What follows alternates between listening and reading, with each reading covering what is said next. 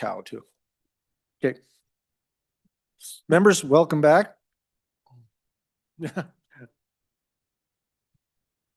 All right, let's get back into this. We are in third reading on House Bill number 1. Next amendment for our consideration will be amendment number 8. Representative Connolly, please. Thank you, Mr. Speaker. I move third reading amendment number 1 to House Bill 1. House Budget Bill 1. Yep, there you go. Okay, try to be fast with this. Number 8. Number 8. Yeah. House Bill Amendment 3. Yeah. Okay, so what this does is it I'm sure it'll be fine. allocates $1 million to be deposited in the special natural resource account that was created in a previous statute. And what this would do is that it would be in the standard budget of the Department of Agriculture for the immediately succeeding fiscal biennium. And the reason I'm hoping you all will consider this is because these invasive, what this does is helps fund the ability for our weed and pest agencies across the state to handle invasive species such as cheatgrass, ventonata, and medusa head. And these grasses have a large impact on our ag folks. For say ranches, there's lower carrying capacity so fewer animals per acre. It reduces the weight gain and higher like veterinarian costs. These invasive species invade hay fields and perennial pastures. These things compete with the native grasses, which is bad. And they dramatically reduce the forage production. Hay quality drops. Fields may become unmarketable. Ranchers often must reseed or abandon the fields if these things get really out of control. Livestock can try to avoid this, and it provides little nutritional value. So you guys know that when you're raising cattle, the grass they eat has a certain percentage of nutrients in it. Otherwise, your cow might just starve if they can't get nutrients out of their grass. Well, these weeds cause a problem for that. They produce abundant seeds and their germination in the fall and the spring. And so there is an economic impact here to the agricultural land. Lower land value, increased herbicide and reseeding costs, reduces grazing income, increases wildfire insurance and risk, and creates long-time restoration expenses. So I'm asking you to please consider this amendment to help our weed and pest agencies that would be purchasing the chemicals to help keep these, try to manage them. It's pretty hard to do. But when the cost of a chemical costs $1,160 a gallon, our weed and pest districts need all the help they can get. And this is already managed through the Department of Ag. So I'll ask your favorable vote.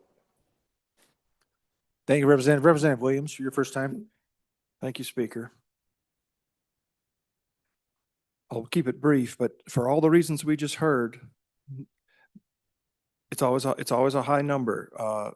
Invasive grasses is always a big ask, but it's cheaper today than it will ever be for all the reasons we just heard. And I know on a private ranch, you can't take a year off. You have to be proactive. You have to be diligent. And if we put it off another year, put it off another couple of years, the problem magnifies. I think we're all aware of that. So thank you. Representative Brown, please. Thank you, Mr. Speaker. Just a couple of questions on this. I guess first and foremost, I don't remember this being a request across the board. I don't remember that being there, but if it was, please help me and correct that. Number two, we're going to put $1 million in there, but it's not going to continue to be in their standard budget. So I feel like I'm questioning if it's really important now, why would it not be important in the future? And then the third thing that I would say is how much money, well, I guess there's two more questions. How much money is already in this that we developed after we put in the statute? And then the fourth thing that I would say is how much money do they need on top of this? I feel like $1 million spread across the state for invasive grasses doesn't seem like a whole bunch. Seems like a drop in the bucket compared to what we ultimately need. So if I can get those questions, I might be more amenable, but at this point, I'm not so sure I agree with this amendment. Representative, Mr. Speaker, I'll try to do my best we'll, there. we'll need to hold that, Representative Connolly. We'll let our first time through and then you'll get a chance to. And not, that is, does not go unappreciated, but we're going to do this too first. Representative Allen. Thank you, Mr. Speaker. I asked to the bringer, what this really references is not the actual chemical to do the invasive species spraying. It talks about registration, and I'm really not all that familiar with what she means with the registration, but that's where this amendment's going to fit. Your JAC put an extra $1.6 million into this agency, mainly for invasive species. So I'm going to ask you for a no vote because our people who run this state from the top and our agencies, neither one asked for this money, and we gave them 1.6 million that they did not ask for. So I think at this time we're covered. So I ask for a no vote on this. Thank you. Thank you, Representative. Any other members for their first time? Seeing no one second time? Back to the microphones. Okay, Representative Connolly, go after it there. Thank you. Thank you, Mr. Speaker. Now I can't remember what the questions were. You know,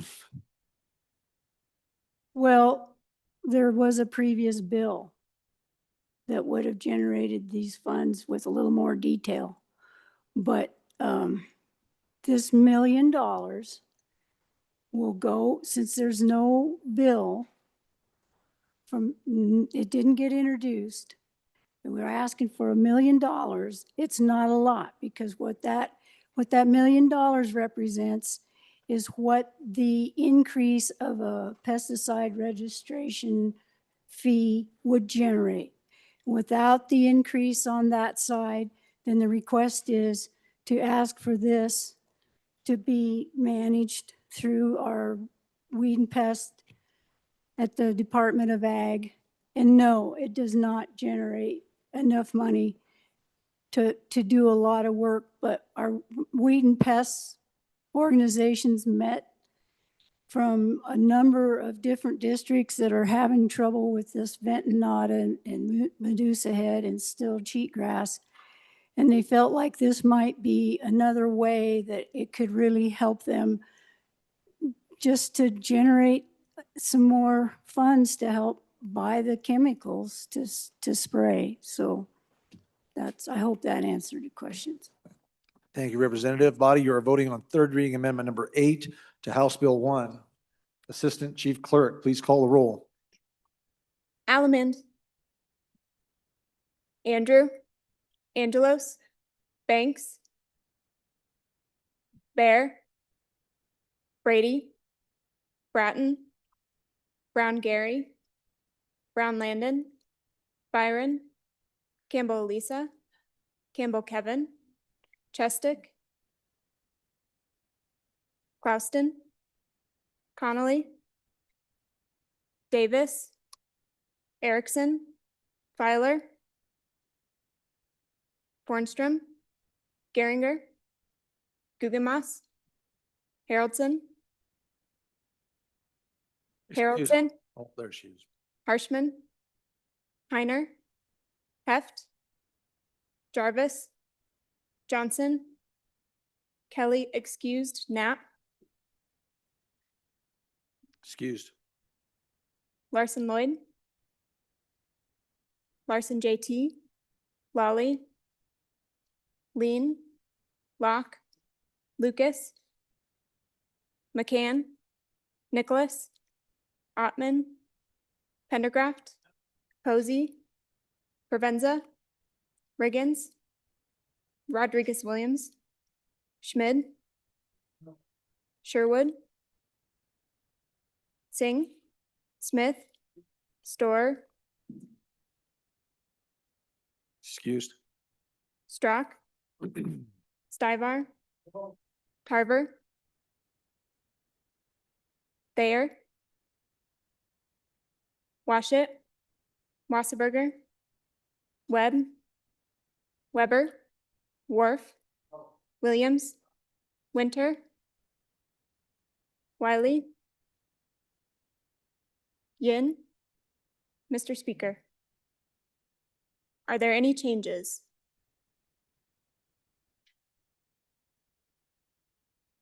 Larson Lloyd, no to aye. Schmid, no to aye. Larson JT, no to aye. Further changes. Further changes. Thayer, no to aye. Further changes. Closing vote. Vote closed. 14 aye, 44 no, 1 conflict, 3 excused. Okay, by your vote, you have chosen not to adopt amendment number 8 to House Bill number 1, third reading. Next amendment for our consideration, amendment number 9, Representative Byron, please, sir. Thank you, Mr. Speaker. I move third reading amendment number 9 to House Bill 1 and ask for your favorable consideration. Folks, this amendment is essential for the Game and Fish Commission to maintain authority over its funds for predator control. The amendment makes the allocation of the funds conditional on commission approval and therefore does not jeopardize their funding. And I can say Game and Fish, it's an amendment, does not jeopardize their funding from the Pittman-Robertson federal aid situation. With this amendment, it is a diversion of funds, and the department's, without this amendment, excuse me, it's a diversion of funds, and the department stands to lose about 20 million annually for predator control. This came up during a conversation with the department and ultimately allows for more flexibility and access to that funding for predator management. There's a joint board that deals with predator management, representatives from 2 different entities in our state. And with that, I stand for questions and ask for favorable consideration. Thank you, Representative. Representative Alaman for your first time. Thank you, Mr. Speaker. Your JAC added $2.1 million for predator control this year. There was no exception request from the person who runs this state or any agency. So for that reason, there was no priority. Nobody said we needed this money. So I asked for no vote. And remember, we have already given $2.1 million more than what we were asked for this year. Thank you. Thank you, Representative. Any other members, first time? None? Representative Yin. Mr. Speaker, thank you. First for a second for now. First for a second. Any other members? Representative Sherwood, Thank you. First for a second. first for a second. Representative Filer. First for a second, Mr. Speaker. Okay, any others? Seeing none, second time. Second time on the amendment. Representative Yin. Mr. Speaker, thank you. So for those that don't know the fund that was mentioned by the good bringer of the motion, this is a fund that is basically put into by those that shoot things by their purchases. And so because of those purchases, there are certain requirements of how those funds need to be managed. And so from my understanding, and maybe the bringer can verify to make sure that without the ability for the commission to manage those funds, we would actually be out of compliance of how we use those funds. That, again, that's just my understanding, and hopefully the bringer can clarify that. Representative Byron. Thank you, Mr. Speaker, and I'll bring us home. That is exactly correct. A previous speaker that serves on that good committee number 2 is a little confused about what is actually happening. I think the good minority floor leader just clarified that. They talked about asking for more funds and the number with, 2 million. It has nothing to do with that. We need authorization and the department needs to actually be involved in this to free up funds for management of those predators. So it is more of a technical correction. It is not asking for more money as was previously maybe mentioned, but it's a technical correction. So we have access to do more predator management. And with that, I ask for a favorable consideration. Members, you're voting on amendment number 9 of House Bill number 1, third reading amendment. This is not a roll call, so this is just a movement. There's no dollars being changed there. All those in favor signify by saying aye. All those opposed, no. Amendment has been adopted. Division being called. All those in favor, please stand. Yeah, kind of does away with the reason to do roll calls. Okay. Stand still.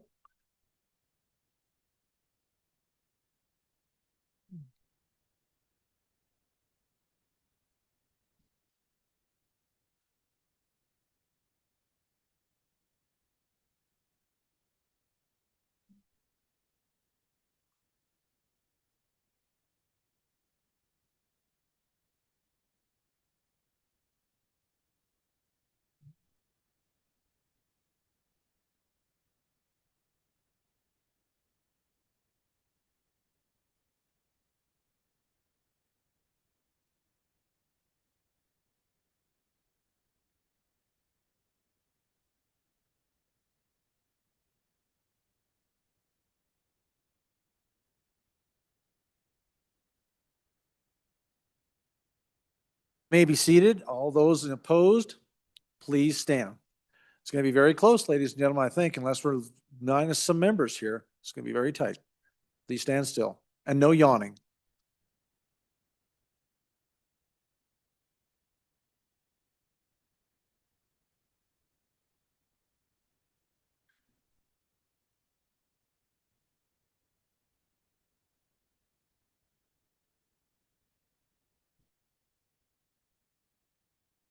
Okay, you may be seated.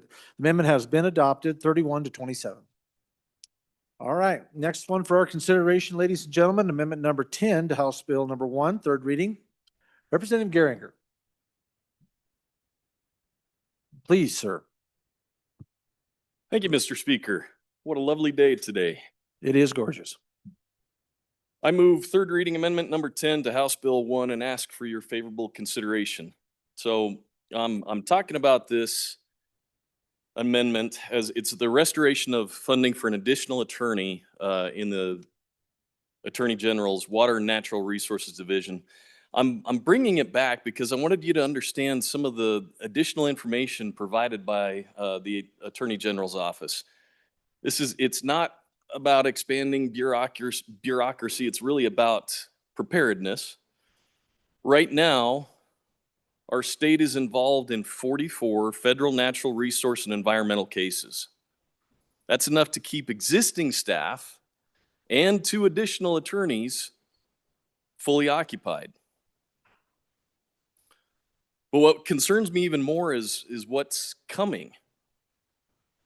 With the current administration being friendly to Wyoming and having a friendly Western director in the Regional Agency of Environmental Protection down in Denver, there's a significant shift underway in national energy and environmental policy. Some agencies are rolling back prior regulations that were particularly harmful to our industries, but those rollbacks, the friendly administration's rollbacks, are already being challenged in court by national advocacy organizations. So for example, the environmental protection folks recently rescinded a previous administration's endangerment determination that formed the basis for regulating certain greenhouse gas emissions. Well, NGOs have already filed suit. That case could significantly affect our energy production and resource development. We may need to intervene in support of the Federal Environmental Protection Group, not because we're reflexively aligned with any administration, but because the outcome is going to impact us, impact our economy. Similarly, we've already intervened in litigation supporting rollbacks of the prior methane rule. That case requires substantial attorney resources to ensure that Wyoming's interests, our interests, are robustly represented.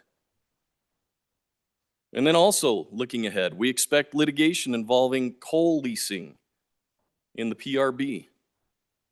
Challenges tied to the Rock Springs and Buffalo RMP amendments. And new Endangered Species Act lawsuits, including efforts to impose nationwide endangered species status for gray wolves. Folks, these cases are not abstract policy debates. They affect our coal production. They affect our oil and gas development, grazing, wildlife management, ad valorem taxes, school funding, and really jobs across Wyoming. I would tell you that sovereignty is not a press release. We have to actively defend our sovereignty.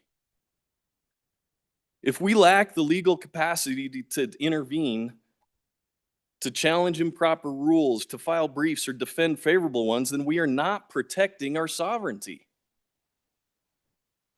We're passively accepting decisions made outside this state. So I would respectfully ask for your support. Thank you, Representative. Any members first time on the amendment? Representative Smith. Thank you, Mr. Speaker. The JAC's position is we agree that the water litigations are very important, and that is why the JAC has already appropriated $5 million to hire experts, attorneys to defend our great state and our great natural resources. Please vote no on this. Any other members first time? Representative Davis. First time, sir. Thank you, Mr. Chairman, and thanks to JAC for doing that for our waters. But if we listen to this, this is the rest. This is our fossil fuels. This is the grizzly bear. This is the, like you said, the gray wolf. I mean, the list goes on. There's so many other issues than just the $5 million in the water. So I think this is a good amendment, and I'm in favor of it. Representative Filer, your first time, sir. Thank you, Mr. Speaker. And folks, on and for this amendment too, one thing I keep hearing is your JAC said so-and-so. Well, I just want to let everybody know that on the second number 2 committee there, that we all also talk to these agencies also. So when they come with us with these problems or things that they might need or anything, or we reach out to them to find out what they might need, that's part of our job too. That way we could do a really good job at building a budget here. So I think, you know, adding this position in the Attorney General's office is a great idea, especially when we're looking at everything coming down from the Colorado River Compact, water issues, coal, oil, natural gas, all of our legacy industries. This is what this is going to be directed towards, folks. We want to support those because that's what supports our state. Thanks. Thank you, Representative. Representative Wharf, your first time, sir. Thank you, Mr. Speaker.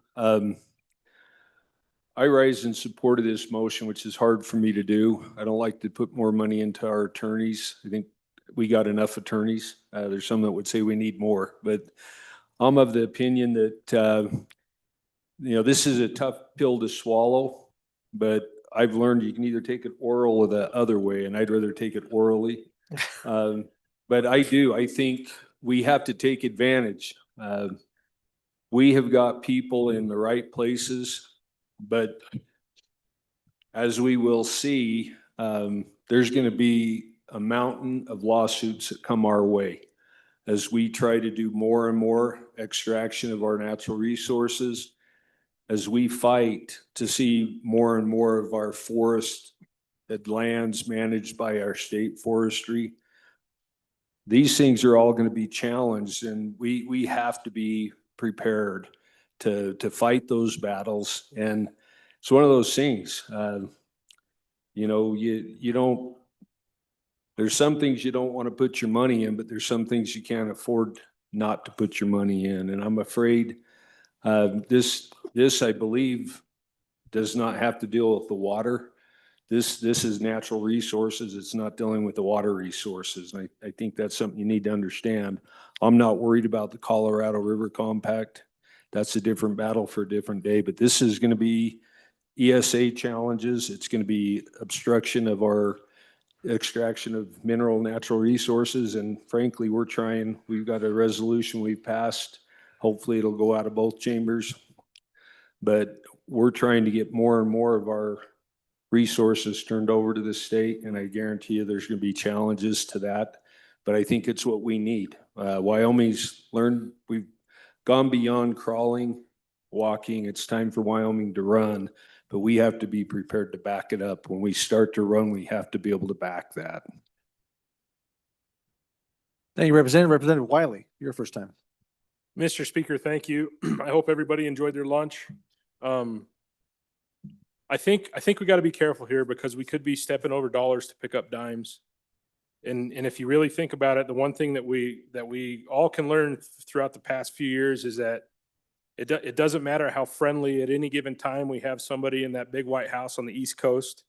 It can turn in a couple of years. And when it does that, you're going to need to, ring the bell and get everybody up front and get going. And you can't do that, right now. So we have to be prepared now. We can't be playing with our future. We need to have this funding. Thank you, Representative. Representative Riggins, for your first time, sir. Thank you, Mr. Speaker. I just happened to notice on the budget request that it's listed as number 2 on the request and maybe I'm being played and that's a grand strategy. I don't know anything about being a novice, but that's why I'm supporting it. Representative Larson, Lloyd, first time. First for a second, please. First for a second. Any others? First time? Representative Knapp, first time, please.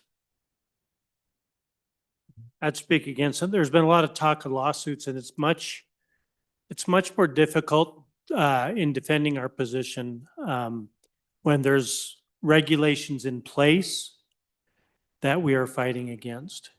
In this instance, regulations have been removed to make way for this administration's plan on energy, and they will defend that. We have 3 years before we have to even think about getting back to positions where things may change. So for now, I would say they've repealed those regulations, let them fight the battles, and let's move forward with our own economy.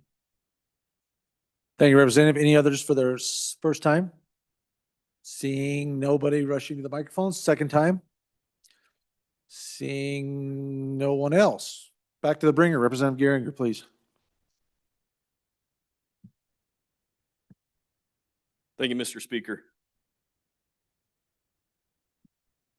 I want to hit the point home here that $5 million that was allocated for defense of our water was just that, for the defense of our water. That has nothing to do with all the other litigation that's going on.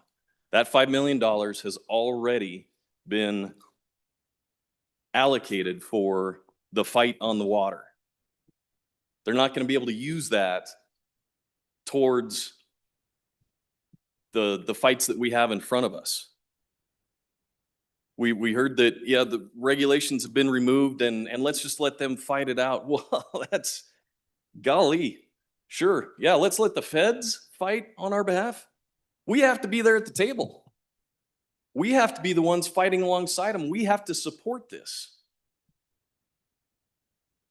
I have heard in various ways that we just got to hold the line on our budget because of what the other body is doing. But I tell you, if the only guiding principle is to drive every single number in the budget to the lowest point possible, we risk removing ourselves from the shaping of policy. That means each and every one of you. If you abdicate, we heard that word earlier this few days ago.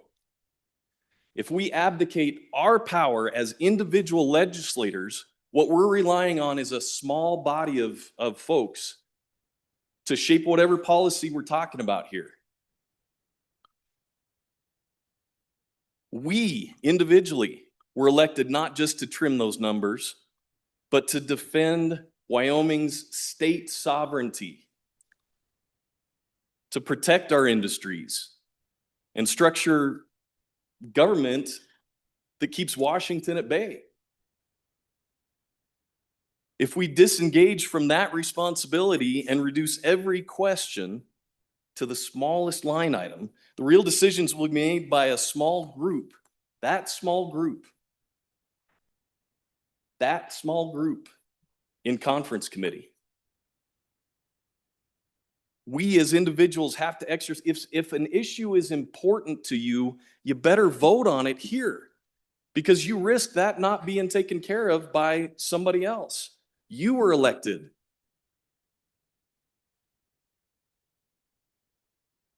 We were elected. We need to shape and defend our state sovereignty and state policies. Thank you, Mr. Speaker. Thank you, Representative. Members, you're voting on amendment number 10 to House Bill 1, third reading. Chief Clerk will call the roll. Allemand, Andrew, Angelos, Banks, Excuse. Banks, Bear, Brady, Bratton, Brown Gary, Brown Landon, Byron, Campbell Elisa, Campbell Kevin, Chestick, Clouston, Connolly, Davis, Erickson, Filer, Hornstrom, Geringer, Guggenmoss, Harrelson, Harshman, Heiner, Heft, Jarvis, Johnson, Kelly excused, Knapp, Larson Lloyd, Larson JT, Lawley, Lean, Locke, Lucas, McCann, Nicholas, Ottman, Pendergraft, Posey, Provenza, Riggins, Rodriguez-Williams,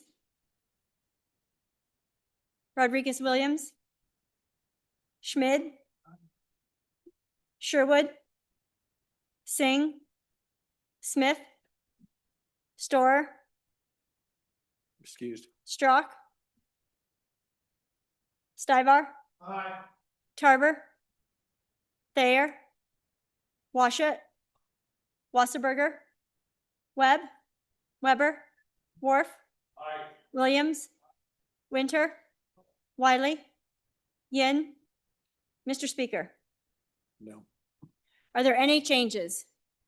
Are there any changes? Closing vote. Oh, Campbell, Kevin, no to aye. Further changes? Closing vote. Vote closed. 29 aye, 30 no, 3 excused. By your vote, you have chosen not to adopt third reading amendment number 10 to House Bill number 1. Next amendment for our consideration is amendment number 11. Representative Byron, please, sir. Thank you, Mr. Speaker. I move third reading amendment number 11 to House Bill number 1. And folks, I ask for your favorable consideration. I'm going to make this one quick. We talked about this a couple days ago. We had 3 positions. We're down to 1. Folks, this is an immediate need. A number of you have chatted with these folks out in the hallway. It's immediate need. I can already sense you're going to hear that it's not an immediate need. They didn't tell us an immediate need. They've been in the hallways trying to talk to folks, paging them out. It's an immediate need. The lack of adequate staff is frustrating our federal regulators that have to come into our banks. Even though these are state charter banks, if the feds lose confidence in our banking, then the state charter banks will soon have to deal with more of them coming in. So a no vote on this adds federal regulation in our state. The Division of Banking needs approval. These are special fund revenues. Nothing out of the general fund goes to this. So they need our approval by voting yes on this to get this one position added. They asked for 3. They said they desperately need 3, but I saw where that went a couple days ago. We're going to settle on 1, help our banks out. Please vote aye. Representative Stivar, first time. Thank you, Mr. Speaker. I just want to know what this has to do with river otters, and it'll help them out. Thank you for that. Representative Wiley. Thank you, Mr. Speaker. Love river otters. Just a question for the bringer. This is their money, correct? Representative Thayer, first time. On and for, again, these salaries for this position are paid by the Division of Banking, not the general fund. Their money. Thank you. Representative Connolly, first time. Thank you, Mr. Speaker. I think you all ought to vote for this amendment.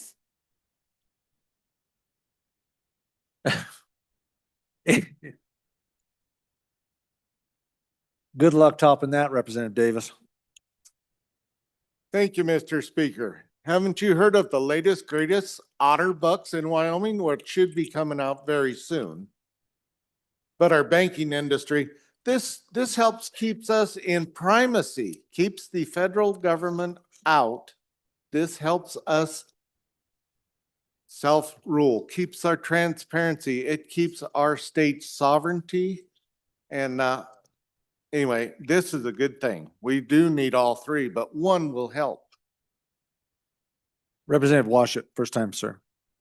Thank you, Mr. Speaker. On and for, I just think doesn't look very good when we won't let this organization spend its own money to do good work for the people of Wyoming. Please vote aye.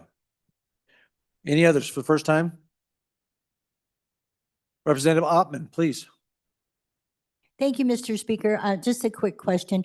Does the Division of Banking, do they have a budget under the state, or are they self-sustaining? Representative Larson, first time. Or maybe they're going to sort this out privately. Anyone else, first time?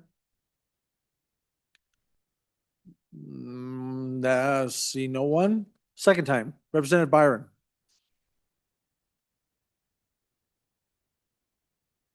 Second time, none? Okay. Thank you, Mr. Representative, go Speaker. ahead. I don't really have a good response to any of those questions specific to otters, but as it relates to the Division of Banking, Representative Byron, you want to put the prop down? as it's related to the Division of Banking, yes, they are, and it was already mentioned by our previous commenter, previous colleague, that these funds are coming out of their own budget. They have a budget that gets funded by the institutions throughout the state, and they pull funding to add this position. So with that, folks, I ask for favorable consideration on this amendment. Thank you, Representative.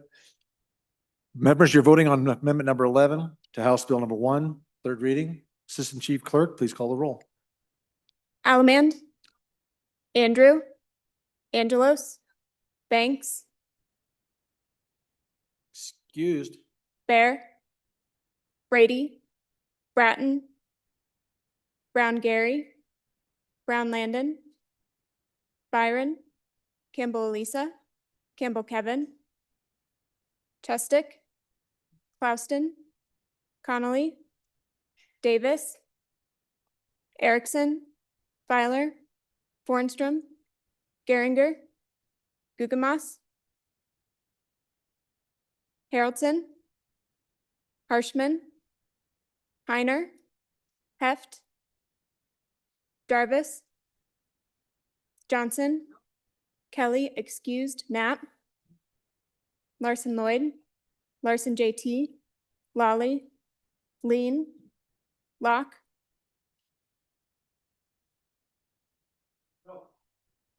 Lucas, McCann, Nicholas, Ottman, Pendergraft, Posey, Provenza, Riggins, Rodriguez-Williams, Schmid, Sherwood, Singh, Smith, Storer, Strzok, Stivar, Tarver, Thayer, Washut, Wasserberger, Webb, Weber, Wharf, Williams, Winter, Wiley, Yin. Mr. Speaker, are there any changes? Are there any changes? Locke, no to aye. Further changes? Further changes? Closing vote? Vote closed. 34 aye, 25 no, 3 excused. By your vote, you have chosen to adopt third reading amendment number 11 to House Bill number 1. Next amendment for our consideration is amendment number 12 to House Bill number 1. Representative Lean, please. Thank you, Mr. Speaker. I move third reading amendment number 12 to House Bill 1 and ask for your favorable consideration. When we did second reading amendment, I came before you and asked for 3 positions for the Department of Audit to help audit our special districts. This is a request for 1, and it is the middle tier. So they could either advance someone in their office and hire that first tier, or if they find the appropriate auditor, they could hire that middle tier and they could begin to do their own audits. This is the most flexible position, and the total cost is there on your sheet. I ask for a favorable consideration so we have some oversight on our special districts. Thank you. Any members for the first time? Thank you, Representative Lean. First time. Representative Harshman. Please proceed. Thank you, Mr. Speaker. Appreciate the good bringer of the amendment. This body turned down 3 positions a couple days ago. 1 will make a big difference in this area. And I just think we've all heard of these things with it. And then I think it'll help these tiny boards and folks out there as well. So I think we start with 1. I think it'll make a big difference. So appreciate the amendment. Thank you. Thank you, Representative. Representative Pendergraft, first time. Thank you, Mr. Speaker. Folks, I'd urge you to know, when you look at the Department of Audit conversations, almost all of the work that they do is making sure that the state receives every dime of revenue that it possibly can get. Very few of these auditors or of the audits actually go to how that money is spent. So I agree that we need to take a good look at how that money is spent. I don't agree that we need more auditors to do that. I think perhaps a reorganization or a refocus on what those auditors are doing is in order. Thank you. Thank you. Representative Washut, your first time. Thank you, Mr. Speaker. This is one department in the state that generates more revenue for the state than it expends. And that's because they audit folks who need to be paying fees and taxes and so forth to the state of Wyoming. Remember a while back, we did some across the board cuts and it negatively affected revenue because we lost auditors. It really makes no sense to not have a sufficient staff to provide the level of oversight that's needed. We really don't know where we're at with all these small special districts because they're not being scrutinized the way they need to be. And once they start being scrutinized, there will be an educational piece where these small districts will learn what they need to be doing, and it will be highly beneficial. Please vote aye. Thank you, Representative. Representative Larson Lloyd, for your first time. Thank you, Mr. Speaker. We all get a lot of email on our computers, and one of the reports we get is on the special districts that aren't complying with educating and with reporting, all of the things that auditing processes help us to better understand. One of the things that auditing does is help us find our deficiencies and teach us what we can do to better be in compliance with the resources that we have available to them. Now, think about your cemetery district, your fire district, they're out there, and who they are. They're the people in your community that are willing to serve free of charge and to make your community better. And then all of a sudden they're saying, gee, I didn't know. Holy smokes, did anybody write that check? I think it was supposed to be submitted. And I'm being a little facetious, but there's a bit of innocence that goes along with that. And I would say there's probably very, very little malice intent. But if we could help them, which is the intent of having this additional auditor, I think it gives them more confidence to serve in their community without thinking that they're going to have their hands slapped. So I'd hope that we would consider this and support it. For your first time. Thank you, Mr. Speaker. I also would like to speak in favor of this amendment. I've worked very closely with Department of Audit over the past year and want to continue working with them. The director of this agency has gotten back to me on weekends, emails late at night. Definitely would like to support getting another position in this department. Thank you. Any other representative? Representative Lean? I don't, oh, wait, yeah, you're the bringer. Any other second? No? Seeing none, Representative Lean. Thank you, Mr. Speaker. Just to remind you that this is a middle tier auditor that would only be for those folks that fill out an F-32 or an F-66. Those are our towns and our special districts. These are things like your cemetery board and your school rec mills, those kinds of things. And it's just to make sure that the money that is being taken in is being allocated properly. It gives them a hand up when it comes to anything to do with the IRS. Think about it that way. And I ask for your aye vote. Thank you, Representative. Members, you're voting on amendment number 12 to House Bill 1, third reading. Chief Clerk. Ellamand, Andrew, Angelos, Banks, Bear, Brady, Bratton, Brown Gary, Brown Landon, Byron, Campbell Elisa, Campbell Kevin, Chestick, Clouston, Connolly, Davis, Erickson, Filer, Fornstrom, Geringer, Guggenmoss, Haroldson, Harshman, Heiner, Heft, Jarvis, Johnson, Kelly, excused, Knapp, Larson Lloyd, Larson JT, Lawley, Lean, Locke, Lucas, McCann, Nicholas, Ottman, Pendergraft, Posey,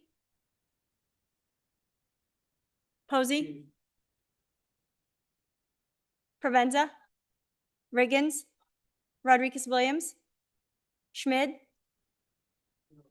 Sherwood, Singh, Smith, Storer, excused, Strock, Stivar, Tarver, Thayer, Washut, Wasserberger, Webb, Weber, Worf, Williams, Winter, Wiley, Yin. Mr. Speaker, are there any changes? Larson JT, no to aye. Further changes?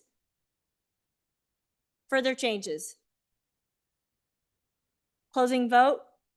Vote closed. 28 aye, 31 no, 3 excused.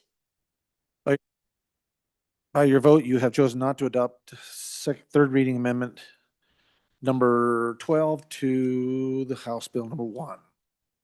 Okay, next amendment for consideration, number 13, Representative Harshman, Larson, or Winter?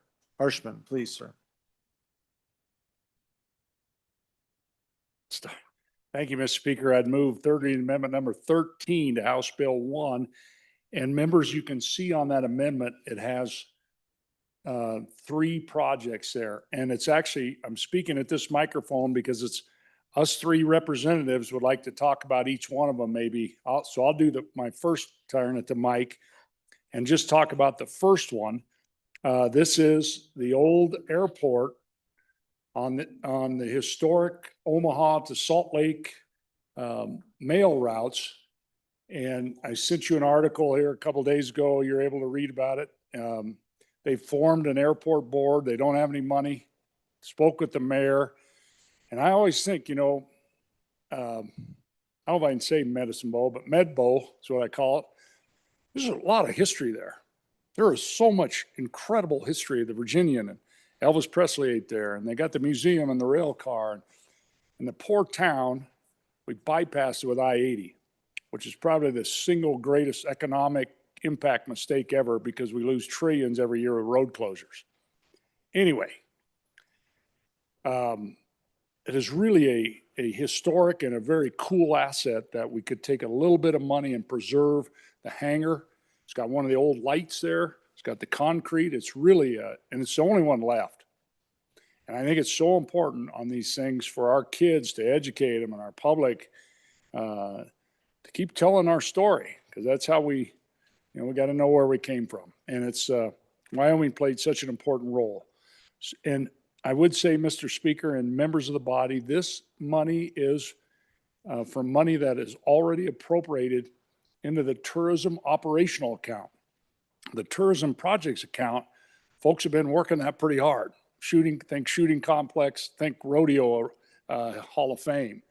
Now that'll come back because that gets refilled, but this year, but there is money in that operational account for these first two projects. And then the third project, where the good representative from Where the Water's Hot will talk about that tree that we passed last year in this body, but the budget died. So that would be my first time. And Mr. Speaker, I think if the good representative from Fremont County go for his first, he can talk about the second project. Thank you. Thank you, Representative. Representative Larson, first time. Thank you, Mr. Chairman. And my good Chairman of Transportation was giggling at me after I talked about this the other day, because he said it was nice to see me excited about something and not so sour. And this does excite me. And you just have to see it up there and see how these incredible early Native American engineers designed this gathering system.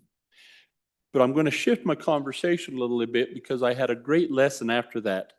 My good colleague here from the Wind River Reservation noted also the concern that they have, because our tribal citizens, and we know this, but our tribal citizens have this unique tie between them and the buffalo, them and the horse. It really is almost a reverent or in respect. And so when we talk about designing this system and the buffalo jumps that are there, and as from their perspective on why they designed it to efficiently protect the herd and to also provide for the needs of their people, there's also a concern about not exploiting this area, because there is some tenderness about the feelings. And so we could charge in there and with the most innocent of intentions and really be offensive with what we do there.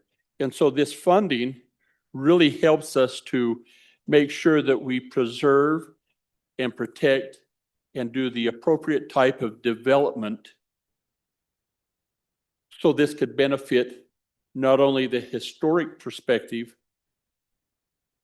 for those who created it and their descendants, but for the rest of the world to see in an appropriate manner. And this tree is really cool. I remember this from last year. So this chairman like to turn the time over. Thank you, Representative. Representative Winter, Chairman Winter, please. Thank you, Mr. Speaker. And thanks to Representative Harshman as well. He has been kind of the spearhead of this whole effort. So I'm just going to talk about this tree up the let's see.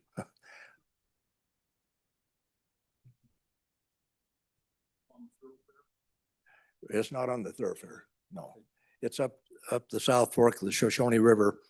And I was going to go in there last year, and we were all going to do that and get it.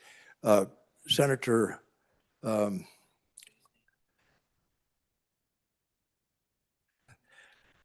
I'm getting a lot of influence here. Anyway, Please proceed.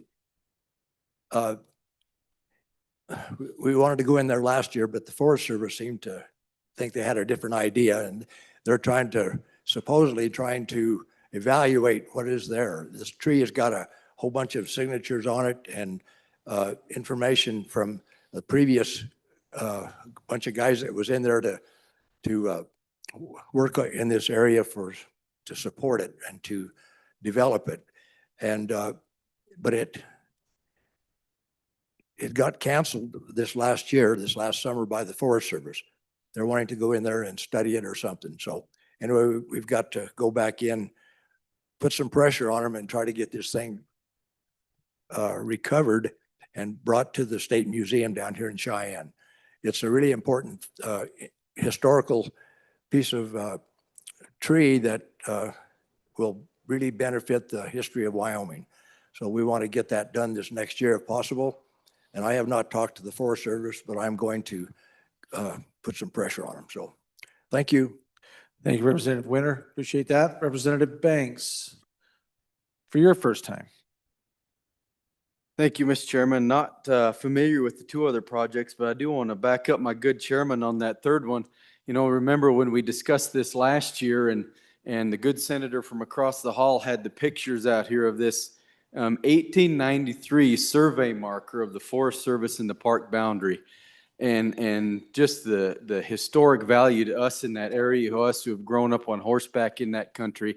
A few of us in this body and across the hall were planning on going in and being in on that excursion, and we ended up not passing the budget, so that kind of fell by the wayside. So I'm excited to see this back here and the ability we have through this program to preserve that history of that area and get that tree out of there and the time and the ability that it took for all the people who went before us to put that there.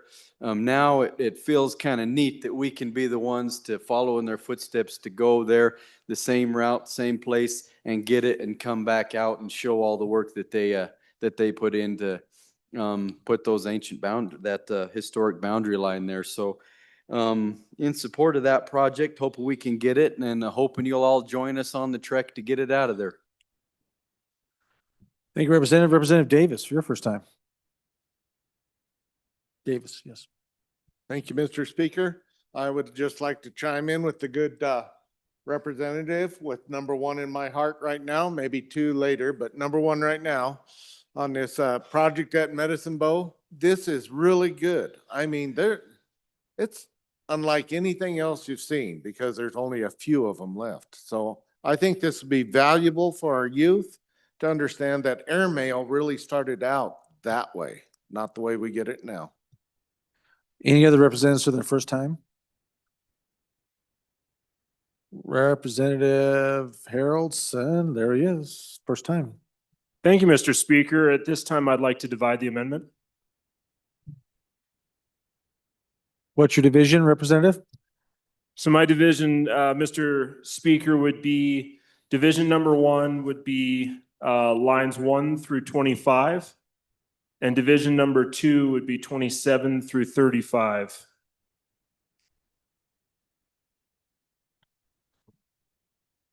That is divisible. Which one would you like to take first, Representative? I would just, I think that we've got a number of different decisions here. One, we've obviously got some time under our belt on, division number 2. And so we've already kind of had that discussion, and then division number 1 are new discussions. And so I'd like to take up division number 1 where we can discuss it and vote on it so we can then take up division number 2. Okay, division number 1. Any discussion? Mr. Chairman?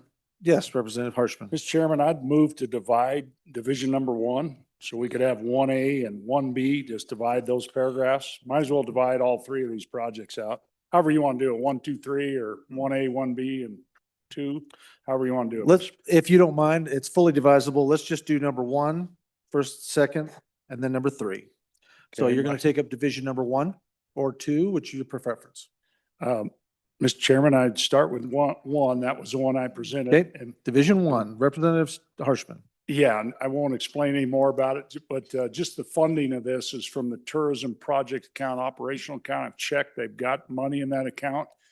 This is, and we're using a bulk of that now for the shooting complex and the rodeo hall of fame to develop more product, to bring more people into our state, to spend more of their money in our state and in our number 2 industry. And so this is a part of that, developing more product, but I think also so vitally important to preserve who we are, where we came from. So it's not a general fund dollar. These dollars come 90% from out-of-staters, and a bunch of that is from the one county up in the northwest, the richest, wealthiest county in the world. So I'd appreciate your aye vote on number 1. Thank you, Mr. Speaker. Thank you, Representative. Any discussion on amendment number division number 1 of amendment number 13, House Bill 1? Representative Harrelson. Thank you, Mr. Speaker. So I guess just a question on 1 and then a statement I'll make on it. So we have an entire process whenever we're looking at historical sites through that division in our state that deals with parks and historical sites. Has this gone through that process? Have we gone and have we evaluated, basically, is this something we want as a state historic site? And if so, is it funding that's holding it back from becoming reality? Have they already done their site evaluation? And I just wanted to get some clarity on that. That'd be questions 1 and 2. But just, have we already looked at the state historical evaluation portion? Thank you. Thank you, Representative. Representative Larson Lloyd, for your first time on Division 1. Thank you, Mr. Chairman. And last year when we brought this to the attention of the agency, they have evaluated and are aware of it. The intent of this $50,000 is really to get it preserved and then to develop moving forward. Thank you, Representative. Any others for their first time on Division 1? Seeing no others? Second time, Division 1? None? Back to the bringer. Representative Harshman, if you would like. Thank you. And I, sidebar conversation, but some of that on number 1 too, as well, I've been visiting with the council members in the town, as well as now their newly formed airport board. They're all in on this, trying to get this going. And so we just got to get them a little bit of funds to make sure this thing doesn't get, lost to history. So thank you, Mr. Speaker. Thank you, Representative. Members, you're voting on Division 1. This would be lines 1 through lines 16 of amendment number 13.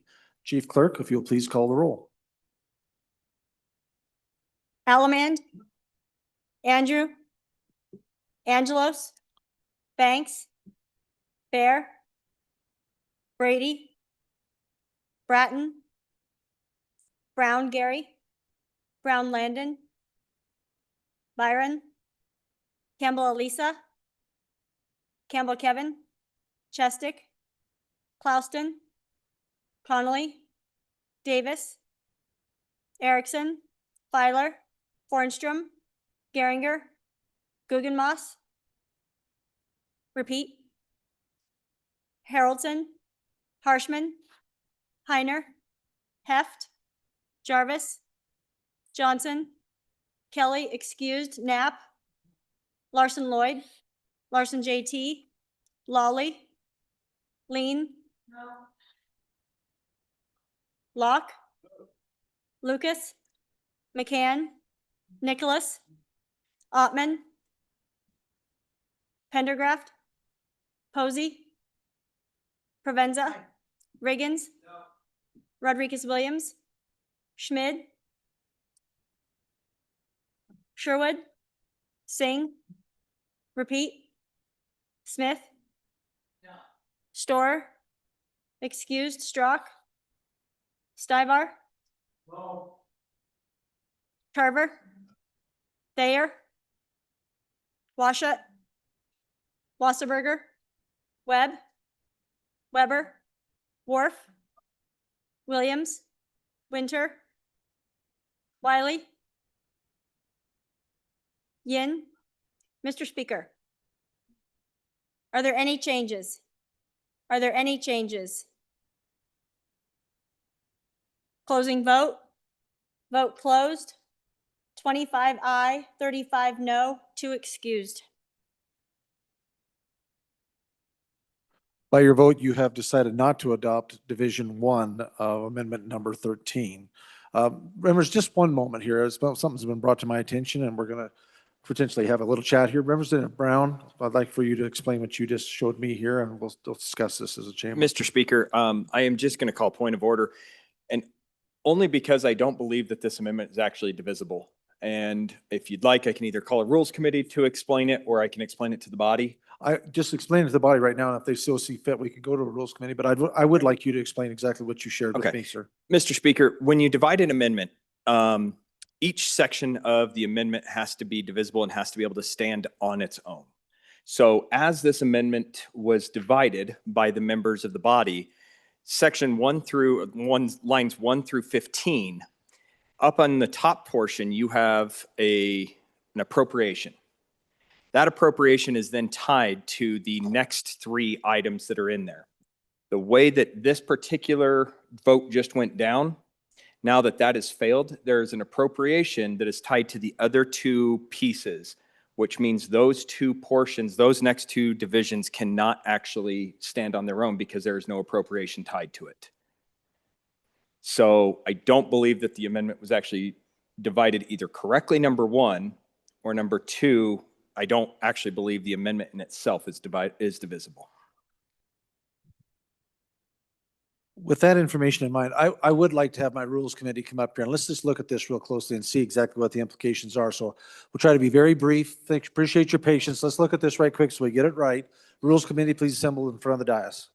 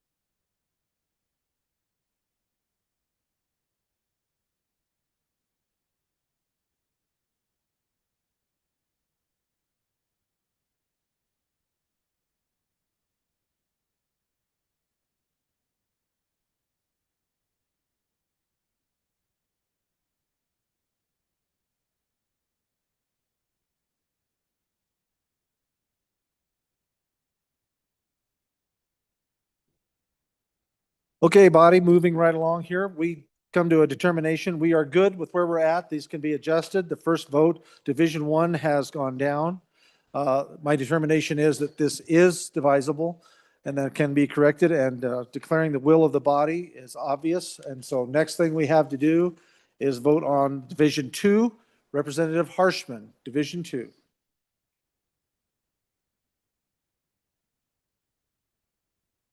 Move division number 2, Mr. Speaker, and then I think that'll be my first time, and turn it over to the good representative from Fremont. Representative Larson, Lloyd, please. Thank you, Mr. Speaker. Appreciate the time to get up and visit about this. And I don't know that I can add any more to the conversation than what I've added thus far. The cost to do, as you heard yesterday, were about 12,000 acres. And the logging and the analytical work to make sure that this is done correctly is just not an inexpensive endeavor. I think as we have done in the past, we've determined that preserving our history and preserving our past to help us know how we move forward is an important thing to do, and would hope that we could support this. Thank you, Representative. Any members for their first time on Division 2? We good? Representative Riggins, please. Thank you, Mr. Speaker. I was going to ask the question, I know he explained it earlier, about what is the access to this site? Thank you. Thank you, Representative. Any other members? Questions on Division 2 of Amendment number 13? Nobody else? Representative Larson, please. Second time? Yes. Correct. Mhm. So there's two things. I appreciate having two turns. To the good representative from the middle part of the state, if you leave Du Bois, go up to the landfill just above town, you're on top, and then you go over to the Wiggins Fork and it covers all of that area. A large portion of it is on game and fish property, so it's state-owned now. It does go into some others, but a large part of that is currently under game and fish ownership. The good the Speaker Pro Tem asked on the previous one about the involvement of the state parks and in their people. This last summer, I took our state archaeologist and our deputy director, who's over cultural services, up, and we spent the day with the archaeologists from the college and from the tribal historic preservation office. They were very excited and have been very supportive and understand the need of this. So this isn't something we're bringing in with them not being in the know. They're very much understanding and realize what it would take, that it's going to take some resources to get this accomplished. Thank you. Members, you are voting on Division 2 of Amendment number 13, House Bill 1, third reading. Chief Clerk, please call the roll. Allemande, Andrew, Angelos, Banks, Bear, Brady, Bratton, Brown Gary, Brown Landon, Byron, Campbell Elisa, Campbell Kevin, Chestick, Plouston, Connolly, Davis, Erickson, Filer, Fornstrom, Geringer, Guggenmoss, Haroldson, Harshman, Heiner, Heft, Jarvis, Johnson, Kelly, excused, Knapp, Larson Lloyd, Larson JT, Lawley, Lean, Locke, Lucas, McCann, Nicholas, Ottman, Pendergraft, Posey, Provenza, Riggins, Rodriguez Williams, Schmid, Sherwood, Singh, Smith, Storer, excused, Strock, Stivar, Tarver, Thayer, Washut, Wasserberger, Webb, Weber, Wharf, Williams, Winter, Wiley, Yin. Mr. Speaker, are there any changes? Bornstrom, aye. To no. Further changes. Connolly? Further changes. Further changes. Connolly, did you change? Further changes. Closing vote. Vote closed. 23 aye, 37 no, 2 excused. By your vote, division number 2 has not been adopted. Back on division 3, Representative Harshman. Thank you, Mr. Speaker. I would move division number 3 of third reading amendment number 13 to House Bill 1. And I'd like to turn it over, Mr. Speaker, to the good representatives from the basin. Representative Winter, Chairman Winter, please, sir. Thank you, Mr. Speaker. I just want to ask you folks to vote aye on this. We need to get this thing to the state museum. So thank you. Thank you, Representative. Any others for their first time? There you go. Question's been called. All right, we're good. Thank you, Representative. Members, you're voting on Division 3. This is lines 27 through the remainder of the bill. Excuse me, the amendment. Number 13, House Bill number 1, third reading. Chief Clerk.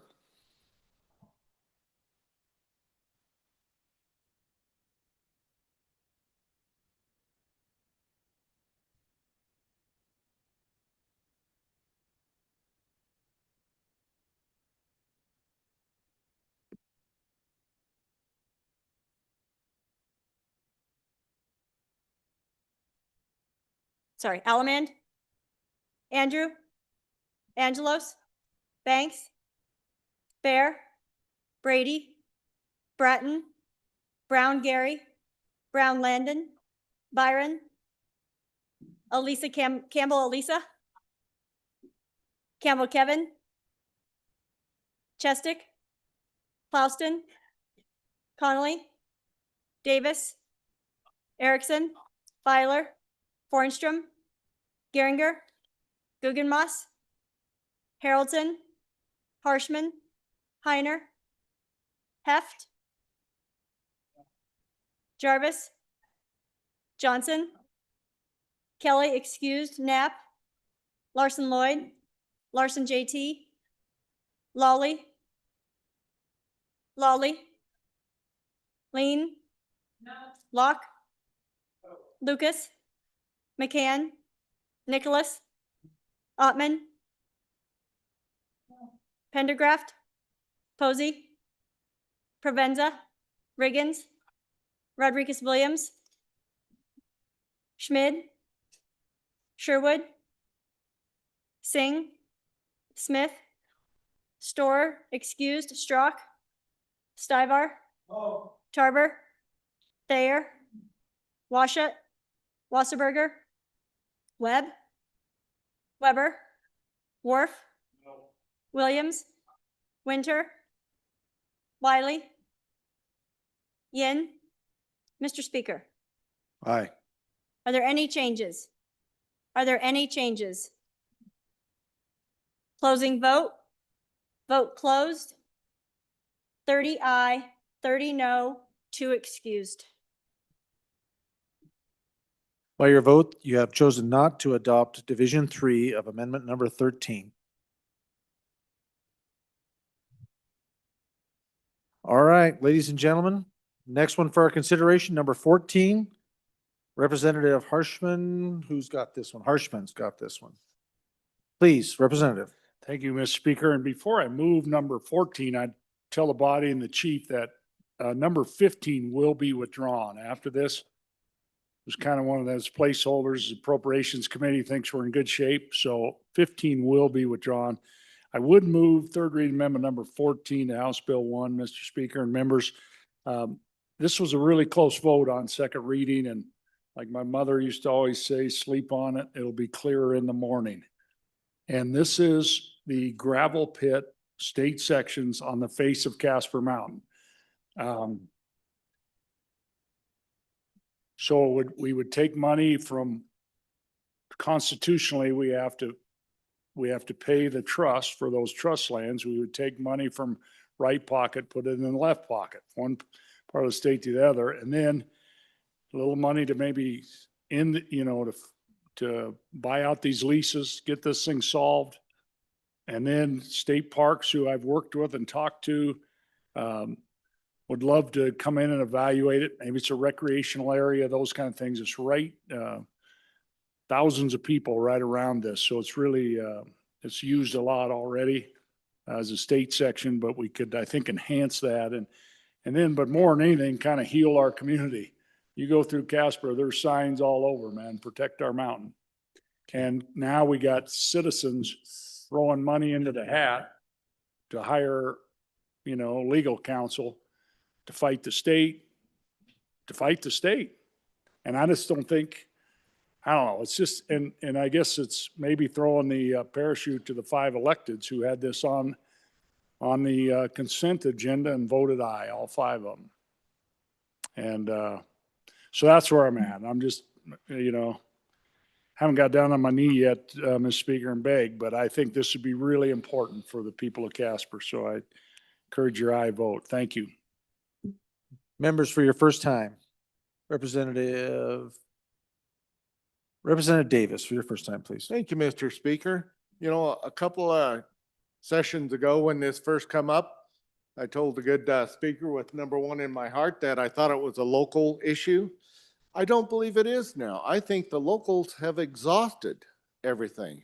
I think this is a solution for the people of Wyoming, not only that area, but I think this is a great initiative that protects Wyoming lands, does all the above. So I think if you're over here in the box with the checks and checks and checks, this is a win-win deal. So I'm in favor of it. Representative Alleman, for your first time, sir. Thank you, Mr. Speaker. The good speaker from down south is very correct. This is a local issue and a state issue. It's both. It's on state ground in a local community.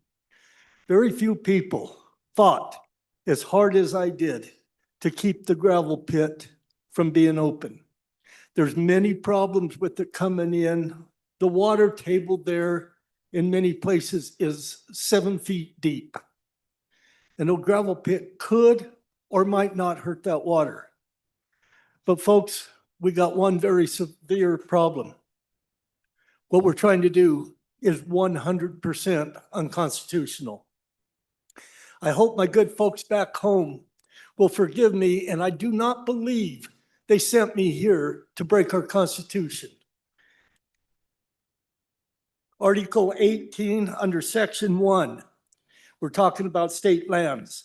It says such lands shall be disposed of only at public auction to the highest responsible bidder after having been duly appraised by the land commissioner at not less than 3/4 of the appraised value. $6,500 for a section of ground on Casper Mountain is not near 75% of its value. Not even close.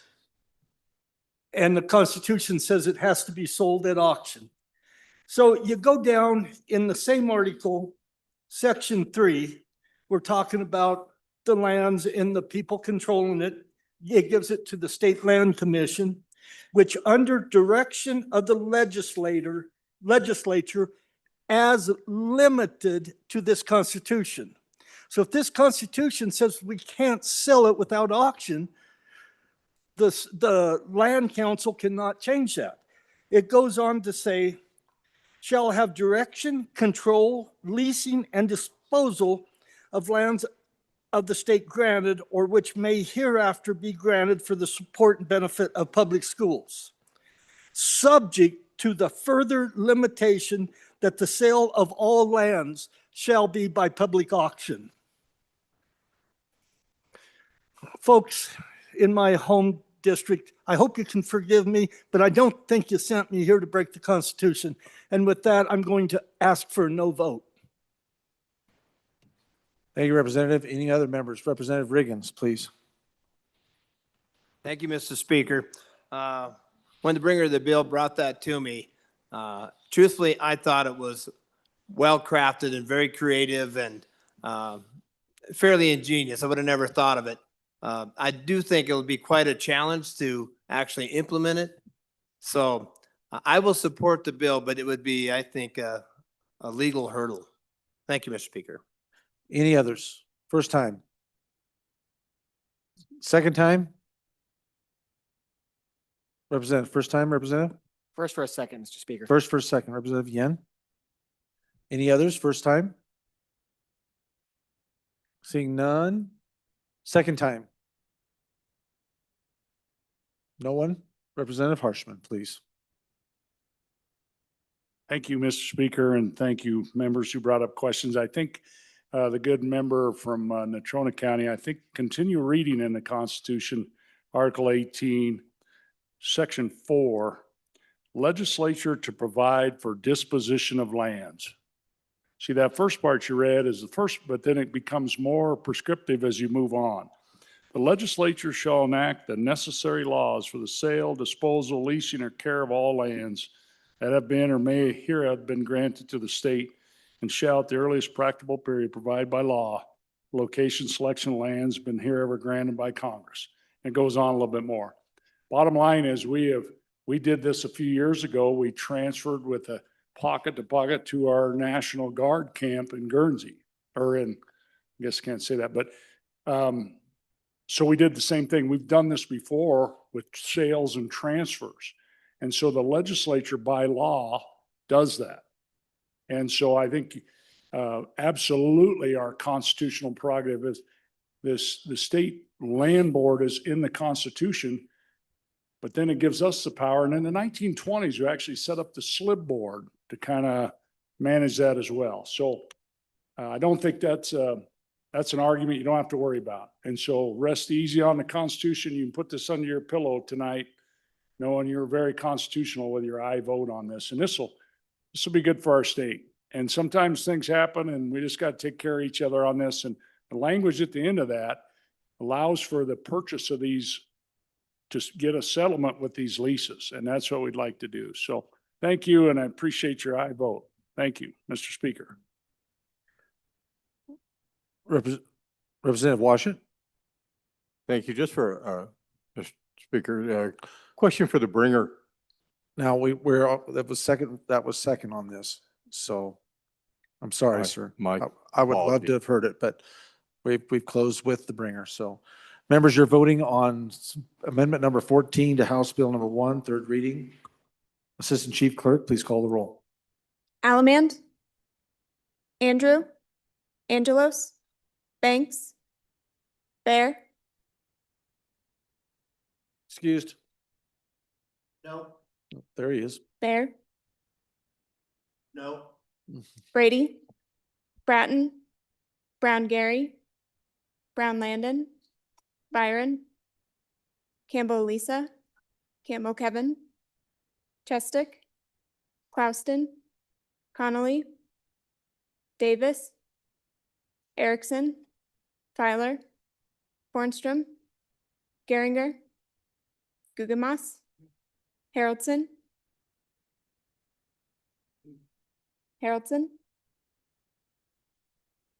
No.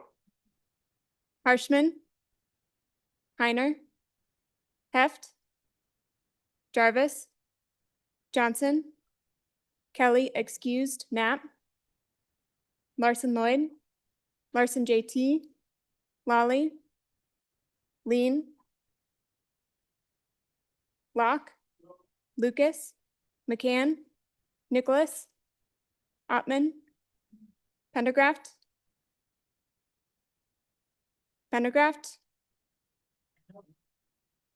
Posey, Provenza, Riggins, Rodriguez Williams, Schmid, Sherwood, Singh, Smith, Storer, Strock, Stivar, Tarver, Thayer, Washit, Wasserberger, Webb, Weber, Wharf, Williams, Winter, Wiley, Yin. Mr. Speaker, are there any changes? Lean, no to aye. Further changes? Store? Further changes? Closing vote? Vote closed. 28 aye, 33 no, 1 excused. By your vote, you have chosen not to adopt third reading amendment number 14 to House Bill number 1. Next amendment for our consideration, number 15. What's that? Excuse me. So, Mr. Speaker, point of order.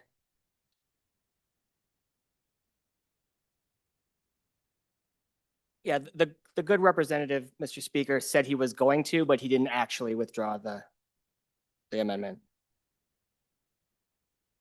Representative Harshman. Thank you, Mr. Speaker. I'd respectfully withdraw amendment number third reading amendment number 15. Thank you. Without objection from the body, number 15 has been withdrawn. Next amendment for our consideration is number 16. Thank you. Representative Campbell, please. Thank you, Mr. Speaker. I move third reading amendment 16 to House Bill 1. Please proceed. Thank you, sir. Hopefully this is another one of those that you've talked to some folks at home and slept on it, let it marinate a bit. So I'll just say a few words. With this, with our Wildlife Natural Resource Trust, 2025, 2024, 2025, the House and the Senate both approved the $11 million request for this fund. And that was added to the supplemental budget, which is, you remember, we did not pass. So we've already approved and appropriated, well, funds, but couldn't follow through on it with our supplemental budget. The good news is our JAC appropriated 8 million of the 11 million ask. We are very grateful for that. What I am requesting is that we approve the additional 3 to actually follow through on what we said we would do and make that 11 million whole. Here's the additional information I've received in the last couple of days. 26% of our Wyoming land, that's about 16 million acres, is already covered in these invasive annual grasses. 26%, 16 million acres, that's a lot. With this $11 million that we already appropriate, or well, we didn't appropriate, yeah, the $11 million that we agreed to, projects, these cooperative projects between local, county, state, those are already in motion. And by not following through with the full 11 million,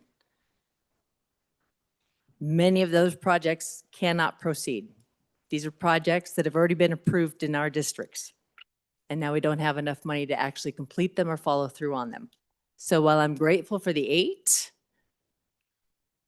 strongly ask that you consider we approve the other 3 to make it whole. And that way we can actually follow through on the projects that have already been approved. Thank you.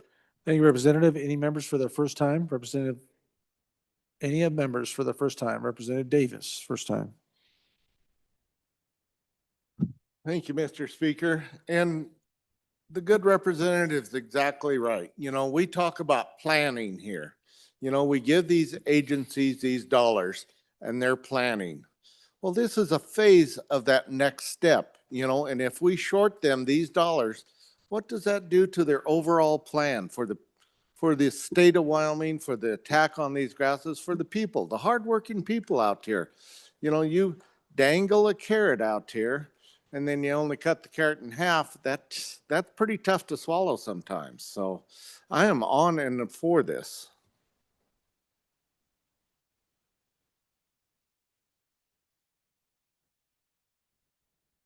Okay, any other members? Representative Williams, first time. Thank you, Mr. Speaker. appreciate what we've heard. I had opportunity to sit in committee number 2 this morning with the director of this trust that administers these funds. And that was in relationship to a large project bill that will be before us next week, but the principles are the same. And when we consider the invasive grass conversation and the industry of agriculture that's affected and our wildlife that is affected, it's very, very prudent to do what we can while we can, because like I mentioned earlier, the cost of inaction is greater than the cost of action. So ask for your favorable consideration. Any other representative for the first time? Representative Angelos, for your first time, ma'am. First for a second. First for a second. Any other members? Representative Allemand. First for a second, please. First for a second. Any other members? Representative Locke. Thank you, Mr. Speaker. First for a second. Thank you, Representative Locke. Representative Larson. Likewise, Okay. please, Mr. Speaker.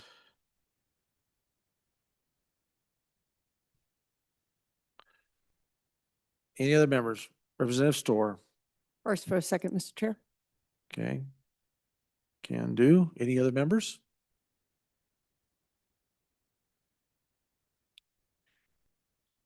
That's 5 first for seconds. Can I hear 6 first for seconds? I'll entertain 6 first for seconds. If anybody has none? Okay, going to the second reading. Second time at the apple. Representative Davis, please. Thank you, Mr. Speaker. Second for a second here. Folks, look at this. I mean, we have obligations that this body has laid out. Do we want to backtrack on these obligations that we have already set out that the folks of Wyoming are looking for? I think the integrity of this body, we need to act on this and put the $3 million back into that fund and own up to our obligations here. It's pretty simple. It's the code of the West, if you want to call it, but do it.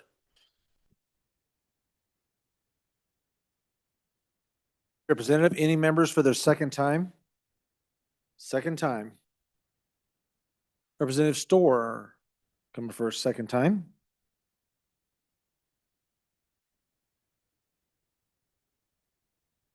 Please proceed. Thank you, Mr. Chair.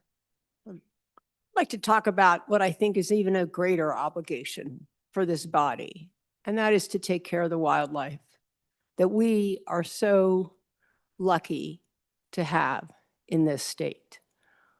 And frankly, we haven't been doing a very good job of that for the last 50 years.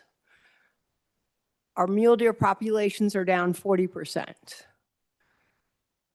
Our pronghorn populations are down about the same for, I think, over the last 50 years. Pronghorn are pretty unique. I know not everyone loves them as much as I do, but they are a remarkable creature. They're the only North American antelope, and we have more of them than anywhere. We brokered an agreement that started in Wyoming that spread to 11 other states on protecting sage grouse. And by protecting sage grouse, we're protecting our agriculture and our oil and gas industry. But we're not really holding up the piece that talks about preserving the sagebrush steppe and the sage grouse and keeping them off the endangered species list so that we can continue to work as ranchers and in the oil and gas fields. So I think about this a lot because I do think about a future day in Wyoming where we may not find the wealth coming out of the ground as we've been so lucky to have for the last 100 years. And so what is our wealth? What do we have to offer the rest of the world, really? And I will tell you that those tourism dollars that flow to the state, especially from the northwest part of the state, are uniquely tied to wildlife. And wildlife is uniquely tied to habitat. And habitat is what we're doing with the Wildlife and Natural Resource Trust Fund. There is no getting around that. These are projects that are 5X met with philanthropic dollars and federal dollars. We get a huge return on our investment with this trust fund that it's taken us, I think, 20 plus years to grow to $200 million. So we put it in its own fund last year. We said, all right, 4% spending policy. So that was the plan. And that's the plan that the agency and the board that oversees these projects has agreed to. And now we're going back on our word. So it really is our obligation to take care of these really priceless habitats that once gone are very, very difficult and very, very expensive to bring back. So on and forth. Thank you. Thank you, Representative. Other members, Williams, Angelos, Alaman, Locke, and Larson. Representative Larson, please. So it's important to remember that the funds for this do not come out of their income account. This was a general fund appropriation that we've been working on. I would also just note that with the requirements we've worked really hard not to keep the sage grouse delisted. And one of the really important components of that is controlling the spread of invasive species. And so I think it protects us in other ways as well. And I think the more we can get out, the better off we are. Thank you, Mr. Speaker. Thank you. Representative, any others would like to speak to the amendment? Second time on the amendment, Williams, Angelos, Alaman, and Locke. Representative Angelos, please. Thank you, Mr. Speaker. I did want to, my good colleague from the city, county that's number one in your heart, and this is just fun, but I did sleep on it and I did marinate on it. So I just wanted to bring that up. But when we looked at this project, we spent $50 million. This trust, or the individuals who oversee this trust, received $50 million last year that we put into invasive grasses. There's continual invasive grasses projects going on. We heard them this morning on out of the trust fund. This is separate. This is general fund. And thank you to the last speaker. We will continue to fund this. This is something that comes up every year. And I do remember a couple of years ago, there was 20 million approved and it was split up. And that's how we decide how these projects are valuable and worthy. And that is what the JAC had approved, was $8 million. Now, that's for this body to decide, and I understand that. But the amount of money that we have put and will continue to put into invasive grasses is a commitment. It's a huge commitment, and we will continue to do that. So on and against. Thank you, Representative. Any others for the second time before we go back to the bringer? Second time? None? Okay, back to the bringer. Representative Campbell, please. Thank you, Mr. Speaker. I appreciate, I truly do, the sentiment, and that we will continue to fund and will continue to put money into. Very grateful for that. The reason I bring this amendment is because this isn't a continue to fund looking forward. This is a commitment we made in 2024. So in 2024, we made the commitment to allocate $11 million to go into this cooperative trust, right? For these projects.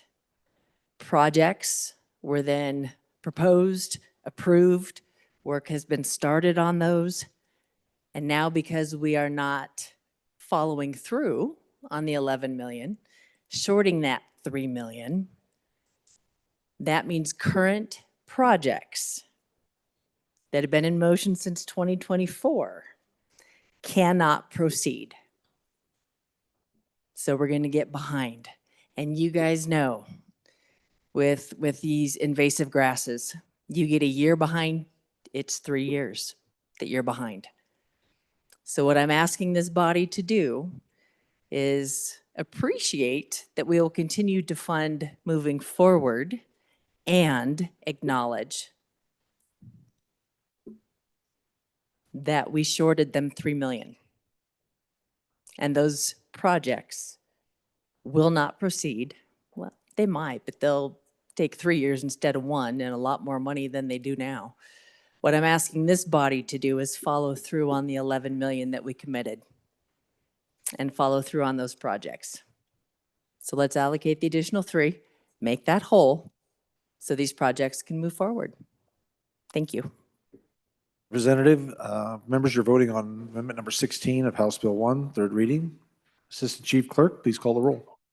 Allemand, Andrew, Angelos, Banks, Bear, Brady, Bratton, Brown Gary, Brown Landon, Byron, Campbell Elisa, Campbell Kevin, Chestick, Clouston, Connolly, Davis, Erickson, Filer, Fornstrom, Geringer, Gugemas, Haraldson,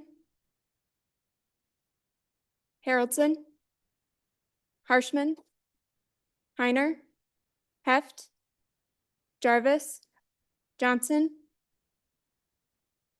Kelly excused, Knapp,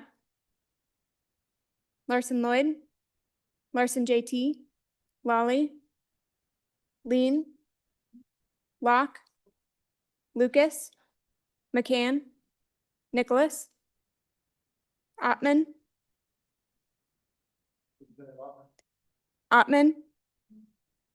Pendergraft, Posey, Provenza, Riggins, Rodriguez Williams, Schmid, Sherwood, Singh, Smith, Storr, Strock, Stivar,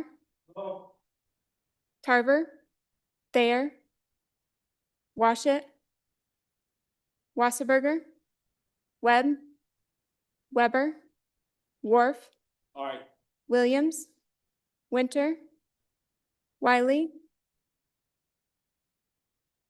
Excused. Yin.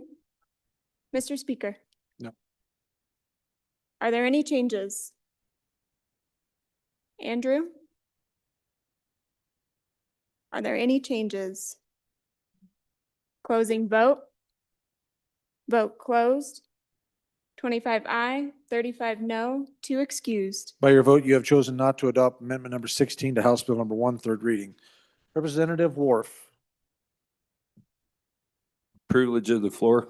Yes, sir. Please proceed. Thank you, Mr. Speaker. Not very often I get people that come all the way from my hometown, but I'd like to welcome, some of you may know Pastor Lang, him and he's got a group. Are you there? Oh, you're over here. He's not in the west. He's in the north gallery. I'm sorry. He's here with two youth that came out with him on a Christian civics that he helped sponsor. He's got with him Micah Lang, who's from Evanston, and Savannah Hess, who's from Kemmer. So please welcome them to Cheyenne, to the Capitol.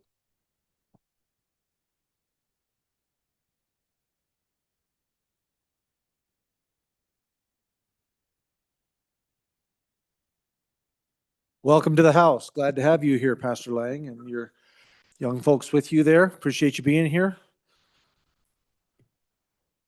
Okay, ladies and gentlemen.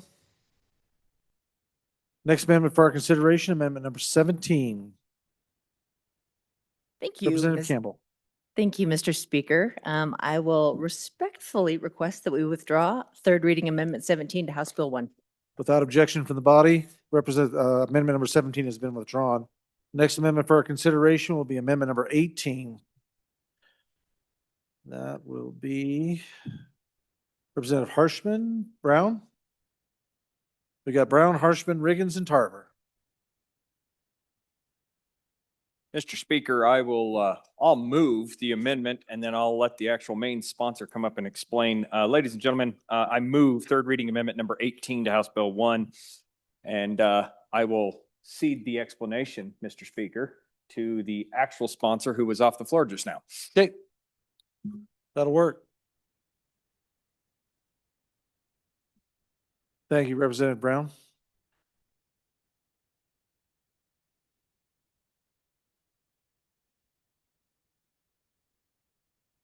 Thank you. I'll wait some. Please proceed. Thank you, Mr. Speaker. Thank you, Representative Brown. This was really a close vote the other day, and that's why I brought it back. And we're struggling now to fund our highways, water systems, all those things. And we have the ability then, and we do this with water, with other things in our infrastructure, to invest in ourselves. Goes back to the 70s on a public purpose investment. And so instead of buying low yield, because part of our portfolio in the Permanent Mineral Trust Fund has to be low yield or cash. So we could take some of those investments and invest in ourselves and pay it back with our earnings. And that's all this bill really does. I think it, so we would be able to loan then to the commissioners of the Department of Transportation, $100 million. And we put out, I just put the most dangerous ones there, but let them figure it out what they like. I mean, they're the, Shoshone to Thermopolis and the Green River Tunnel, the Laramie to the Colorado border. And we hear about these. These are the most dangerous. So we're not picking which ones they do, but we're spelling out these top 6 most dangerous parts in Wyoming's road, Gillette to Wright when the can't, and the traffic there. So all those things. So that's really it. And I just wanted to come back with this because it was a really very close vote, and as we've had more time to think about it. And I think going forward, instead of trying to raise fuel taxes, trying to toll roads, all those things, boy, we could really just invest in ourselves with this part of our portfolio in the Permanent Mineral Trust Fund. So by statute, we're allowed to go up to $1 billion now. The legislature has allowed that. We're only sitting used right now at about 100 million. So it won't, there's still a lot of room there. We're not trying to get more of that, but just a little bit. And I think this would be a nice test run on this. And you folks who will be back in the 69th, you'll be able to evaluate and say, hey, maybe this is a thing we want to expand and move forward with. So, anyway, I'd stand for any questions. Thank you, Mr. Speaker, and thank you, members. Thank you, Representative. Any members for their first time? First time on the amendment? Representative Bear. Thank you, Mr. Speaker. First for a second, please. First, second. Representative Bear. Any others? Representative Pendergraph. Thank you, Mr. Speaker. Deja vu all over again. I'm assuming a first for a second? Oh, no. No. Fire away. Okay, please. Thank you. I just was saying deja vu all over again. This is a big decision. There's a lot of complex things that go into that. And I think complex decisions require the process as we've developed here, the process that we all rely on, of bringing this before a couple of committees, allowing public input, having some thorough discussion. And I would completely encourage the good former speaker to bring this back as a bill next year. Until then, though, I'm going to urge a no on this as an amendment. Representative Filer, first time. Thanks, Mr. Speaker. And, I agree with the former speaker, except for I do believe for, the last 20 years, we've been talking about this. And it's always, how are we going to help improve these roads? How are we going to help improve these roads? All these ideas get thrown around. They study it throughout the interim. There's all these different ideas, and then it goes nowhere. Goes nowhere. Just keep it the same, right? So I think this is thinking outside the box and trying to actually start correcting some problems that we do have within that department. Especially when it's investing in ourselves and not costing us really anything. You know, and then, you know, maybe it should go through a couple of committees. I'm sure this same department probably testified in front of that committee number 2. Did the committee number 2 come up with an idea of how to fund these roads? Just wondered. Representative Washington, please. First time. Yes, sir. It is hard to hear up here. Thank you, Mr. Speaker. Yeah. Please proceed. Members, on our webpage, you'll find some guidance that the LSO has put together regarding what does it mean to legislate in the budget? What is allowed? What's our history with regards to permissible legislation, permissible content in the budget?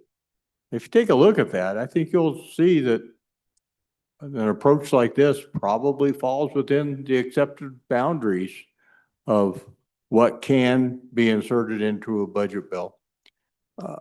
And I just applaud the bringer, you know, for bringing to us an option to think outside the box, to find a way to meet the needs of our people, because our highways are vital to all of us in every industry in the state, to tourism, to agriculture, to minerals, you name it. Our highways are critical, and the longer we keep putting off finding a funding source to meet these needs, the more expensive it's going to get. And I think that this proposal, within the boundaries of the guidance, gives us one of those rare opportunities to think outside the box. Please vote aye. Thank you, Representative. Representative Tarver for the first time, please. Mr. Speaker, thank you. I think there's been a lot of bills. There's been a lot of ideas brought forward on this particular problem. And I don't know how many years we're going to kick this can down the road, but it's not going to go away. It's not going to get better. It's not going to get cheaper. And this is a great idea. I hate to blow the bringer of the bill's head up too much, but this is a fantastic idea. And I think we got to support this. Representative Brown, Landon, first time. Thank you, Mr. Speaker. I'd like to agree with the red-coated gentleman that said deja vu all over again. I'd like to agree with that because I have been seeing that on this floor and back at the other building that was the temporary capital for the first 4 years I served, in which all 10 years I served on the Transportation Committee. And it's been deja vu all over again for 10 years straight, ladies and gentlemen. That agency has told us since day one of me walking in here, and I'm certain that it was occurring before I got here, we're running out of money. We're running out of money. We're doing shave and pave. We're trying to keep everything as best we can. But ladies and gentlemen, we're running out of money. I hope you can find a way to do this. So what have we done? Well, we've tried tolling I-80. That body, or this body and the body down the hall have knocked that down at least 4 times that I can think of. We've tried raising fuel tax. Ain't no way that's getting through here. We've tried writing our federal delegation to say, give us a larger amount of federal fuel tax. That didn't go anywhere. We can all assure ourselves that DC is not going to help us. We have tried literally everything, and this body and the body down the hall have come to a complete stagnation of federal or of state highway funding, ladies and gentlemen. We refuse to find ways forward. So I signed on to this one this time around because I think this is the perfect example of what we're supposed to do. This is government's role. Build roads. Take care of them when you build them. Make it safer to travel. I will completely admit, I do not necessarily love the projects that are laid out in here. What I do love is that we're using the money that is in our accounts for our citizens without raising a penny in taxes to do so. This is a unique approach. This does exactly what we've been trying to do. Is it going to solve everything? Absolutely not. Is it another $100 million at the disposal of the agency that is trying to take care of our roads? You bet. We put a mark, just a tiny little mark in that last year with one of our bills. That was the first successful bill I have seen in federal or in state highway funding in 10 years. We're $600+ million short, ladies and gentlemen. We have got to do something. This is our money, and it's going to be used to take care of our citizens. Please vote aye. Representative Larson, JT. Thank you, Mr. Speaker. Members, when I went door to door and campaigned during my election, I would say one of the most important things to our constituents is the quality of our roads, whether that's local, state, federal highways. That is the number one priority for our constituents, I believe, as far as infrastructure goes and the services government provides, our roads. And I think that's the number one complaint. That's the first complaint when there is something failing on a road. That's the first thing I'll hear. So members, I encourage you to vote aye on this amendment. This truly puts our money where our mouth is. And encourage you to vote aye. Thanks. Thank you, Representative. Representative Larson Lloyd, first time. First for a second, Mr. Speaker. First for a second. Representative Geringer. Thank you, Mr. Speaker. One of the things I learned on the Transportation Committee is that we have somewhere in the neighborhood of 60% of our funds come from the feds. We talk about not wanting to keep going back to the Fed trough for more money. And then you start looking at the surrounding states, and it's flip-flopped. The states around us actually are 60-40, 70-30 state funded. So this is one of those opportunities to say, hey, let's take care of ourselves. Let's throw a little bit more money on it. Something that we can take care of. So I think it's one of those opportunities to say, okay, we don't like being as much dependent on the federal government. That's a lot of money. That's a lot of money that we rely on the feds for. Maybe we ought to take a chance. I also hear a number of times that we've got so much in savings. We shouldn't be. We're worried about the taxpayer money being deployed in the right way. Should it be done as an investment, or should it be done, should we be giving back to the people or taking care of other issues? Well, here's an opportunity for you. Thank you, Mr. Speaker. Thank you, Representative. Any others? First time on the amendment? Seeing none. Second time, I have Bayer, Pendergraph, Filer, Washut, Tarver, Brown, Landon, Larson JT, Larson Lloyd, and Representative Geringer. Representative Brown. Thank you, Mr. Speaker. One thing I forgot to mention, and I think it's really important to mention this, ladies and gentlemen, so I hope everybody's at least somewhat awake. I feel like we've all got the itis after lunch and nobody's really paying attention, but perk up and listen up, ladies and gentlemen. This is not money going to government. Let me say that again. This is not money going to government. This is going to go to contractors that are going to create jobs, that are going to pave roads and create better economic outcomes for your communities, ladies and gentlemen.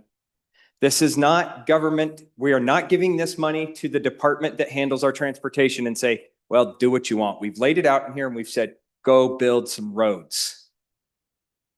Well, who's going to build those roads? I know our transportation department doesn't do that because we put out notices and they go out for bids. And who does that bidding? Private industry, ladies and gentlemen. Private industry is the ones that reap the benefits on this, and the benefits then cascade down to your communities having better and safer roads. And then when we have those people that create those jobs, guess what they get when they have that money? They go reinvest that money back in the community, and guess what it turns into? Tax revenue. This is money well spent, ladies and gentlemen. Money well spent. Vote aye. Representative Bear, please. Second time. Thank you, Mr. Speaker. We've all heard it. Trust the trust fund. But now, are we going to trust the trust fund? No, we're going to create a new funding scheme for the highway department.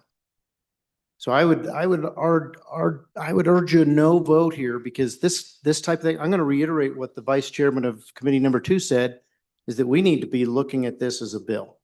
If this is a great idea, then let's put it through a committee. Let's study it. Let's make sure it's a good deal. Let's talk to the departments involved.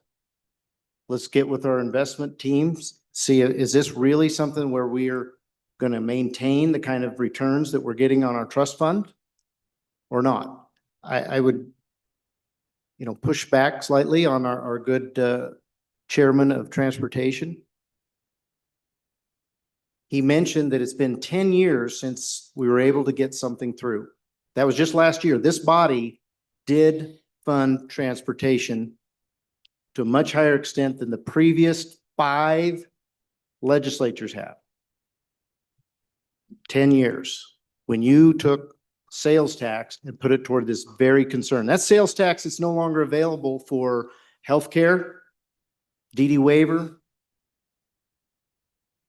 weed control, all the things that we'd like to take care of. So I would urge a no vote. I would urge that you help us to keep the spending down. This is a serious proper role of government to fund these highways. And I'm committed to it. I know you all are too, because of your actions last year. But we've got to curb our spending in other areas so that we can focus on this. And I think the good bringer of the amendment has an idea here. But let's study it. Let's get it into a committee. Let's take a look at this. Let's discuss it with the departments, and let's make a good decision when we do it. Let's not jump in here on third reading of the budget bill and make a decision with $100 million. Trust the trust fund. Vote no. Representative Tarver, for your second time, sir. Mr. Speaker, thank you. I think we should try it. I don't think we need to run it through committee. I think the next 2 years will be just like going through a committee. It'll either work or it won't work. I'm willing to bet it's going to work, because what we've been doing, I know doesn't work. We're not getting the funds. I've been here 4 years and we have underfunded the highway department every year. We're not fixing it. There's been multiple ideas brought forward. We've said no to all of them. This is an idea that actually might make a difference. I urge you to vote yes. Thank you, Representative. Representative Larson Lloyd, for your second time. Thank you, Mr. Speaker. And I'd just like to remind everybody that there's a payback provision in this as well, that we backfill the funds out of the PMTF with SIPA funds the following year. And we have a payback mechanism in there for it. Now, with that said, are we pulling $100 million out of the $11 billion corpus and setting aside and we're pulling that out of the investment capacity? Yes. But I would argue that the investment into the highways only increases 10-15% a month, a year. And so we're offsetting those increases in construction. I think the rate of return is pretty dang good for using those dollars out of the PMTF. Complex? No, heavens, it is not. The world's not flat. The world was flat only because some people said it was flat and didn't have, and this isn't complex just because somebody thinks it's, we've got great staff that know how to do this. We've got agencies that understand how to do this. This isn't the first public purpose use of the PMTF we've ever done. This is not new science at all. It's not that complex. But what it is is new, thinking outside the box, trying to fund our highway system. It's really exciting. Well done. And with zero impact on our citizens as far as any kind of new tax. We've heard that argument over the last number of years, on how to put a few more shekels on the table, the good people at home that just need a few more shekels on the table. This helps do that. So I'd encourage an aye vote. Thank you, Representative. Representative Washit, for your second time, sir. Thank you, Mr. Speaker. It's easy to say no. It's harder to come up with creative solutions. We have a creative solution presented to us today with a great opportunity to make our roads so much better, to start fixing some of the roads that need to be improved. We all know what they're like. We all travel across the state, and we know that there are many places in dire need for improvement. This is a great first step. The only people in Wyoming who won't benefit from this own alignment shops.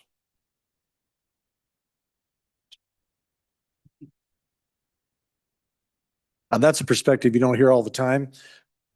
Representative Pendergraft. Thank you, Mr. Speaker. I did spend 2 years on transportation, and I heard a lot from the department that handles that. And yeah, there are some situations. And when I first look at this proposal, I don't necessarily see anything wrong. And like I said yesterday, sometimes something looks too good to be true. It may or may not be. I don't know. I have, however, heard of a couple of objections, and they have to do with, historically, there was a time some years back when a lot of our trust funds were obligated for one thing or another, and we ended up in a bit of a bind. I'm not sure that I honestly understand everything about what happened then, but something did happen. And I would like to be able to hear testimony on that and completely understand what we're doing here.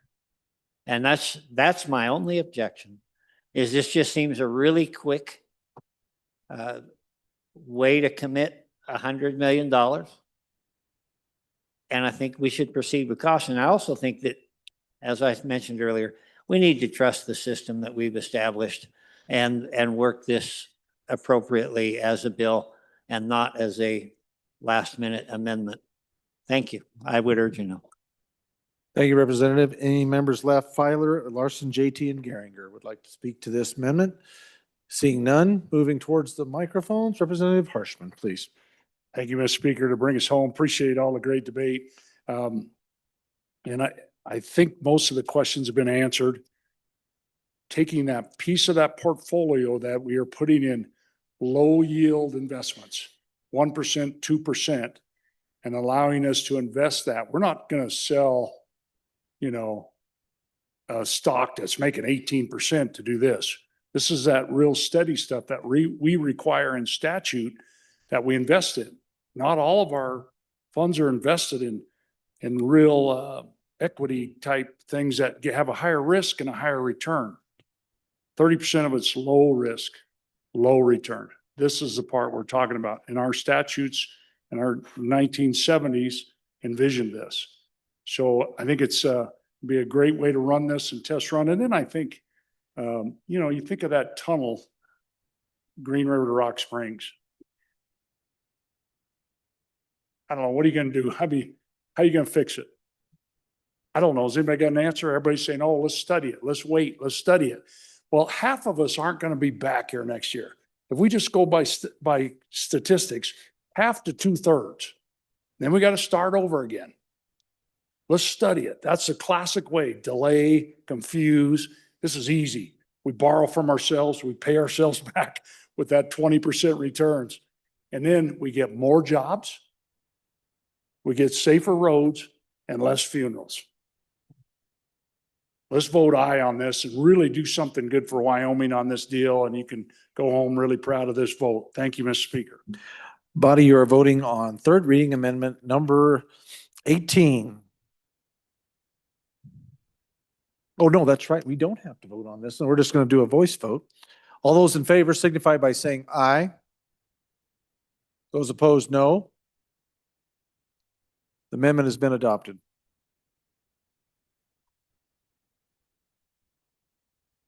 I think there's wanting to be a division called. So please, if you stand for this amendment, please rise. Stand still so we can get a good count, ladies and gentlemen.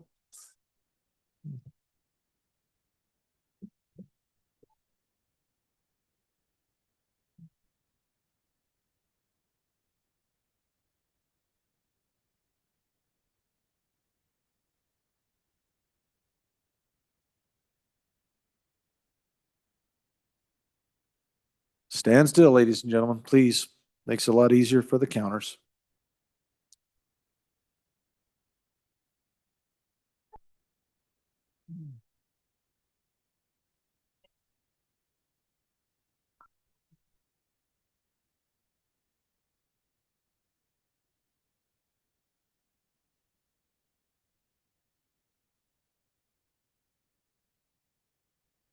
Okay, you may be seated. All those opposed, please stand.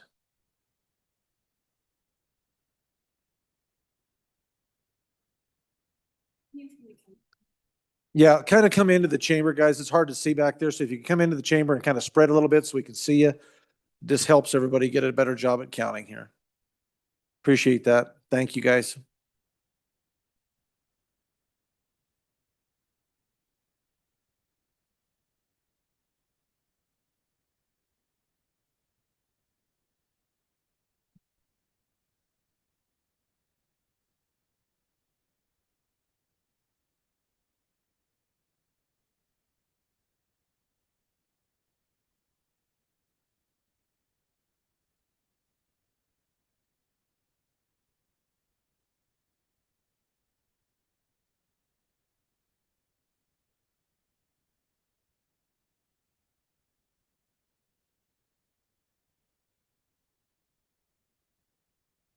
You may be seated. The amendment has been adopted 31-29. So, all right, ladies and gentlemen, next amendment for our consideration, number 19. That is brought by Representative Brown. Landon. Thank you, Mr. Speaker. Ladies and gentlemen, I'll be going to make this brief. I move third reading amendment number 19 to House Bill 1 and ask for your favorable consideration. Ladies and gentlemen, what I'm doing here with this, I'm not touching the $5 million that's currently appropriated. Body spoke loud and clear, and I'm going to respect that. I'm not asking for that. We've had that discussion. What I am looking for, ladies and gentlemen, is an additional appropriation to take care of the people behind and the hidden folks, the hidden heroes of our highway patrol that are on the other side of that microphone. The people who are taking care of our troopers, running plates, checking in CIC, and doing everything that they need to do on a day-to-day basis to make sure that these troopers have everything that they need to do their jobs as effectively and efficiently as possible. So what I'm doing with this, ladies and gentlemen, is I am increasing an additional $5 million, allowing the director of this department to go in and bring them up to 2024 pay scales. Unfortunately, we do not have an exact figure on this. When they ran this discussion through JAC did not ask for figures for this particular area. So therefore, none of these people were actually brought in. So what I'm asking for is a $5 million tranche, albeit maybe it's a little much.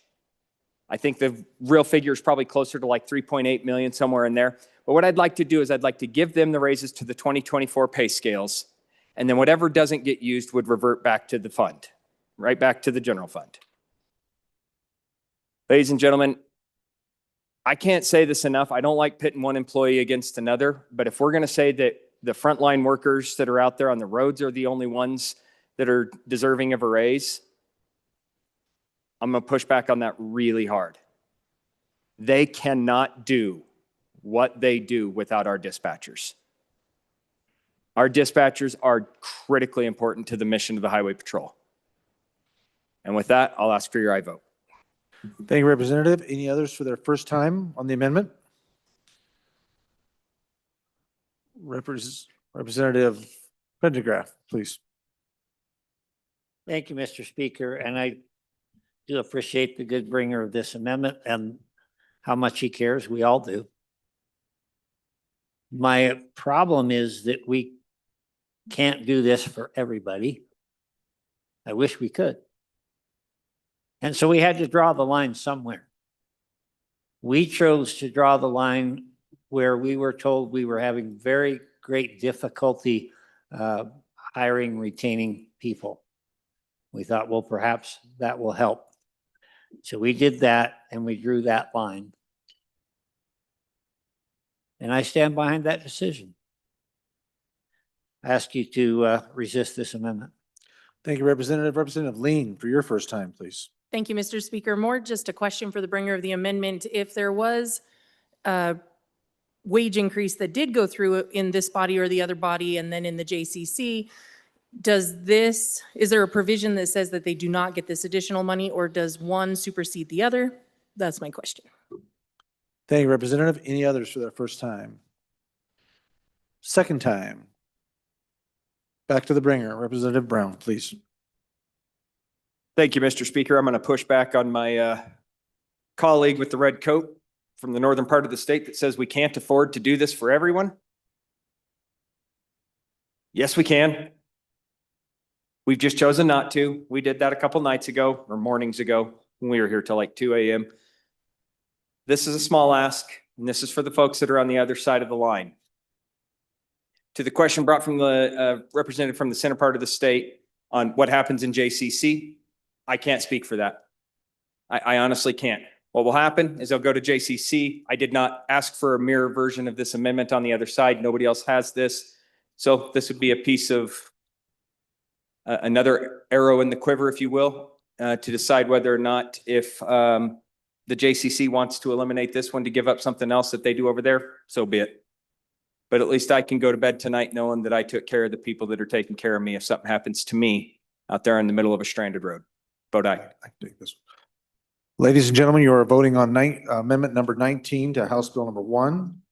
Assistant Chief Clerk, please call the roll. Allemand, Andrew, Angelos, Banks,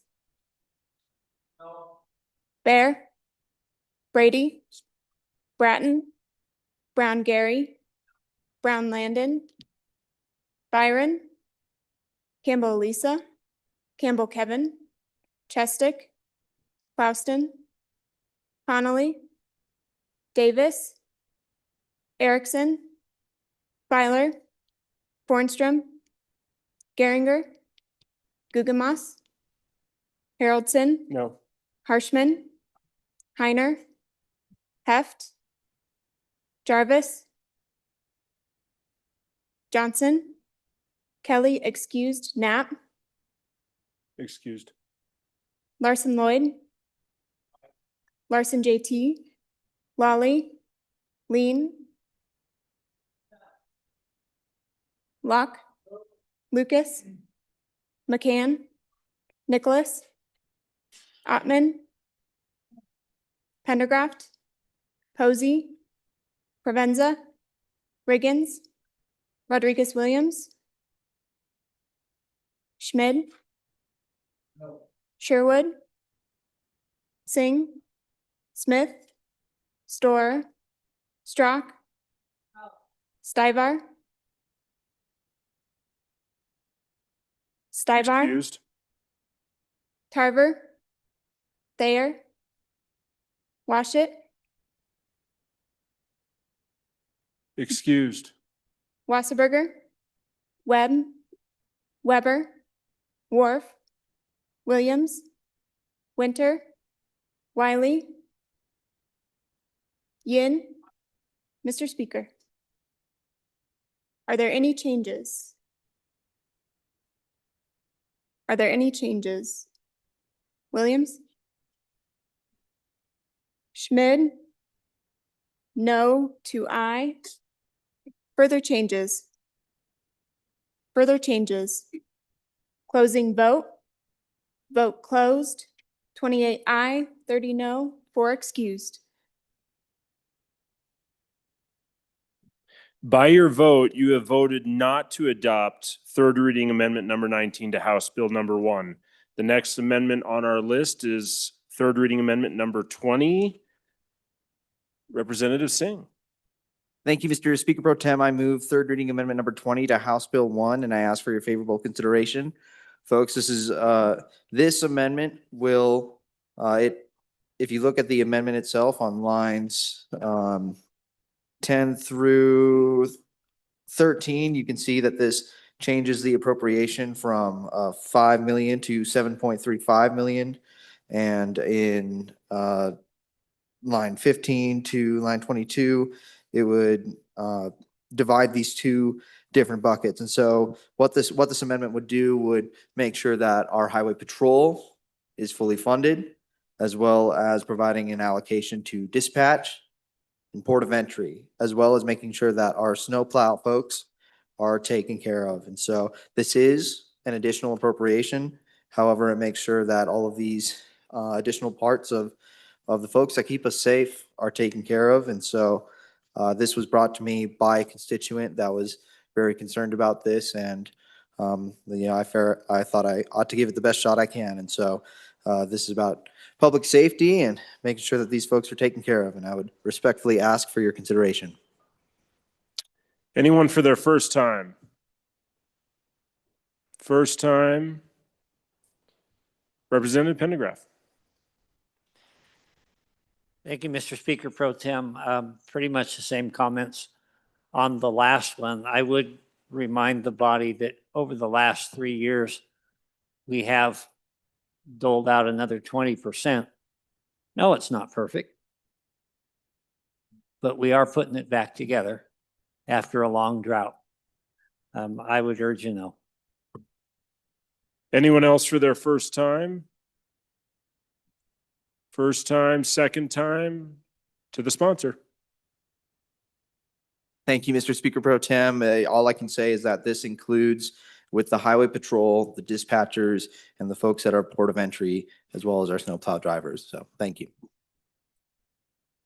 We are voting on third reading amendment number 20 to House Bill number 1. Assistant Chief Clerk, would you please call the roll? Allemand,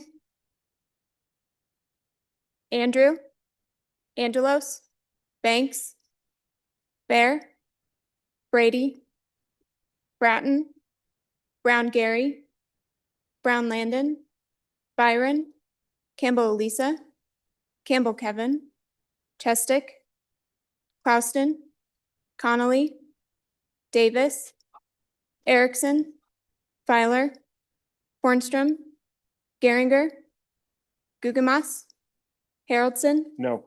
Harshman, Heiner, Heft, Jarvis, Johnson, Kelly excused, Knapp, Excused. Larson Lloyd, Larson JT, Lawley, Lean, Locke, Lucas, McCann, Nicholas, Ottman, Pendergraft, Posey, Provenza, Riggins, Rodriguez Williams, Schmid, Sherwood, Singh, Smith, Storer, Strock, Stivar, Tarver, Thayer, Washit, Wasserberger, Webb, Weber, Worf, Williams, Winter, Wiley, Yin. Mr. Speaker, are there any changes? Are there any changes? Schmid? No to aye. Further changes? Further changes? Closing vote? Vote closed. 30 aye, 30 no, 2 excused. That would be a loss, right? Okay.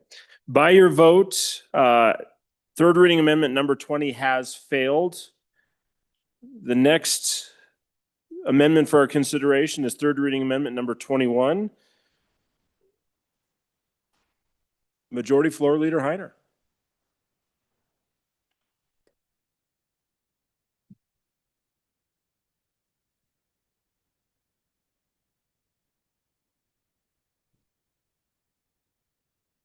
Thank you, Mr. Speaker Pro Tem. I'm going to respectfully withdraw this amendment. We don't have any fraud investigators in this department. And I've been hearing that the federal government is going to do some major changes, so I think it'll be preemptive to do anything at this time. So I'll withdraw my amendment. You've heard that with a withdrawal on third reading amendment number 21 to House Bill 1. The next bill for our next amendment for our consideration is third reading amendment number 23 to House Bill 1. And Representative Provenza. 22. Nope, 22, sorry. That's my fault. So the next amendment for our consideration is amendment number 22 to House Bill number 1 and Representative Campbell. Thank you, Speaker Pro Tem. I move third reading amendment 22 to House Bill 1. And first, if I could, please draw your attention to House Bill 1 on page 37. And the language starting, well, on page 37, line 6 through line 8, and then starting again, line 12 through 14. So you'll remember during the second reading, we adopted an amendment that inserted the word elective before abortion, which was a really critical adjustment, right? So we can better define the type of procedure. The amendment I'm bringing today doesn't address the type of abortion. What it does is addresses the type of training and equipment and facilities. Because as it's written right now, this puts our hospitals, our public health, puts them in danger. So how do we mitigate damages and unintended consequences to our hospitals? We do that by inserting the word primarily. So what you will see on page 37, line 7, where it says to pay for facilities, equipment, or training, we're just inserting the word primarily. So funds cannot be used for facilities, equipment, or training primarily used for. As our hospitals, our public health, in every one of our counties, on occasion, they will be asked to use facilities, equipment, or training. So we're just inserting the word primarily in both of those locations after training to protect our hospitals, public health departments, mitigate any unintended consequences. Happy to take any questions. Anyone for their first time? Representative Lean.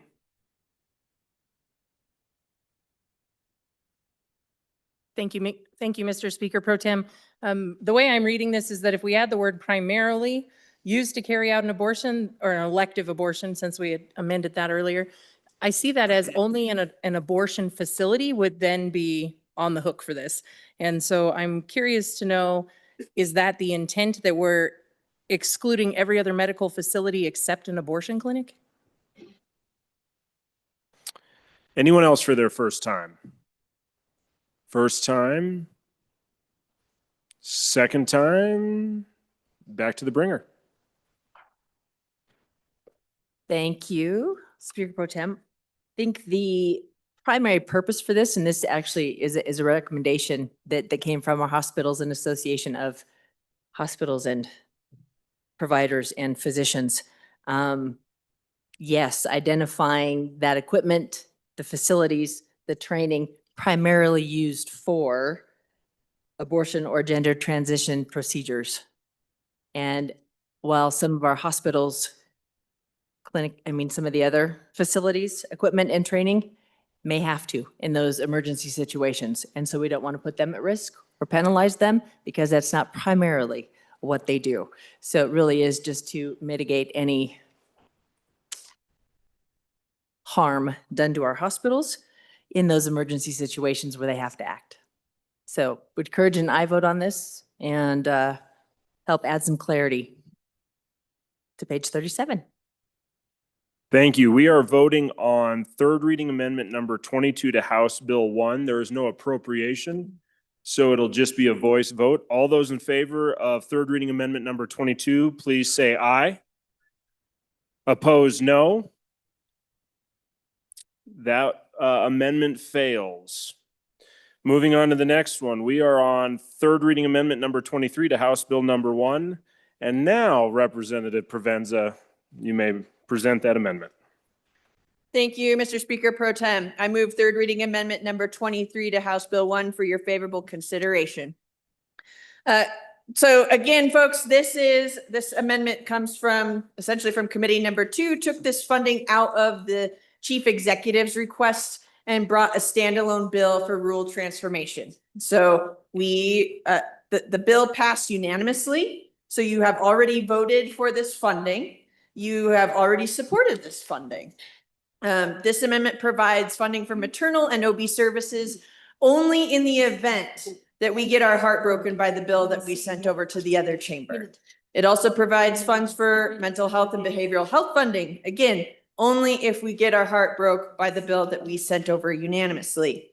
So this is like making sure that we have another horse in the race. If something happens to the rural transformation funding, which we all supported, it's another horse in the race, a horse with suspenders on maybe, but we're making sure that this funding is taken care of. So specifically in the amendment, line 7 through 22, this is providing the funding for on your SR report, footnotes 15 and 17 for Department of Health.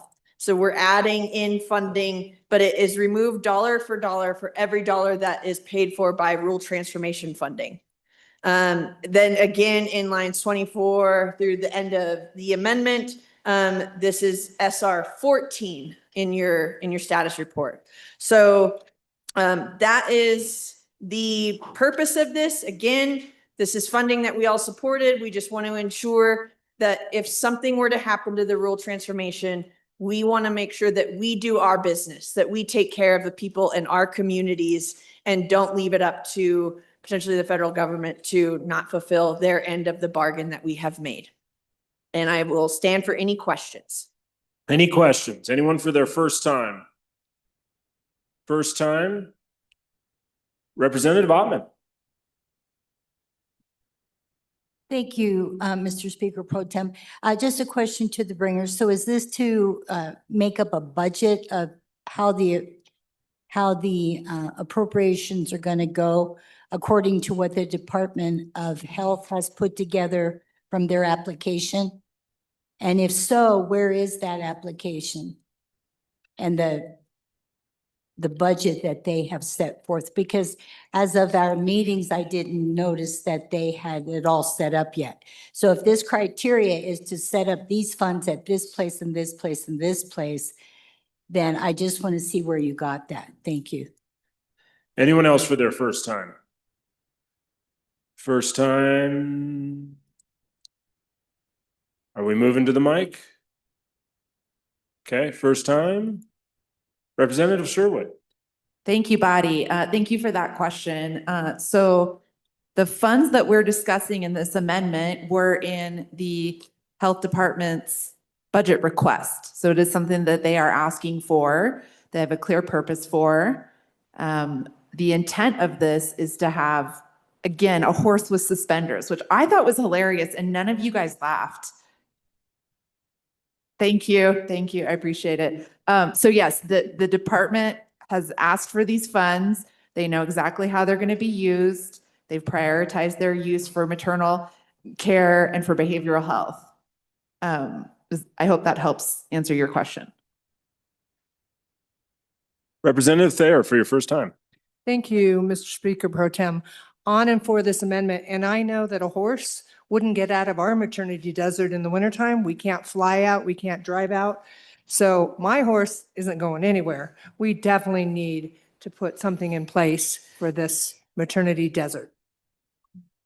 Representative Davis, first time. Thank you, Mr. Pro Tem. Hey, even though I can't do what you ladies do, I think this is really a good deal. You know, I'm usually the driver of the ambulance to there. So I think if we can put some more money out there in rural Wyoming, I think this is a excellent thing to do. Thank you, Representative Davis, for that. Anyone else? First time? First time, second time to the sponsor. Thank you, Mr. Speaker Pro Tem. So again, from the agency's ask, this is funding that is going to go to maternity deserts, our critical access hospitals. Those are places in your communities. And it is going to ensure as well. So in that second portion of the amendment, we're providing access to these important outpatient services for adults and children that help prevent more expensive institutional services such as hospitalizations or psychiatric residential treatment facility placement. So this is money that, again, we've already approved. We have one horse in the race. Let's make sure that we have two and that they don't trip over their suspenders and we can take care of them.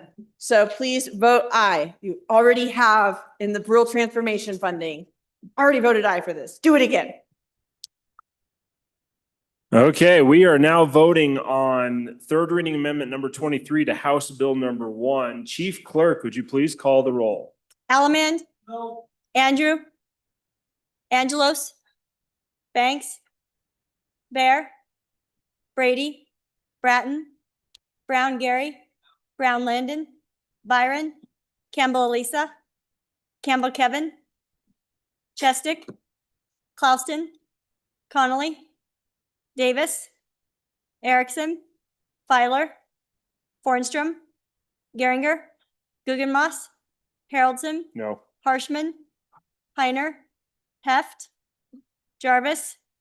Johnson? Kelly, excused. Knapp? Excused. Excused. Larson Lloyd? Larson JT? Lawley? Lean? Locke? Lucas? McCann? Nicholas? Ottman? Pendergraft? Posey? Provenza? Riggins?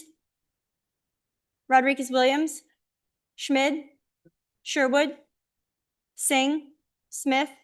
Storer? Strock? Stivar? Tarver? Thayer? Washat? Wasserberger? Webb? Weber? Wharf? Williams? Winter? Wiley? Yin? Mr. Speaker. Excused? Are there any changes? Are there any changes? Closing vote. Vote closed. 26 aye, 33 no, 3 excused. By your vote, you voted not to accept third reading amendment number 23 to House Bill number 1. The next amendment for our consideration is third reading amendment number 24. And back to Representative Campbell. Thank you, Speaker Pro Tem. I move to get my brains about me. Third reading amendment 24 to House Bill 1. This was a request from our Department of Health and a priority.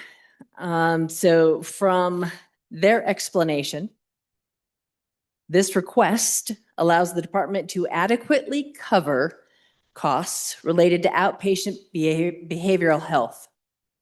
So what this request does is allows our Department of Health to reimburse those facilities within our towns and cities to provide the mental behavioral health services that are so critical to each of our communities.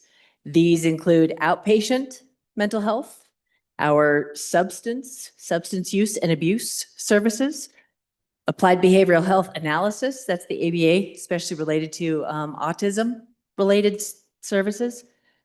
So I will tell you that at home, I serve on the board for the center that provides services and resources for youth in crisis and preventing crisis.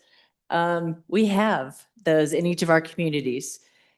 These are the services that they provide, not only the beds and the food and the therapy, and I mean that having access to all of those in terms of substance abuse and mental behavior health. All of those services, our state then department comes back and reimburses them for those. We're not reimbursing them for what it costs them. So what's happening is many of our providers aren't able to continue to do the work that is so critical to our communities. So what this ask is, the Department of Health is asking for permission to reimburse these services at an adequate rate. That's what the ask is. So would please ask for a I vote on this, because it will affect all of the services, all of the clinics, behavioral health, substance abuse in your communities. We just want to do right by them and actually reimburse them at a fair rate for doing the work that we can't do in those communities. Representative Pendergraft for your first time. Thank you, Mr. Speaker Pro Tem. Yeah, we looked at this, obviously. It was a request, and this is a rebasing request. And this is just an endless cycle. And at some point, we've got to find, this isn't working, folks. We keep putting more and more money into this, and it's not working. I don't know what the best answer is out of here, but it is foolishness to continue to do what we already know is not working. We increase and we increase and we increase. And as I said a couple of days ago, we're basically like the dog chasing its tail. I urge you no.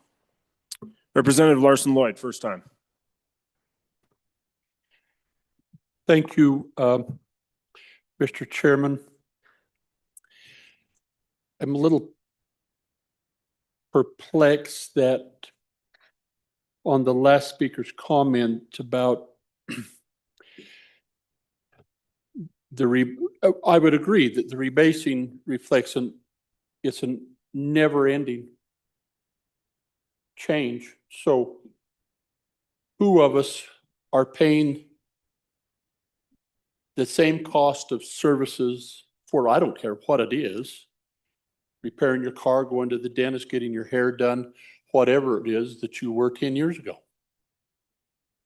It's an ongoing, that's the way it works. And so if you're providing services, forget any Medicaid or any government services, you're providing services, those costs periodically go up and you have to adjust the rates that you charge your customers. Now, what we do in Wyoming, because we don't have state institutions that provide a lot of these services to our adolescent youth, we fund a private sector groups, BOCES and others that provide these services to kids that have autism and other behavioral health challenges.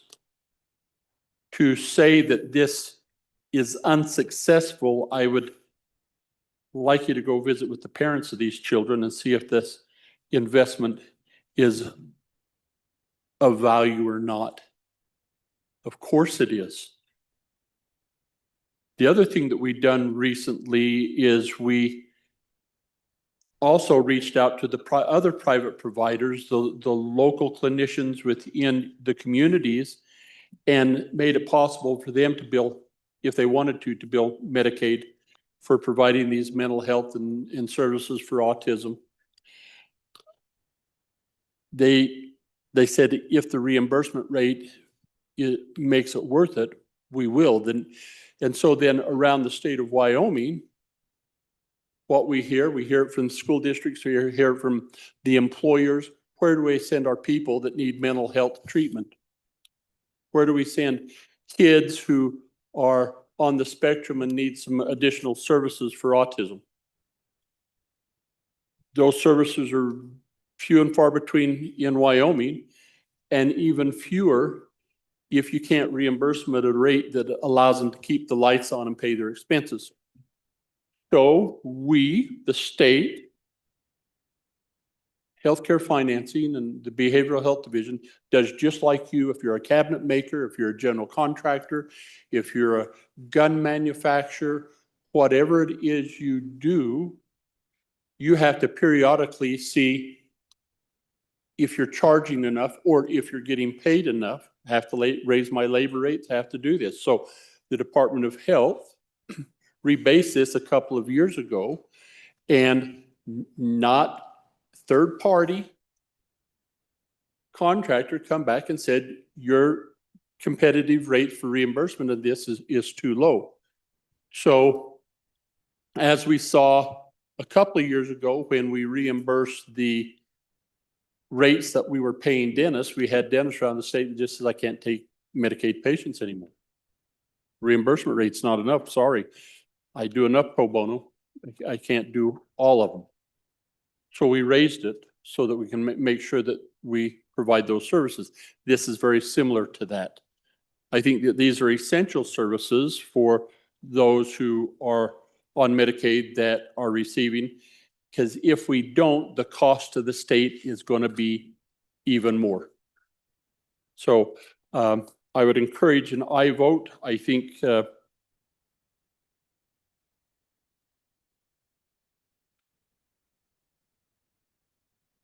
thank you, Mr. Chairman. Representative Wiley for your first time. Mr. Chairman, thank you. Can't believe what I just heard almost. Yeah, this is a never ending cycle and it's tough. And individuals, it's never ending for us until the day that it is ending. But when we talk about this and we're talking about some of our most vulnerable young people, we've debated several bills on here to protect them and to keep certain materials away from them. But now we're saying we're not going to put ourselves in the ring because it's going to cost some money for mental health. I don't understand that, because all of us in this room have been touched by mental health crisis or, God forbid, suicide in their lives. And if we can do something like this to keep the services there that could possibly help a young person, choose to buy another minute, to buy an hour, to buy a day, to buy a month, I think it's well worth it. We've made the commitment here to invest in our youth, or we're trying to anyway, to protect our youth. This is part of it, folks. And no, there is no answer. There is no silver bullet. And mental health is an issue, and it has been for thousands of years. We as humanity have not been able to solve this yet. But just to say this costs a couple of shekels and we can't do it anymore? No, that's wrong. Now, I know everybody's tired, and I know we're going to have a late night, and I know we're looking at our screens right now. But I've lost enough people in my life to know that this is important, and I hope you can too. This is bigger than policy. This is bigger than just saying no. This is just to save at least one life, and it will be well worth it. Representative Filer, first time. First for a second, Mr. Speaker. Thank you very much. Chairman Locke. Thank you, Mr. Chairman. And I'd just like to say this, that so a lot of times we leave the impression that these things are important. Everything we're doing here is very, very important. Just keep in mind that for this department, went from about 2.258 billion up to about 2.5 billion, roughly about $300 million increase in budget. So it's not like we're cutting budgets on these very important issues. We're pushing those budgets up. And so for that reason, all of these things are very important. A little over 13%, it looks like to me, if numbers make sense. We're not cutting these budgets. We're trying to manage our budget the way everyone would do in the house and, or, you know, and at your home. And I just wanted to throw that out. I thought that was an important note for everybody to keep in mind as we push. All of these things are important. Anyone else? First time? First time? First or second. There it is. First for the second. Absolutely. Second time. Second time. Second time. Representative Pendergraft. Thank you, Mr. Speaker Pro Tem. I don't think there's anybody in this room that has a quick answer to what do we do. I know what we have been doing, and I know that it is consuming us. Just 5 years ago, I just got the numbers from LSO. Just 5 years ago, the state of Wyoming spent $9.4 billion on health. Now, that's not just the Department of Health, that's just health encompassed. 5 years later, we're at $12.4 billion. It's not very sustainable. We have to figure something out. What I'm doing is raising a red flag. Where do we go? Folks, we need to get to work. We need to figure out how to do this. Now, it's my view that the answer to this is going to be able to return to the free market. Because eventually this system is going to collapse. It just becomes unsustainable. And so I would urge each of us, I mean, you vote your conscience on this item and how far we go down this path. But as has been said many times, you know, definition of insanity is keep doing the same thing and expect a different result. We got to find something to do. We got to find a way out of this. And my recommendation is that we begin allowing the free market. So the more that we interfere in the free market, the more problems we have. I spoke to a couple of dentists. We were looking at the dental program and how do we improve Medicaid for that? And you know what the answer was from them? We don't take Medicaid. We can't do it. We can't afford to it. But if somebody comes in here and really needs help, we just do it and write it off. That's where we're starting to get to, not just in the dental, but in all these other phases. Vote your conscience. Thank you, Representative. Representative Larson, Lloyd, second time. Thank you, Mr. Chairman. You know, I think one of the things that has really taken place over the last two Department of Health administrations is efficiencies. So if you look at their budget, you will find that close to 95%, it's between 90 and 95% of their total budget goes out to pay free market private enterprise. Most of these, so the other 10% cover the state facilities, state hospital, life resource center, retirement center, veterans home, pioneer home. And so when these services go out, they're going out into your community. They're part of your local economy. They're your capacity to recruit kids back here with their education. Now, and I would compliment, by the way, the previous speaker on his red flag that he's wearing today. I think that's a good one. And I think the thing that we want to remember is, and he brings up a good point, a lot of these private providers, he noted the dentists that say, we can't do Medicaid. We won't take Medicaid anymore. Why is that? Because we weren't paying them enough. Can everybody write off the Medicaid patients? I don't think so. That's what we're hearing. And so if everybody stops then, because we don't reimburse enough, they stop taking the Medicaid patients, where do these people go? And where are the services? So again, I think, and I have enormous respect for the Appropriations Committee as they talked about all of the increase in the department and true. And they've been Very much. worked really hard to understand this agency, and I compliment them for their understanding. But we still need to, we've increased it, truly we have. But that doesn't mean you know, there's these other, the puzzle's not completely put together. We have to put it all together. And so I would encourage you, I vote on this. Thank you, Representative. Representative Wiley, for your second time, sir. Thank you, Mr. Speaker. To the good appropriator that spoke a couple of folks before previously. We're trying to make a measurement here, and we're saying that this is a cycle that continues on and nothing is working. I'm asking you, sir, what are you trying to measure? Are we just picking straws so we can put something around our narrative and just push it through and feel good to put our head on the pillow tonight or probably tomorrow, and everything will be okay? That's fine, but that's your charge to sit on that committee and work through that. It's our charge through statute to determine how we're going to do this. But just to say no, that's not good enough for me. To say this is a policy decision, that's not good enough for me. Let's come with solutions instead of just saying no. Over and over again. I don't see many solutions. I just see a whole lot of no.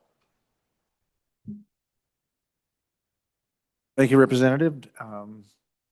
Representative Locke, for your second time. Thank you, Mr. Chairman, and thank you for that last comment. And let me just say this, I agree. We should come with solutions, and I would ask all of you who come with these budgets, go look and say, hey, where are we spending money that's maybe not as importantly spent in this organization? Let's do that. I know in the past I've seen it done. I've seen it done fantastic in the interim budget very often. Go find that place where we're spending money where maybe it's not as important, and let's spend it on these more important objects or items. I think it's a very important thought. I think it's a good thing for us to consider. At the end of the day, I still believe that drawing a good line, again, we're not looking at a budget that was cut. We're looking at a budget that was increased by over $300 million. I think we look for those places where the money could be spent better. Absolutely. And everybody in this room has that obligation rather than saying, let's spend new money. So I'll ask everybody in the room to think about that too. Thank you. Thank you, Representative. Representative, any other representatives for the second time? Harshman.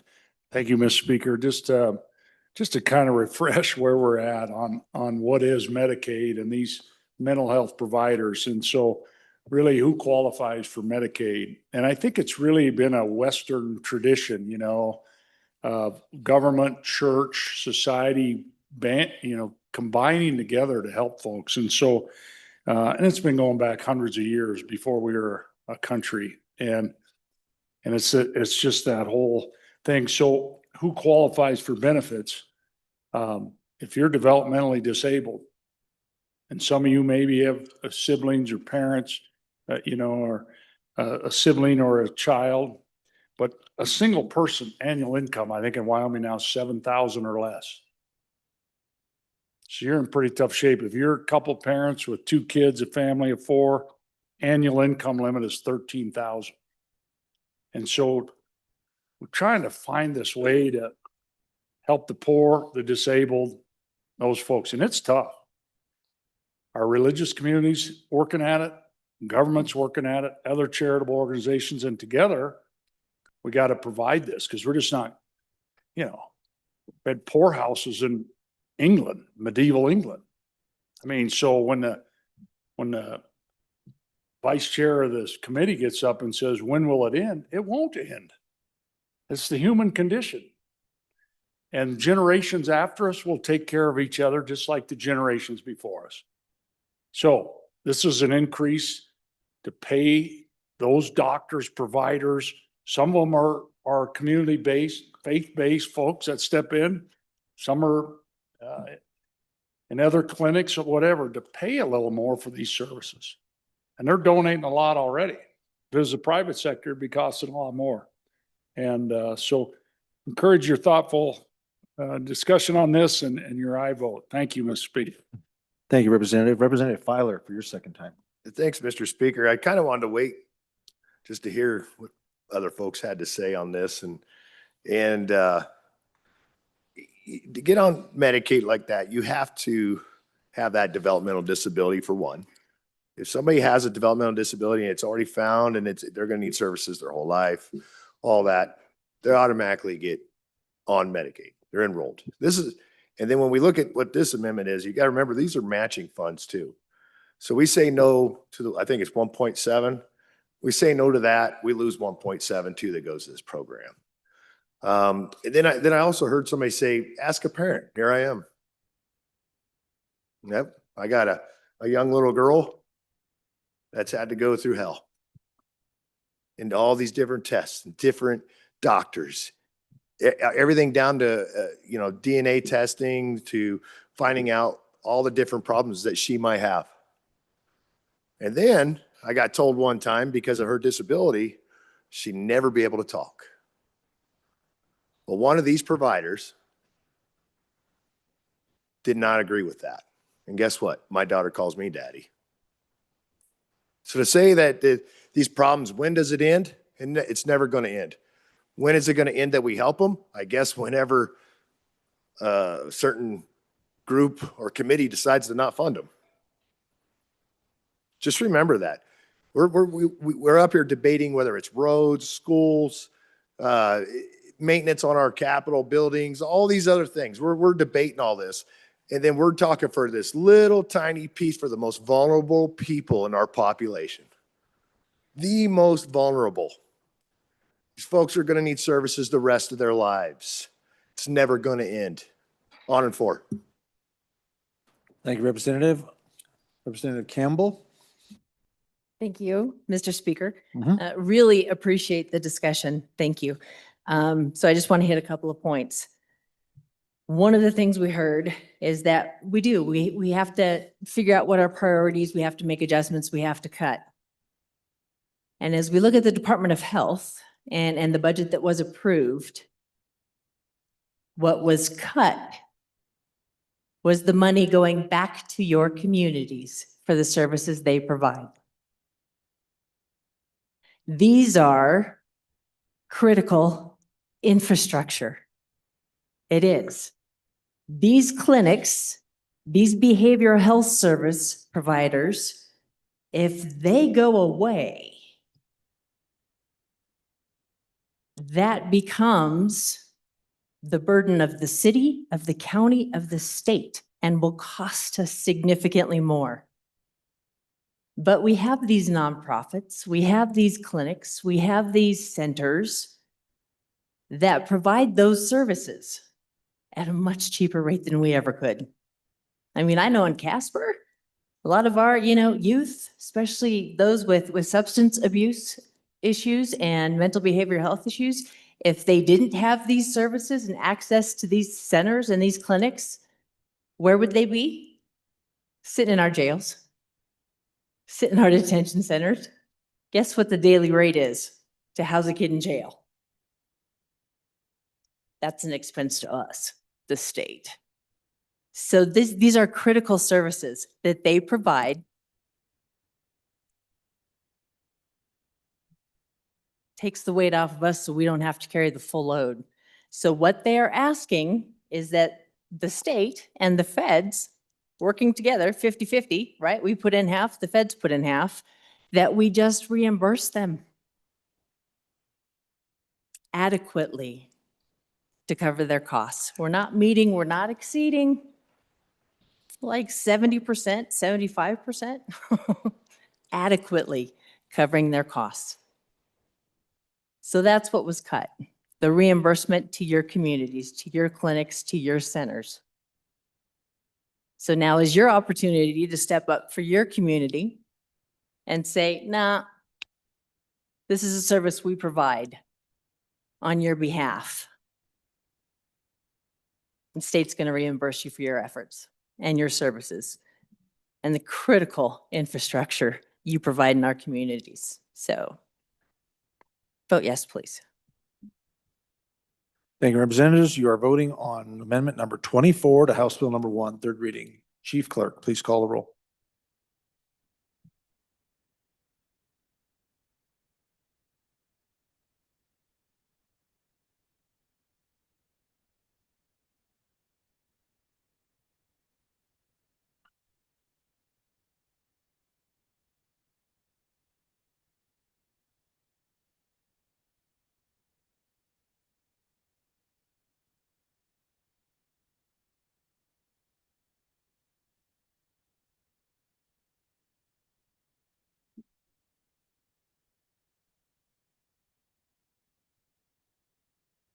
Allemand, Andrew, Angelos, Banks, Bear, Brady, Bratton, Brown Gary, Brown Landon, Byron, Campbell Elisa, Campbell Kevin,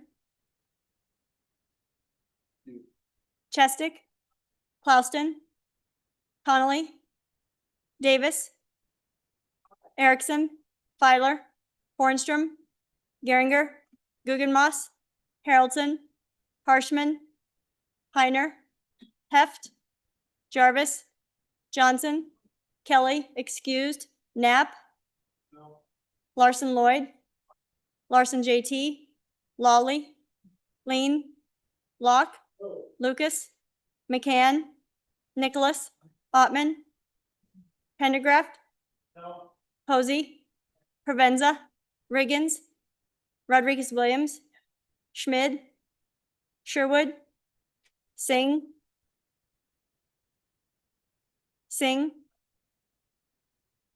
Smith, Storer, Strock, Stivar, Tarver, Thayer, Washut, Wasserberger, Webb, Weber, Worf, Williams, Winter, Wiley, Yin.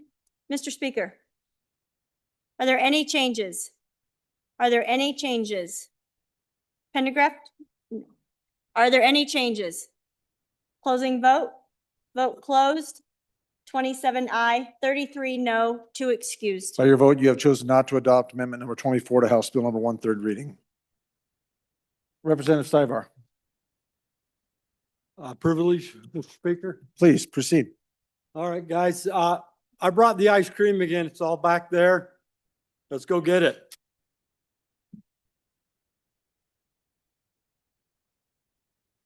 Thank you for the prop, Representative Stivar. Okay, we will continue on. And so if you need to go grab an ice cream bar, Representative Stivar has been good enough to provide those for all of us in the back there. Next amendment is our amendment for us consideration is number 25. Representative Campbell, please. Thank you, Mr. Speaker. I will respectfully withdraw third reading amendment 25 to House Bill 1. Without objection from the body, amendment has been withdrawn. Next amendment, number 26, Representative Larson Lloyd. Thank you, Mr. Speaker. I respectfully withdraw third reading amendment number 26 to House Bill 1. Without objection from the body, the amendment has been withdrawn. Next amendment for consideration, number 27, Representative Filer or Larson.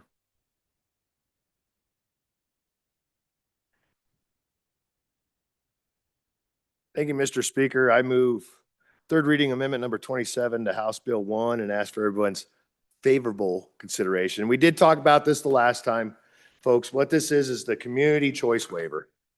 What this does is help people with physical disabilities, elderly, and those that need that extra help to stay in their homes longer. I know we had this discussion before, so I'm not going to jump right into everything, but this is a match also. So we put in, the federal government puts into, and it's a rebasing to make sure we're paying these providers correctly, to make sure they can go into these homes, take care of the elderly and the people that are physically disabled. So other than that, folks, that's what it does.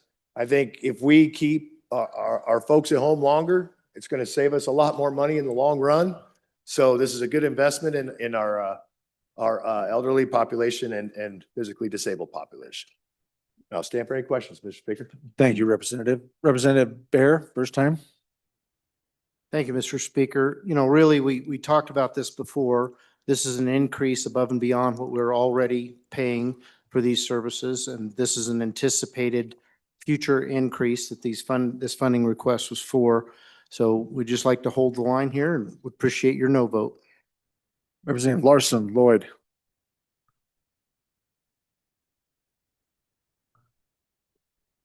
And I may be, Mr. Chairman, thank you.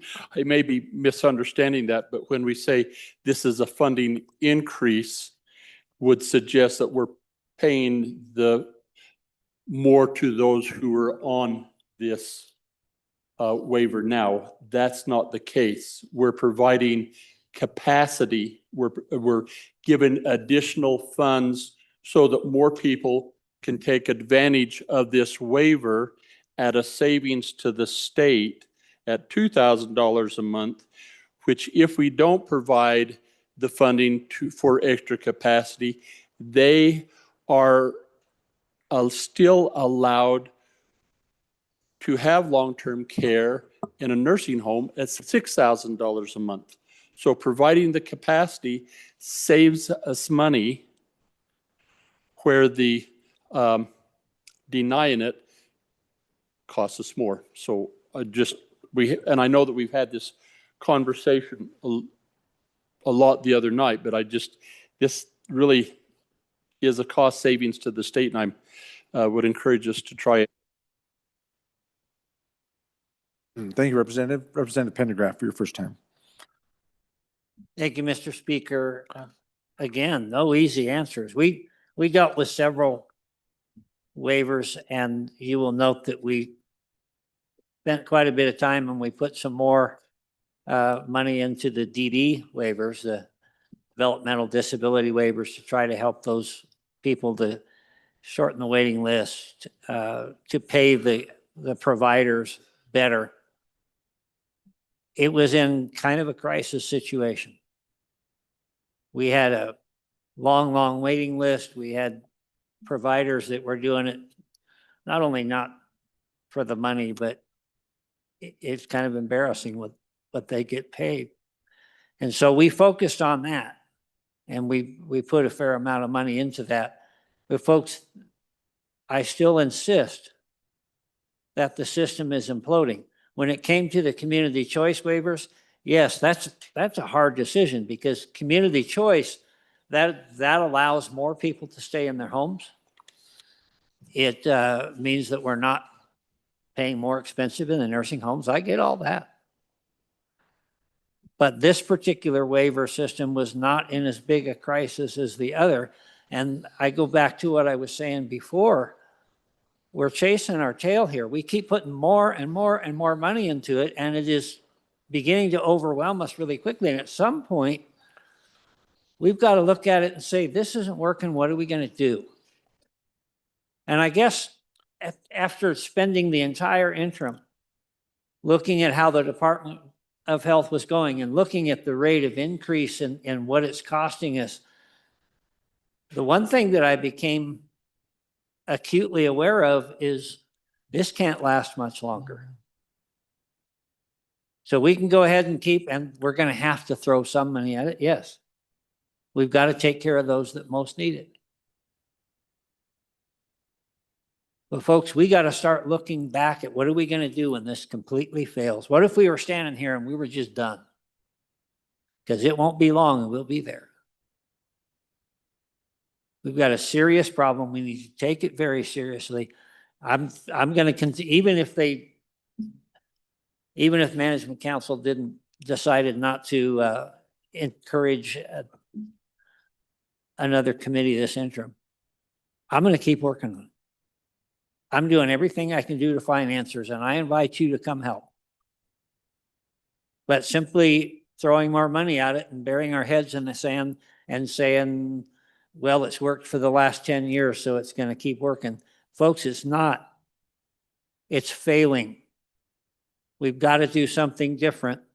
And the last thing that I'll say, the answer is the free market. The answer is less government intrusion. The answer is for those that care to begin to find a way to make it work independently. Representative Davis. Thank you, Mr. Speaker. So what I got out of that, when I go back to my district, and as you know, across the state of Wyoming, we're all aging. So what you're telling me is I have to tell them that everything they've put forth towards the state of Wyoming for all those years, and now it's time for them to be able to stay in their homes, we're not going to be able to fund that. And that's a tough one to sell to your aging people. So what's the solution there?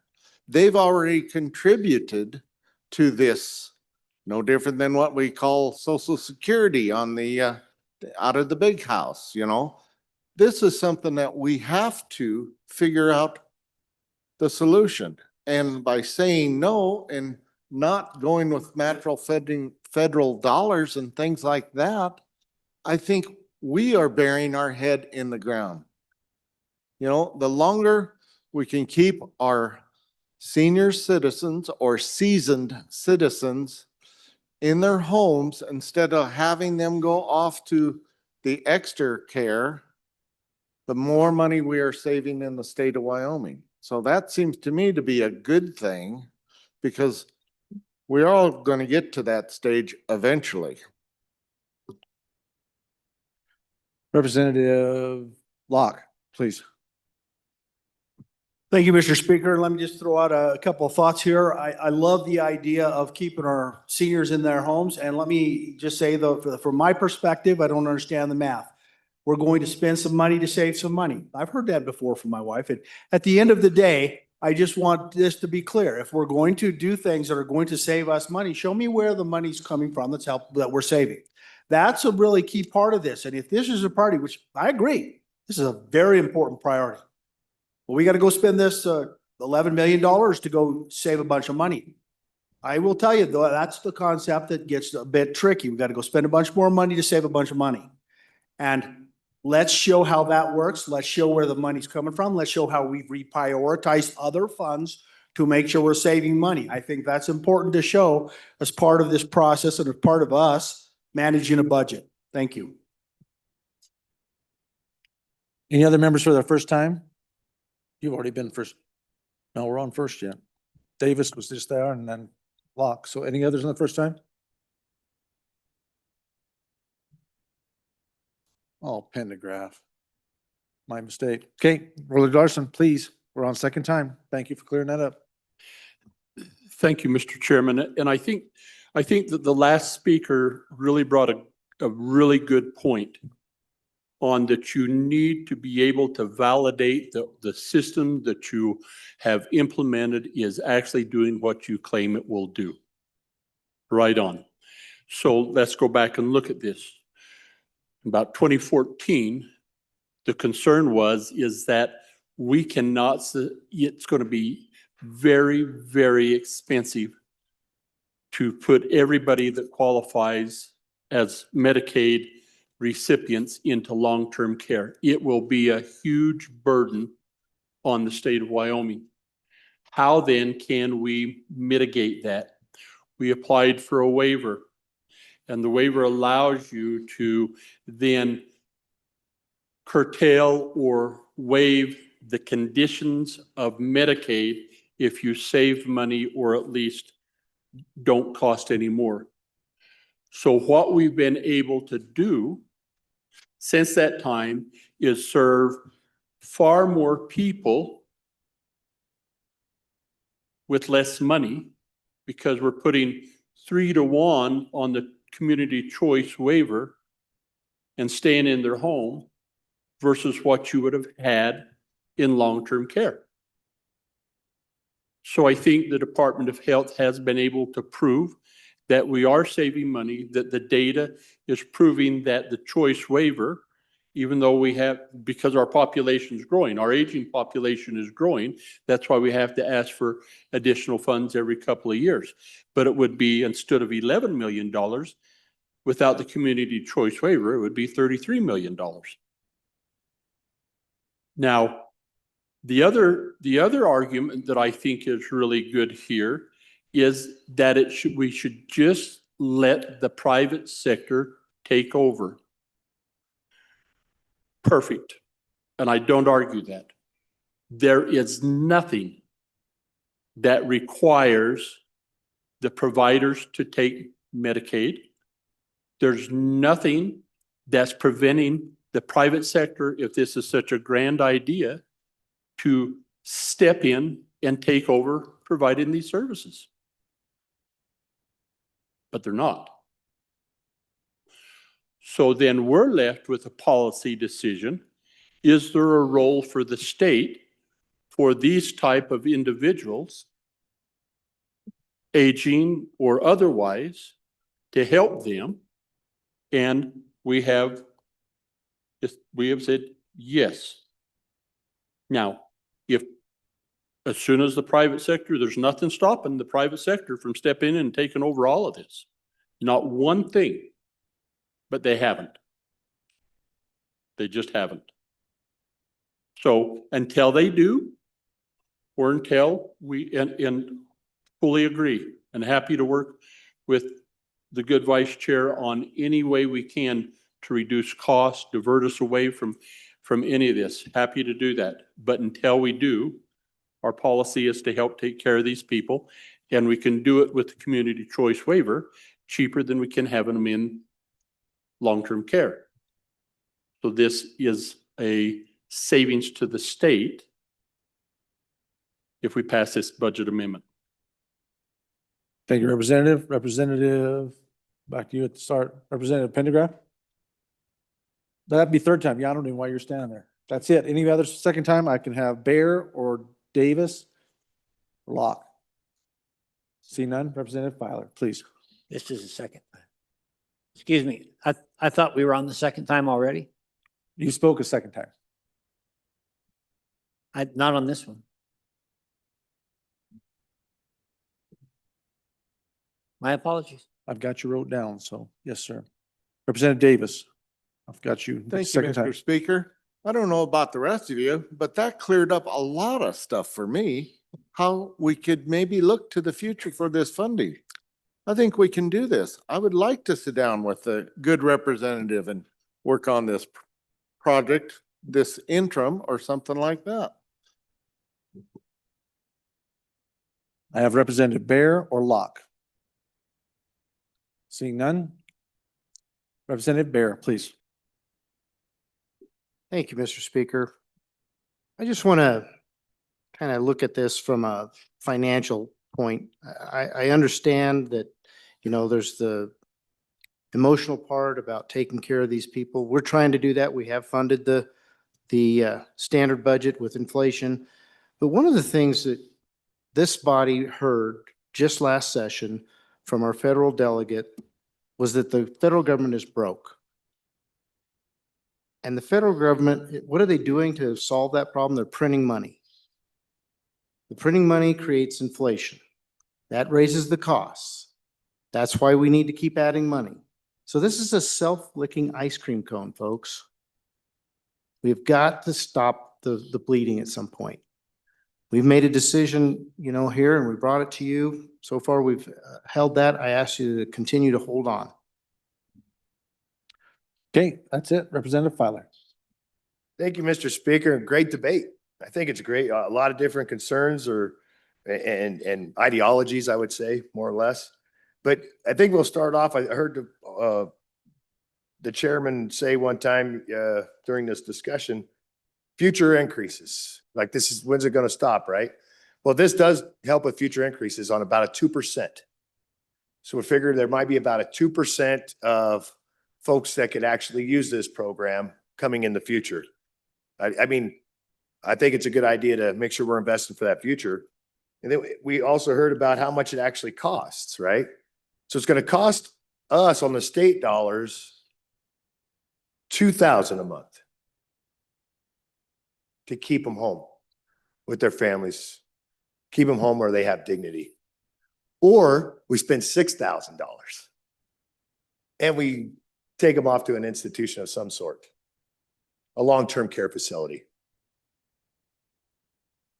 I would like to tell the people of Wyoming that I want to save us some money, right?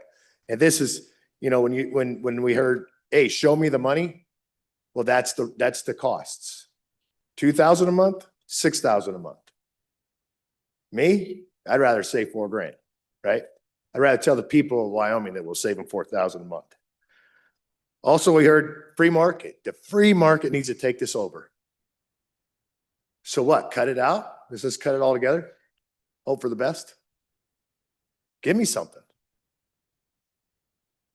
Nobody has anything. No one has anything to offer. There's nobody here that can offer these types of things. So we have to make these decisions, just like the good representative from a lander.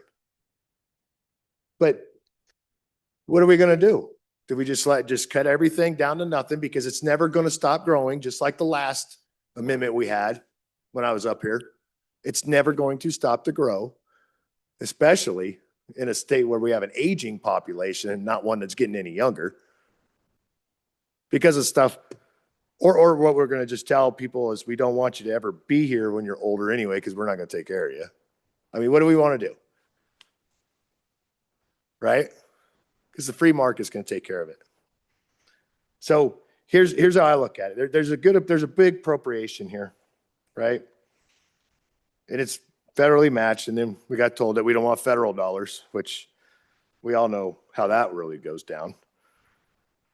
So $2,000 to $6,000. I'm getting back to that. If we was to just defund this right now altogether, it's going to cost us $72 million. And that's just simple paper math, you know, napkin math. So 72 million, 16 million. Again, I want to go back to my district and tell the folks that, hey, we want to help you stay in your home. We worked with CMS years ago to have this community choices waiver because we're such a rural state and all these different things and we like to take care of our own and find our own ways. Otherwise, we just go back to the same CMS rules. We apply for no waivers and good luck.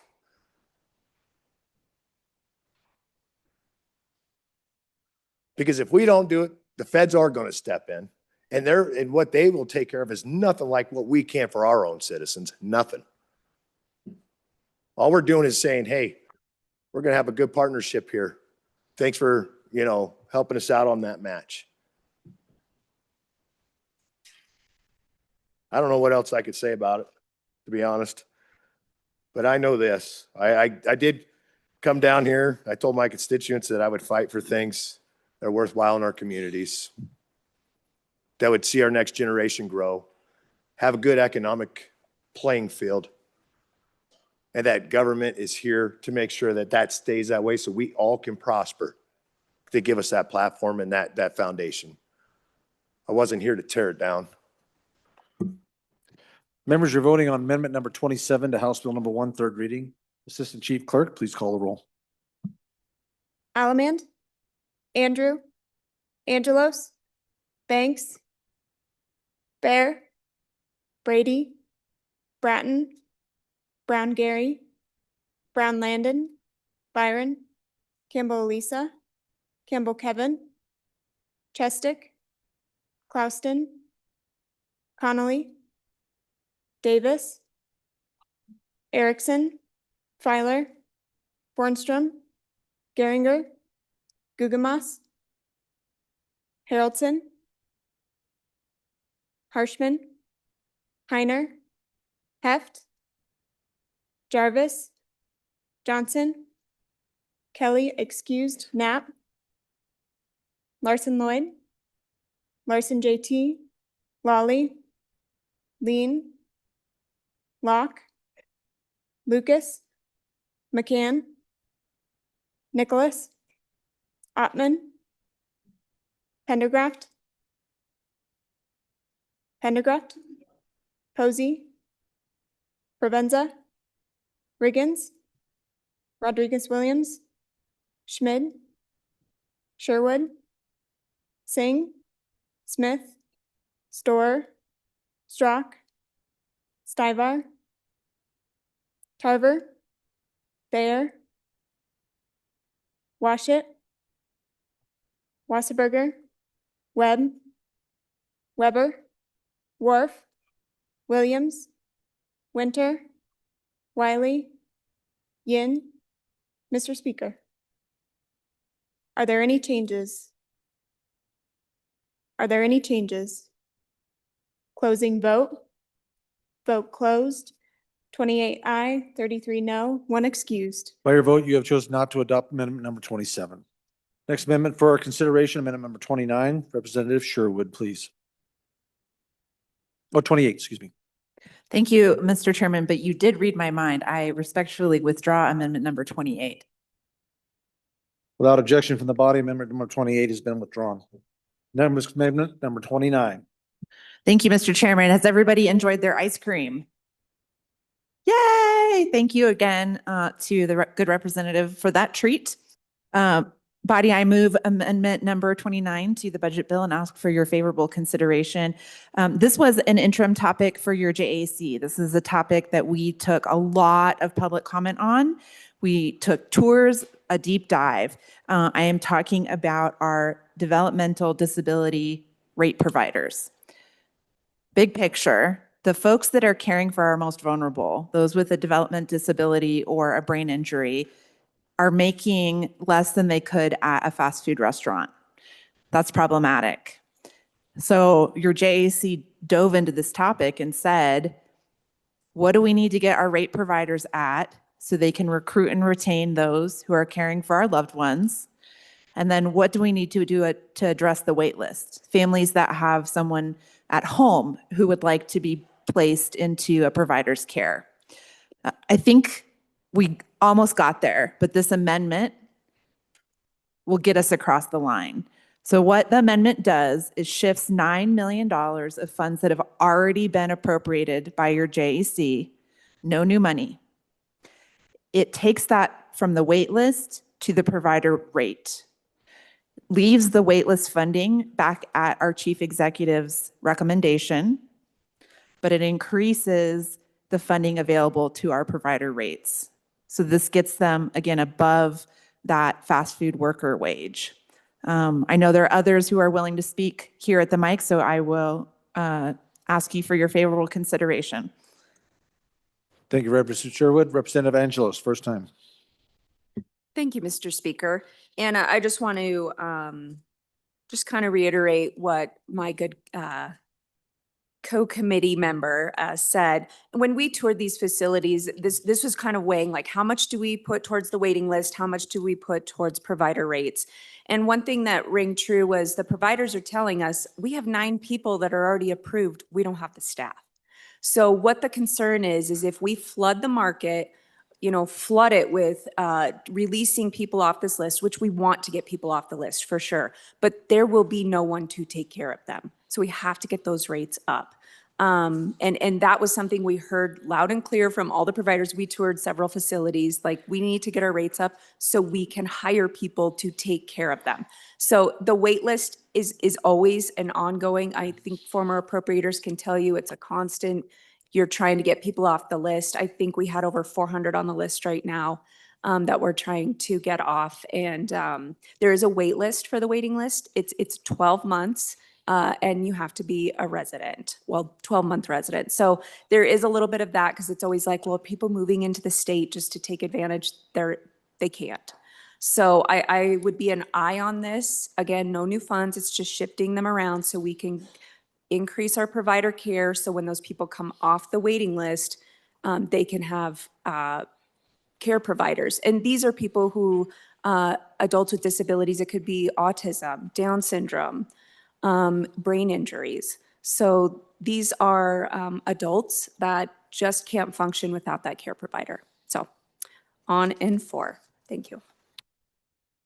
Thank you, Representative. Representative Stivar, your first time. Thank you, Mr. Speaker. If you look, this is the only amendment I've signed, second and third reading. This is an important issue. This year alone, I got probably a half dozen phone calls over the ECC process to get these people on the waiver because there's a waiting list. This is important. We need to do this. So aye on this amendment, please. Thank you, Representative. Representative Riggins, first time. Thank you, Mr. Speaker. The group of people that take care of handling all these in-home patients, or I won't even say patients, I'll just say people with disabilities, brain injuries, very difficult task. Last year, I believe the money ran out and expired on them here middle of this year. So they had through the ARPA program, and perhaps I wouldn't have done it quite like they did, but they gave raises out expecting the department to backfill that. Never happened. They had to take dollars away from for the pay scale. And I couldn't imagine how embarrassing that was. So I'm 100% behind this measure, and I would appreciate you to support it. Representative Bear, first time. Thank you, Mr. Speaker. On for the amendment, this is a good adjustment that needs to be taken. We've been discussing this since we brought the budget to you last Thursday. And we said we were trying to find a good balance of both paying the providers and getting people on off of the waiting list. And so this is getting that number just right so we can do a good job for these people and reduce the number of people on the waiting list. Thank you, Representative. Thank you, Representative Bear. Representative Larson. Well, let's see, Representative Lawley, if you don't mind, sir. Representative Lawley, please.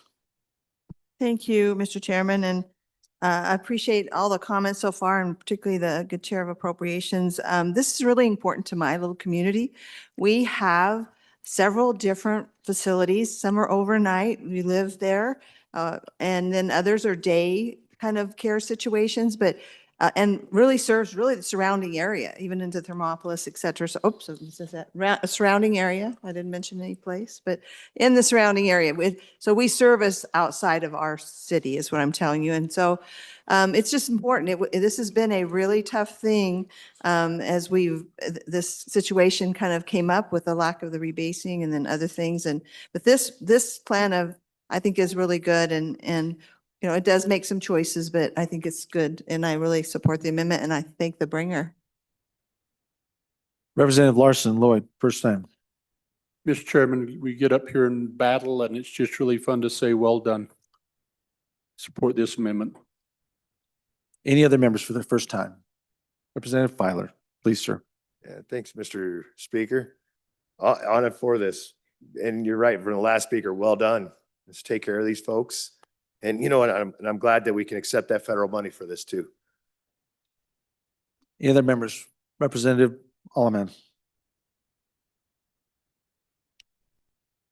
This is a real good program. These people need our help. And with this amendment, we will give them some help. I urge you to vote aye. Any other members for first time? Question being called. Representative Sherwood, would you like to close out your amendment? Thank you, Body. I just wanted to say I appreciate working with you to create good policy. Thank you. Members, you're voting on amendment number 29 of House Bill number 1, third reading. All those in favor signify by saying aye. All those opposed, no. Motion has been adopted. Next amendment for your consideration, amendment number 30. Representative Larson Lloyd. Thank you, Mr. Speaker. I respectfully withdraw third reading amendment 30 to House Bill 1. Without objection from the body, the amendment has been withdrawn. Next amendment for our consideration, number 31. Representative Clouston. Or Davis. Representative Clouston. Please proceed, sir. Thank you, Mr. Speaker. I move amendment number 31, third reading to House Bill 1. Ladies and gentlemen, this deals with our children's centers, our education centers. You know, these service a lot of our young kids, a lot of our kids that are on IEPs and have disabilities. For years, we've underfunded these facilities. Last year, we had an appropriation of about 11 million, which was denied. This year, the governor asked for 21 million, and our RJC put in the 11 million about from last year, so I really appreciate that. We fund these centers at about 50% of what we do our K through 12. So what I'm asking for is to restore the governor's recommendation so we don't fall further and further behind for these important centers. Thank you. Thank you, Representative. Any other members for the first time? Representative Riggins, please, for your first time, sir. So I'm on a spending spree here. So I concur with this amendment, and There's a major facility in my hometown and I know several people who's has multiple children that have fallen into this category. And that early schooling for these kids is just absolutely essential. And it's gotta be, and it's difficult on the parents who are just exhausted from the time they're born to they finally get out of here and they've made a lot of progress. So a very meaningful vote on this one. Thank you, Mr. Speaker. Thank you, Mr. Representative. Representative Brown. Thank you, Mr. Speaker. On and for this amendment, ladies and gentlemen. I have had the privilege and the honor to work with the one in the center of this part of the state who has carried a tremendous amount of weight and what that CDC has actually done for not only that particular community, but outerlying communities in that area as well. Well done. But the problem that I have with it, ladies and gentlemen, is that about 70% of the funding that helps prop that one up is private funding. And for those of you who do not know and have not been here over the past 5 or 6 years that we've been talking about these CDCs, these are not childcare. This is not sending a kid to a childcare and dropping them off so mom and dad can go work. Please do not mistake this. This is for our developmentally disabled children. This is specialized training. This is specialized teaching. When these kids walk into these rooms, these people take care of them. These CDCs are here for this reason. And a couple of years ago, it took us 3 years of battling to try to get the raises up. And we finally got the raises up to where they were finally able to retain some staff. And let me tell you, ladies and gentlemen, that was a battle. That was a trudge through watching these people struggle and laying off people and watching the families hurt. This is money well spent, in my opinion. I'm going to guess the gentleman in the red coat from Sheridan is going to tell me that we can't do this for everyone. And I'm going to sit back and I'm going to push back as soon as I hear that again, if I have to, and just remind everybody, we actually have a budget surplus. Even with the cuts that have been in there, this is money really well spent. Please take care of these kiddos. Please take care of these families. Representative Posey, please. Thank you, Mr. Speaker. I just want to stand in support of this amendment. I know when I met with several of the schools in my district, there's been a rise of students with IEPs. And I know the CDC centers provide some good opportunities and specialized options for learning. Many of the schools do that on their own, but I just want to remind the ladies and gentlemen here that there is a rise, at least in the center of the state, that shows those services are continue to be needed in whatever form. Thank you, Mr. Speaker. Thank you, Representative. Representative Jarvis, for your first time. Thank you, Mr. Speaker. So I thought I'd try a different approach this time. So I got out my phone and I got on ChatGPT and I put in, please convince people, much like my significant other, that have spending remorse, why CDC is a good thing. And this is what it told me. Child Development Services, or CD, Hey, sorry. I don't think we're supposed to be reading directly from. Oh, I can't read directly? Okay, I'll summarize it. There you go. Thanks. It says it's a federal requirement that will save you a lot of money on the forefront. It will save in Medicaid services down the road, IEP services down the road, social services, all kinds of great things. Oh, and it did mention incarceration as well. But it said that this was a very worthwhile thing and it ended up being very fiscally conservative and thrifty. So according to ChatGPT, I'm just letting you know, for people who have a little bit of spending remorse, this really is a good resource. Thank you, Representative Pendergraft, please. Thank you, Mr. Speaker. Just to the last speaker, and I don't know if you guys have done this, but you should do sometime. Ask AI for a biography of yourself. I learned things I didn't know. I am on and against this amendment, but that doesn't mean I'm against what this amendment would try to pay for or try to do. Every one of these things that have been brought up that I've stood up and resisted, I'm for trying to fix it. What I'm trying to say, one of the earlier speakers alluded to a good partnership. If I'm going to have a good partnership, I'm going to pick somebody that's not broke, somebody that can't pay their bills. And so I got to thinking about that, and I was thinking, who in this area is not broke? Wyoming's not broke. This state, excuse me, is not broke. And I got to thinking about the former the former Speaker of the House from the middle of the state had an idea earlier about how to build some highways. But maybe, maybe there's something there. It's worth looking at. And that's what I'm getting to, folks. We just keep basically kicking the can down the road. We keep putting money into the same problem that is not fixing the problem. It just keeps getting worse. And we put more and more money in it exponentially over and over and over again, and it's not working. It's a Band-Aid. It gets us by and it helps people out, but eventually it will collapse. And when it collapses, all of those, as another earlier speaker had said, that are relying on this for the day when they got nothing else left, what do we say to them?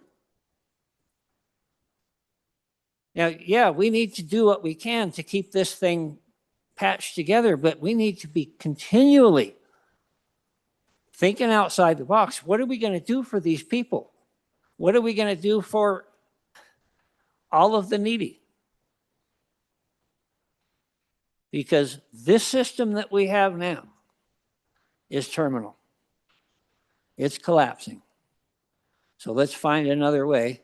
And in the meantime, we'll throw what money we absolutely have to at it. But let's try to keep it in check. Representative Washit for your first time. Thank you, Mr. Speaker. Imagine that you're pregnant and your doctor tells you your baby has serious, serious problems. And that if you bring that baby to term, you're going to have a lifetime of struggles. And the doctor recommends an abortion. But that young mother makes the choice to bring that baby into the world, knowing the baby's going to need help, going to need support. These are the programs that provide much of that great support for those mothers.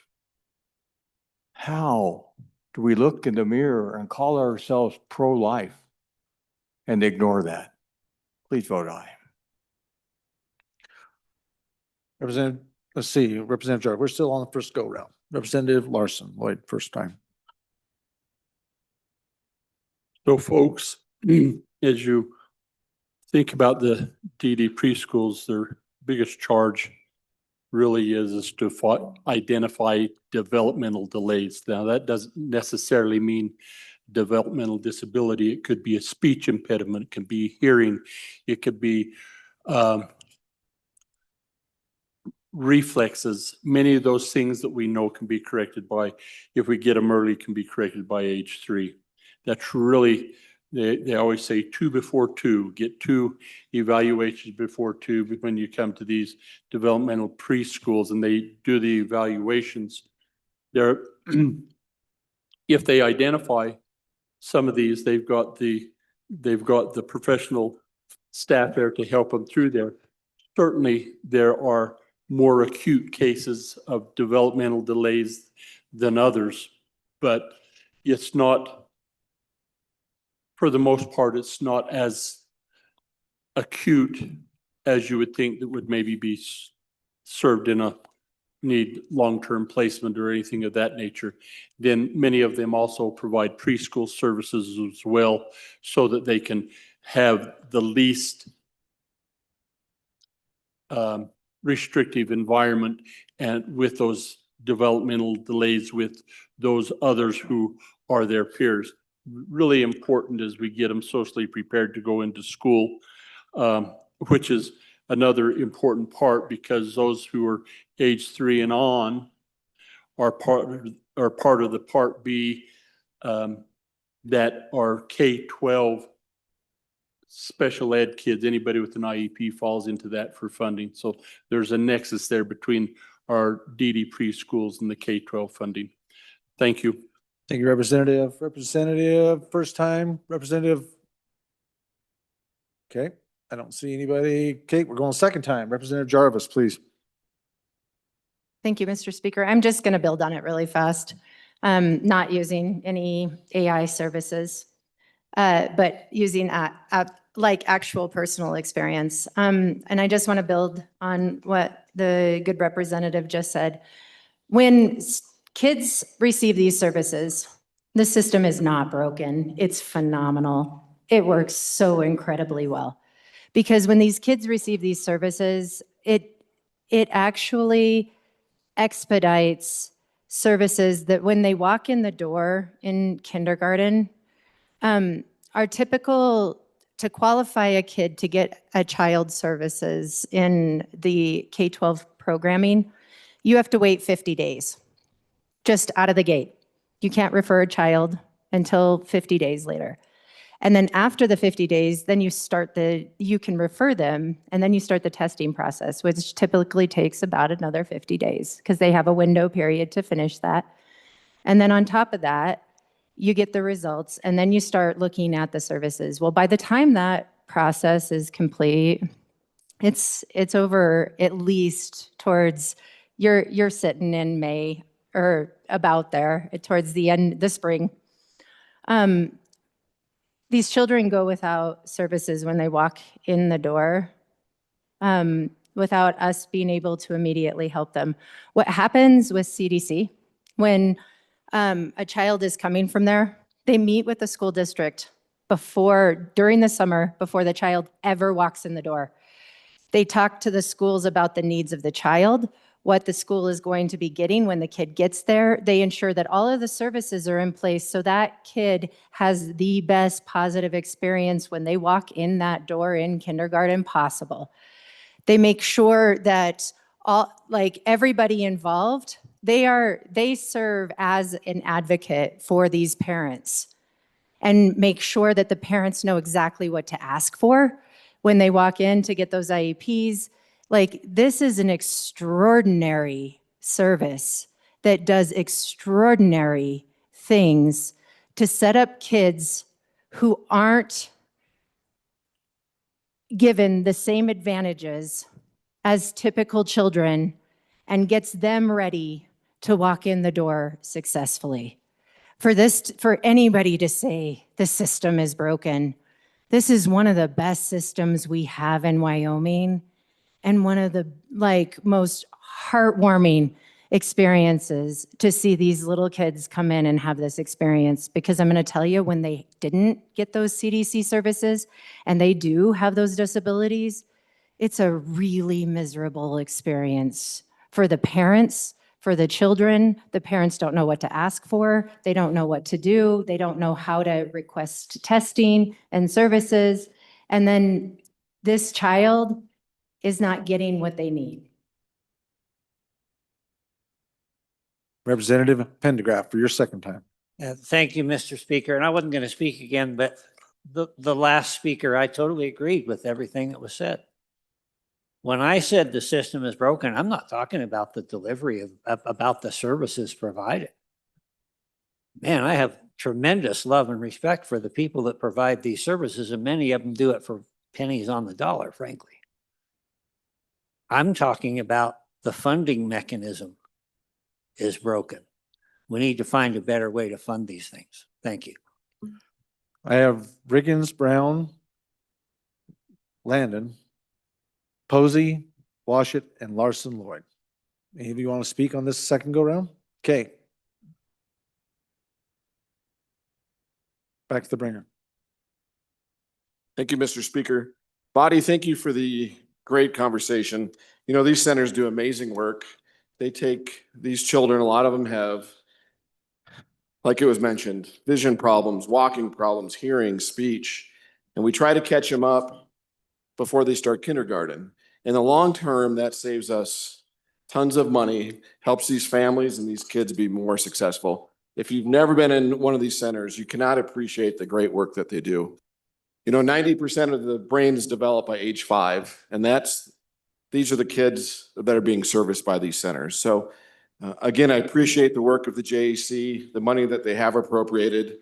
Last year, we didn't get any money, so we've fallen further behind. So I'm just asking that we try to catch these centers up. Thank you. Thank you, Representatives. You're voting on amendment number 31 to House Bill 1, third reading amendment. Chief Clerk, please call the roll. Allemand, Andrew, Angelos, Banks, Bear, Brady, Bratton, Brown Gary, Brown Landon, Byron, Campbell Elisa, Campbell Kevin, Chestick, Clouston, Connolly, Davis, Erickson, Feiler, Fornstrom, Geringer, Guggenmoss, Harrelson, Harshman, Heiner, Heft, Jarvis, Johnson, Kelly, excused, Knapp, Larson Lloyd, Larson Lloyd, Larson JT, Lawley, Lean, Locke, Lucas, McCann, Nicholas, Ottman, Pendergraft, Posey, Provenza, Riggins, Rodriguez Williams, Schmid, Sherwood, Singh, Smith, Storer, Strzok, Stivar, Tarver, Thayer, Washut, Wasserberger, Webb, Weber, Worf, No. Williams, Winter, Wiley, Yin. Mr. Speaker, No. are there any changes? Are there any changes? Brady? Oh. Are there any changes? Are there any changes? Closing vote. Vote closed. 31 aye, 30 no, 1 excused. By your vote, you have moved to adopt amendment number 31 to House Bill number 3.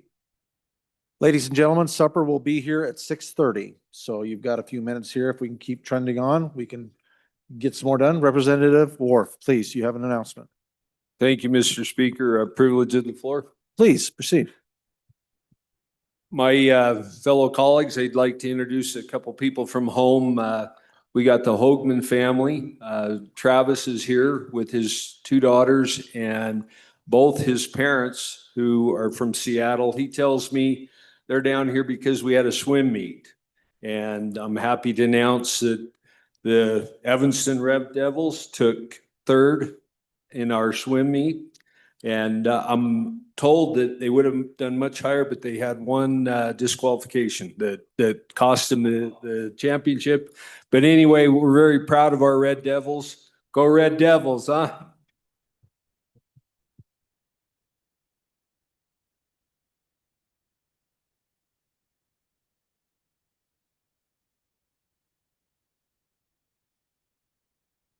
Congratulations. Welcome to the House. Glad you're here with us today. And thank you, Representative Worf, for letting us know what they're doing down there and the good things that these young ladies and men are accomplishing.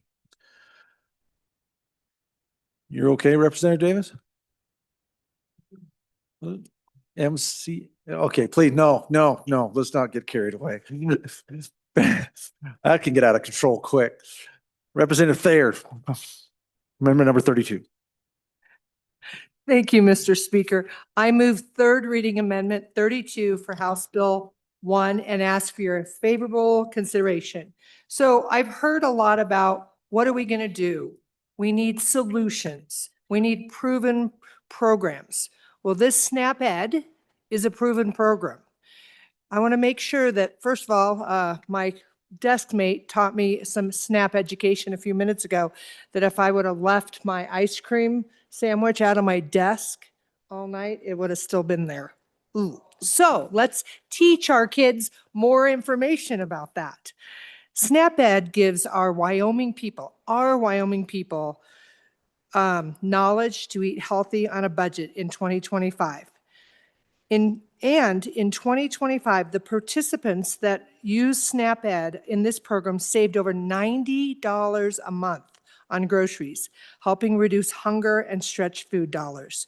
Again, you guys heard most of the facts yesterday, but I again want to say that the SNAP education program teaches skills and knowledge.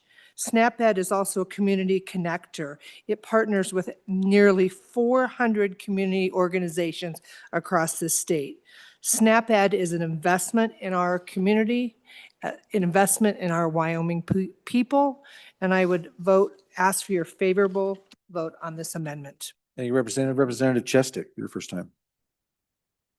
Thank you, Mr. Speaker. I would echo the comments of the good bringer of the amendment. Of all the programs that we've talked about tonight, I think this one has some of the biggest bang for the buck. For the amount of money we spend, the amount of benefit and cost savings and health benefits that we get, I think it's an amazing program. I encourage a strong aye. Thank you, Representative Davis, please, your first time, sir. Thank you, Mr. Speaker. You know, when I was a young man, we didn't have this type of stuff. I could have been probably a little better looking and more rich now if I'd have had SNAP Ed to educate me on eating. Really? Oh, thank you. Representative Angelos. Thank you, Mr. Speaker. So this program, the SNAP Ed program, is ran through the extension offices. However, the federal funds were cut for this program because there's a MAHA movement. And if you look on page 18 in your rural health transformation bill, there is 9.8% of that $410 million set aside for exercise and diet programs. This will not be needed. We will have plenty of money for these individuals to apply for grants for this program, which is great. That was a big push from this administration, and that's why it was cut federally. So if you want to go look at that in the bill, again, page 18, line 10 in your rural health transformation bill. If you do the math, that's over $40 million just in the first tranche towards diet and exercise. And I think that money will go a lot farther than the $3 million that's listed here, that the federal funds were cut from. So on and against. Okay, thank you, Adam. Any other members for their first time? Seeing no member. Representative Harrelson, please, first time. Thank you, Mr. Speaker. So one thing too, just I think we need to keep in mind as a body, because I heard on the second reading that there were people already losing jobs because of this. That's not true. The funding's still in place. We haven't made a decision. This budget hasn't even gone out. So if there was people that have lost positions, that wasn't because of the actions we're taking right now. That needs to be understood. Are there ways that they can go out and get the grant funding through what's coming down the pike? Yes. What we need to be careful of is I think we need to be careful because there is this concept that we are hearing of basically we're having this discussion and there's this instant and automatic effect. That's not true. And we need to be very careful because we can also put fear in people's hearts as we have these conversations, which is not our job, nor is our place. And so if someone has already lost or been laid off because of in these departments or in these positions, or in these programs, it isn't because of the actions we're taking right now. These are the conversations we're having. We're looking for different avenues in different ways, and those avenues and ways are opening up. So would ask for a no vote on this amendment. We've got a vehicle coming down the bend. We honestly, any day now, we will hear exactly what that will look like from the federal government on what we can use those funds for and what that exactly looks like. But this is part of our ask and definitely something that we can see moving forward. Any other members for the first time? Seeing none. Representative Chestick, second time. Thank you, Mr. Speaker. And I have been working on this food insecurity issue for several years now, and I can assure you from my travels around the state, talking with people in this space, yes, indeed, there have been a number of layoffs. A number of people who have worked in this space have lost their jobs. There's no question about that. But that's not the point. The point is that the food banks and the food pantries and the other folks that I've been meeting with, this was their top priority when I was talking to them. They felt that this was the best program that they had available to work on food insecurity, and they begged to get this program back. This is a high priority for them, and I still encourage an aye vote. Any other representative? I've got Davis, Angelos, and Harrelson. Representative, any second time? Okay, we're good. Back to the bringer. Representative there. Thank you, Mr. Speaker. And I appreciate some clarity on that. In my, yesterday, my statement was they have already lost 17.5 employees due to it not being in the federal program any longer. Not that this money would lose any jobs they've already lost. And I want to reference the rural health transformation. There was a statement made, what the funds will look like, ? Now, this program limits for low income. This program, the SNAP education, is for low income. The rural health transformation strategies money could be for anyone. And so this program is specifically targeting our low income people. Thank you. I vote a favorable outcome on this amendment. Thank you, Representative there. Body, you're voting on amendment number 32 to House Bill 1, third reading. Assistant Chief Clerk, please call the roll. Allemand, Andrew, Angelos, Banks, Bear, Brady, Bratton, Brown Gary, Brown Landon, Byron, Campbell Elisa, Campbell Kevin, Chestick, Clouston, Connolly, Davis, Erickson, Filer, Fornstrom, Geringer, Gugumas, Harrelson, Harshman, Heiner, Heft, Jarvis, Johnson, Kelly excused, Knapp, Larson Lloyd, Larson JT, Lawley, Lean, Locke, Lucas, McCann, Nicholas, Ottman, Pendergraft, Posey, Provenza, Riggins, Rodriguez Williams, Schmid, Sherwood, Singh, Smith, Storer, Strock, Stivar, Tarver, Thayer, Washit, Wasserberger, Webb, Weber, Wharf, Williams, Winter, Wiley, Yin. Mr. Speaker, are there any changes? Provenza, no to aye. Further changes? Further changes? Closing vote? Vote closed. 27 aye, 33 no, 2 excused. By your vote, you have chosen not to adopt amendment number 32 to House Bill number 1, third reading.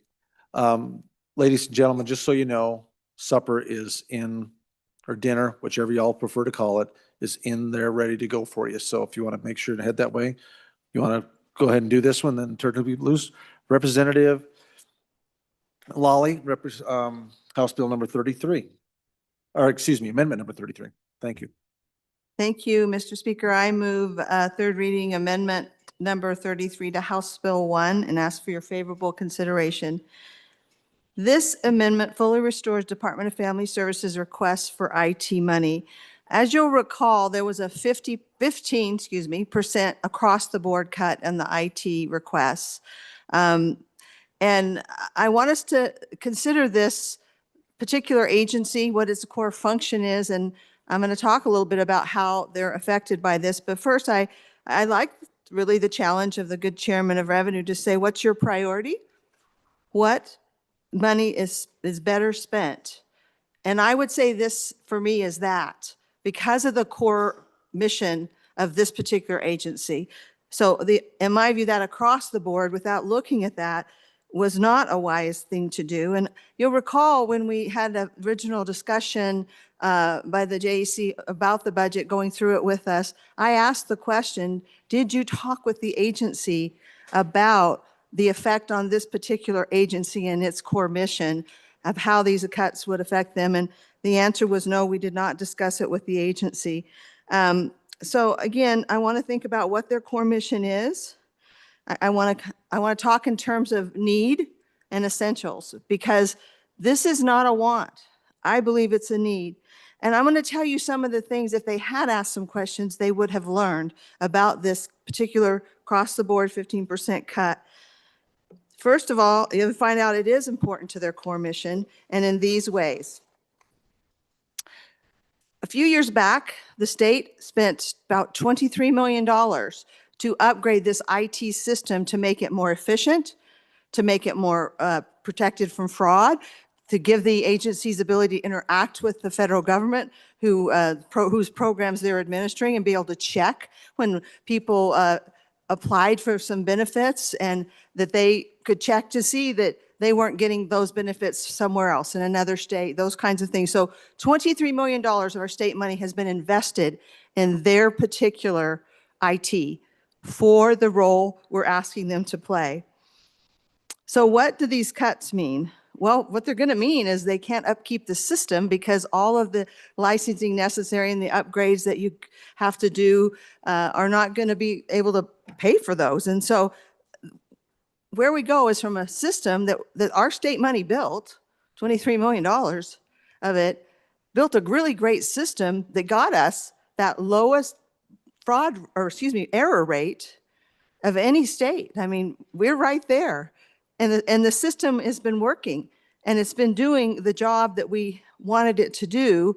But at the time that money was asked for and given, the department made it clear that they would need additional money for upkeep. That this was going to be something that was going to have to be kept up in order for this to matter beyond the initial transition. So in that transition, what they did is they moved 9 computer systems they were working on into one cloud-based system. And that was part of that $23 million process of doing that. And again, began to provide good services, connectivity with the federal agencies, compliance, and fraud, waste, and abuse. So I believe this cut basically cuts through that core mission, and it does it in a couple different ways.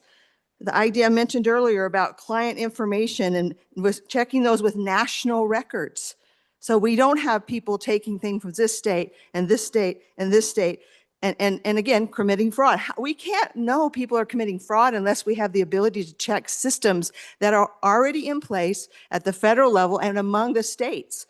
So this is what some of this, the things they're not going to be able to do. And it honestly, what this change that was done by cutting it across the board at 15%, it makes it easier for dishonest people to cheat. In this day and age, a lot of that can be avoided because of the electronic systems. So the services will become slower. And in some cases, they may have to go back just because of the connect and with the different agencies and what's required to really pen and paper forms, triplicate forms.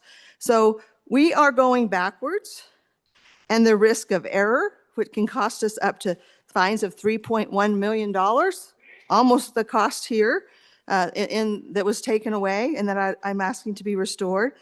So there's a loss of efficiency. And again, I go back to that waste of taxpayers' money, $23 million, and it's going to have to just sit there until they can get money in order to keep it upgraded through the software licenses and things that we all have to do with all our own computers in the way we do it now. They're subscription-based. And so there's security risks. The DFS system and data face more security risks without this money.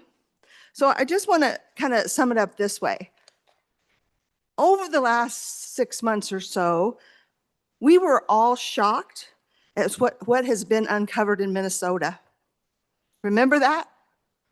I think I remember social media posts by people in this legislature that said, we will never let that happen in Wyoming. Really? Because these are the very programs, these daycare programs that were the subject of the fraud in Minnesota. And I've already given you some specific reasons and ways that we are vulnerable for that. So I would just suggest to you that we can't hold our DFS responsible if their error rate goes up. We can't hold this agency responsible when fraud enters the picture. We can hold ourselves responsible, and we are going to be coming right out of Minnesota. So I ask for you for your support with this amendment. I think this is a critical function, and this particular agency has a unique need for technology to do the job we gave it to do and to avoid the fraud we've seen in other states. So I ask for your favorable consideration. Representative Davis, for your first time. Thank you, Mr. Chairman, and for everything the good bringer said, that's very true. But this system does a lot more than that. You know, in 22, it was aligned up with ERAP, Modernization Program. In 22, also an online application and proficiencies. And they screened 2,183 per month. We've gone from 2 weeks screening down to 6 days. In 22, they provided, excuse me, customer portals to serve 8,256 households. In let's see, when is this one? 23 also transitioned from the legacy mainframe module rollout to serve 28,000 SNAP individuals and 467 TANF households per month. This system also gives us a comprehensive juvenile services data tracking system. In 24, modern child welfare, juvenile justice, and adult protection case management system with 10,170 reports. Over 550 cases were opened because of that. And then 25 also, creation of a child care ecosystem, including finding care, applying systems, paying providers to 2,881 children. And then finally, on June of 24, transition from the legacy hardware-based hosting to the cloud-based hosting, serving over 19,000 cases. So I think this is critical to more than just what we're talking about. There's many things that we're using this system for. And I ask for an Representative Pendergraft, first time. Thank you, Mr. Speaker. The things that are said about this system are true. The things that are said about not doing our homework are not true. I actually met with the director in my hometown. We spoke for quite a while. I went and toured one of their facilities, and we had a conversation about this very thing. And she explained the operational value of it. It is important. This division has a $346 million budget. $346 million. Yeah, 3 million is a chunk. But not everything in that $346 million is critical. You look at your budget and you figure out how much you had to cut to pay inflation, property taxes, on and on and on. There's no reason why any agency in the state government can't go through itself and find some monies to take care of things that are critical. There's room in a $346 million budget to move some monies. Representative Larson Lloyd, first time, sir. Thank you, Mr. Speaker. I think that the conversation that took place between the director and our good previous speaker was after they had cut this out of the budget. And so I think it's fair to say that, not with malice intended, but that the removal of this from the agency's budget was just a mistake. The agency, when they presented their budget, was not asked a single question about this request. The director left thinking that they must be comfortable with it, and found out later that it had been cut, and then I think other conversations took place. An interesting thing happened when this administration created the big beautiful bill, and they was trying to get rid of a lot of the fraud and abuse of the system. They started holding some congressional hearings regarding SNAP and TANF funds and abuse of that. Our congressional delegation invited the director of this agency to Washington to appear before a congressional hearing because, and as she got talking to them, they asked her what the error rate was for Wyoming. 3%. They all just stand aghast because one of the other, most of the other state agencies there were from 18% to 30%. We were at 3%. The one senator, who I believe is from the land of alligators down there where Mardi Gras was at, just wouldn't let it go, and said, how do you do that in Wyoming? The response was we invested in technology. And we did. In 2016, we authorized in a very tight budget for that agency to develop the EPICS software, which is over the TANF and SNAP modules. We have since, as the previous speaker talked about, we got rid of Wildcats, which was an antiquated system that took care of the foster care and child protective services stuff, and created WildSafe. Then we got the e-care system. We've known for 2 previous bienniums that when they finally got all this done through the, I'm trying to remember the name of this Salesforce system, that there would be this request for ongoing maintenance and licensure requirements. We've been preparing for that. I think that the committee would have had that explained to them and probably would have had a little different opinion on, or maybe a little different decision about removing this. It is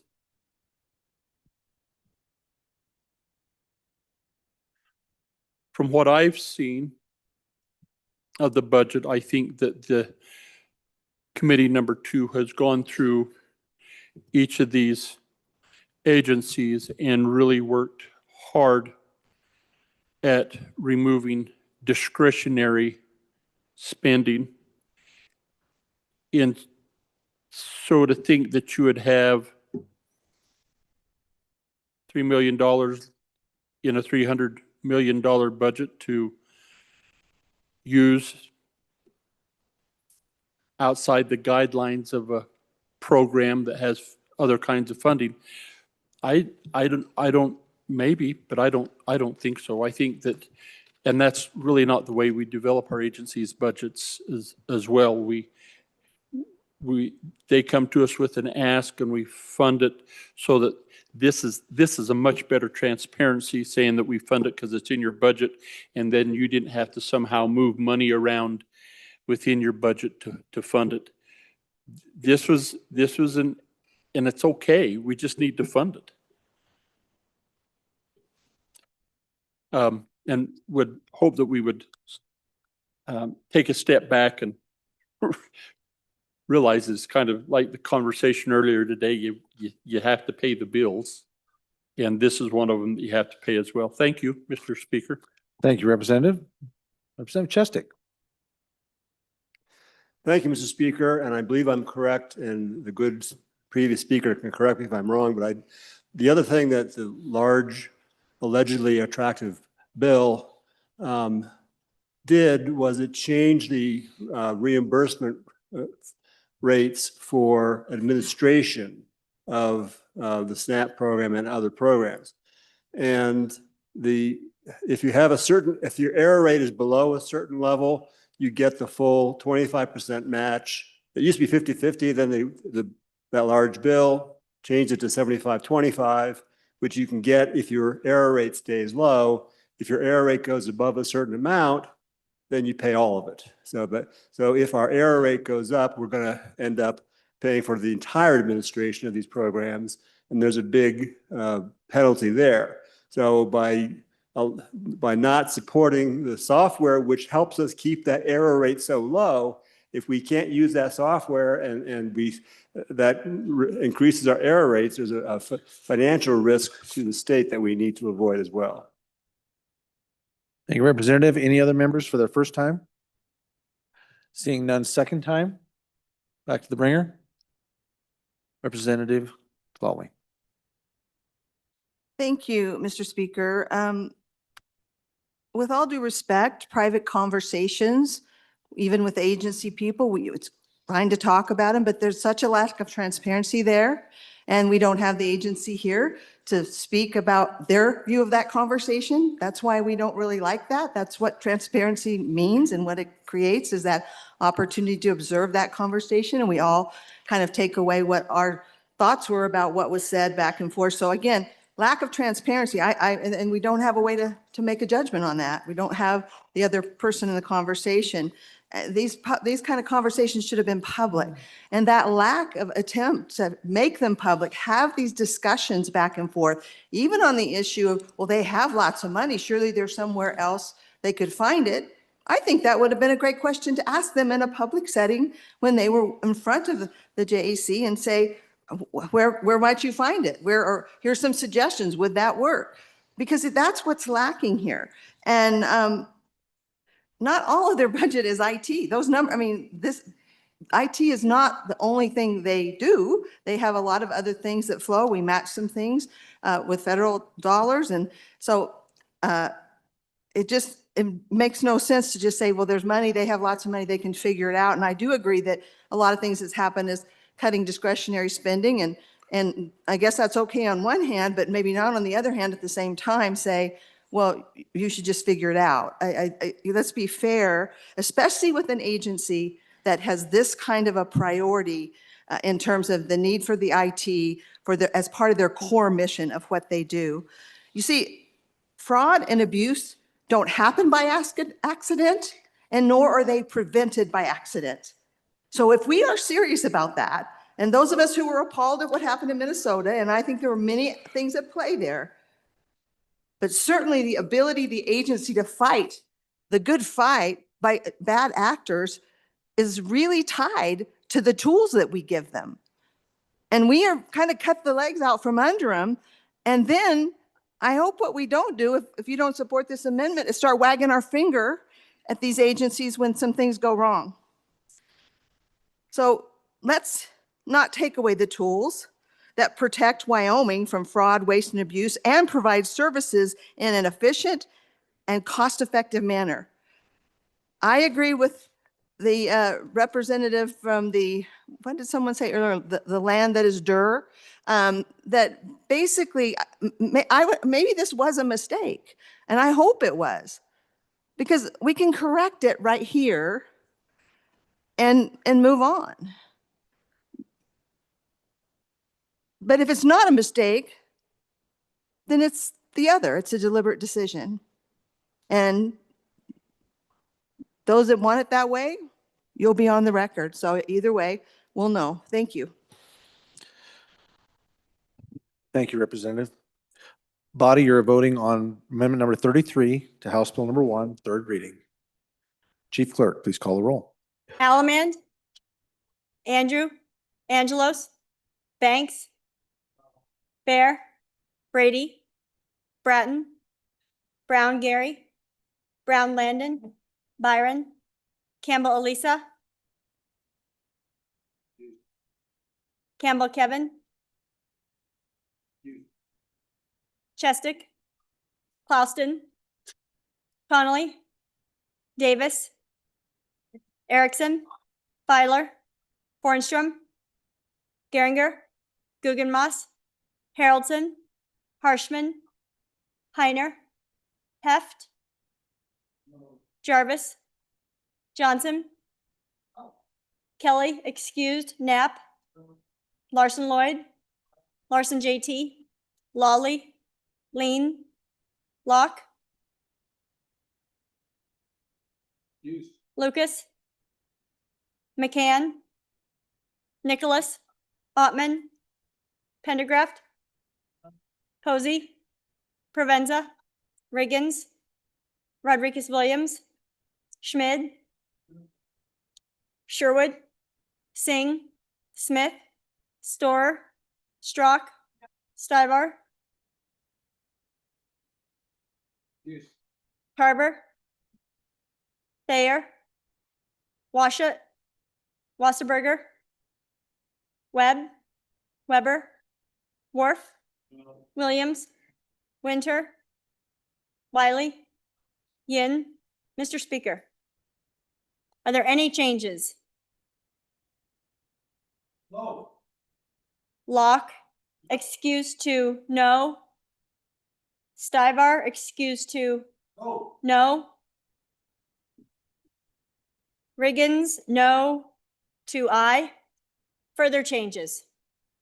Further changes. Closing vote. Vote closed. 27 aye, 32 no, 3 excused. By your vote, you have chosen not to adopt amendment number 33 to House Bill number 1, third reading. Okay, members, we're going to take about a 30-minute break here and give you a chance to get up, walk around a little bit, go grab some supper, and then we will be back in here at 7:15, and we will continue on with amendments. Thank you. Enjoy your supper.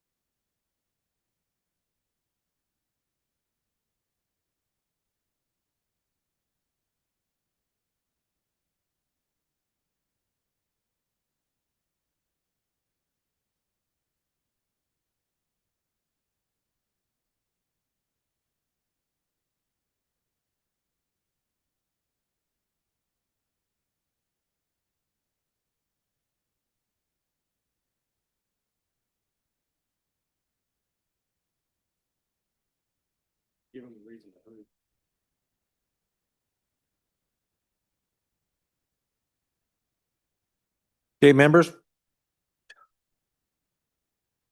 It is 7:15, so we will go back.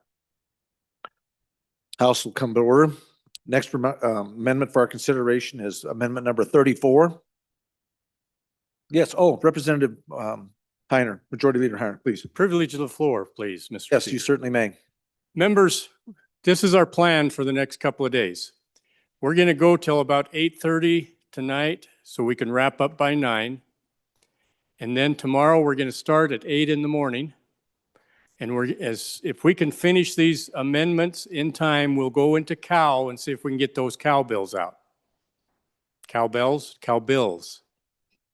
So if we can finish this up and have time to get the cow, there's a lot of people that don't want to see those bills die. So tomorrow is the last chance to get them out. So that's our plan. Let's work hard. Let's get through this as quickly as possible and get some of those cow bills out so we can work on them. Thank you, Majority Leader. Ladies and gentlemen, the next amendment for our consideration, number 34, House Bill 1. Representative Davis, please, sir. Thank you, Mr. Speaker. I'm bringing to you, I move third reading amendment number 34 to House Bill number 1. That's perfect, Representative. Go right ahead. Bad. No, you're doing well. Had a tomato in there. We're very proud of you. With this, folks, I believe that this Sunbucks is something that we really need to look at again. You know, this is a 50-50 grant with the federal government and the state of Wyoming. Easily. And if we have this for our children, it could bring projected revenue of about $3.8 million back into our local government through purchases made at our local grocery stores. Remember the match, in Wyoming, we send $8 million to the federal government, and through grants back, we only receive $4 million. So this is a portion of that $4 million that would really help. Hunger is a real problem in Wyoming, and it is on the rise. And in Wyoming, 1 in 5 children face hunger at some time there. This can help supplement them, especially in the summer. And that's what this program is designed for, is summer. Excuse me. Oh, that was a bad tomato. But anyway, the Sunbucks is intended to reach the children that are in most need. An estimated 32,000 children are eligible in Wyoming, and it's based on the family's income.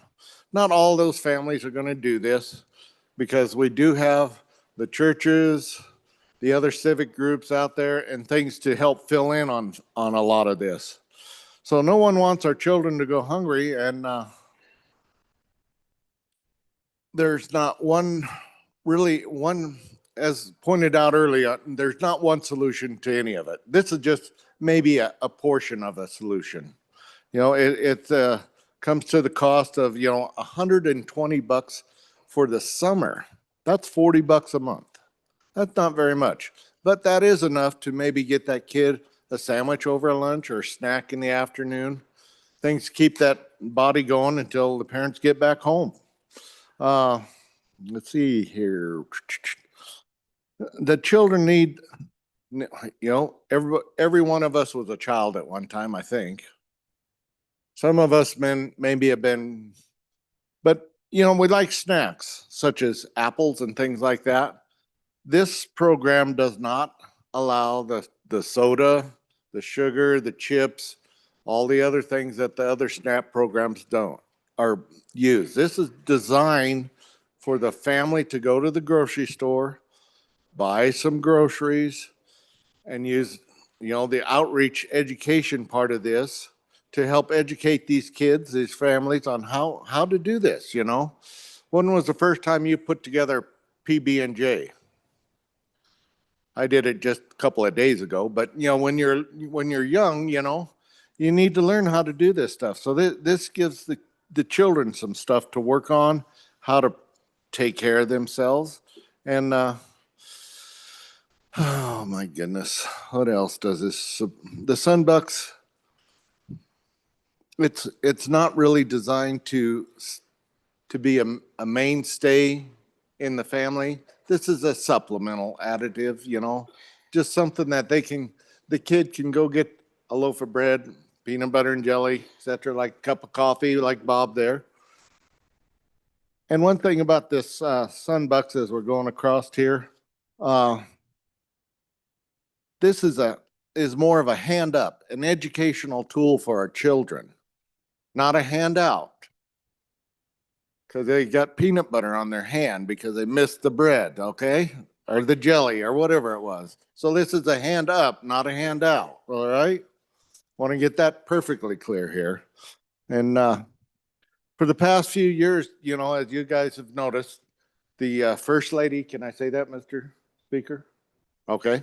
The First Lady has made large strides across Wyoming in all kinds of different ways.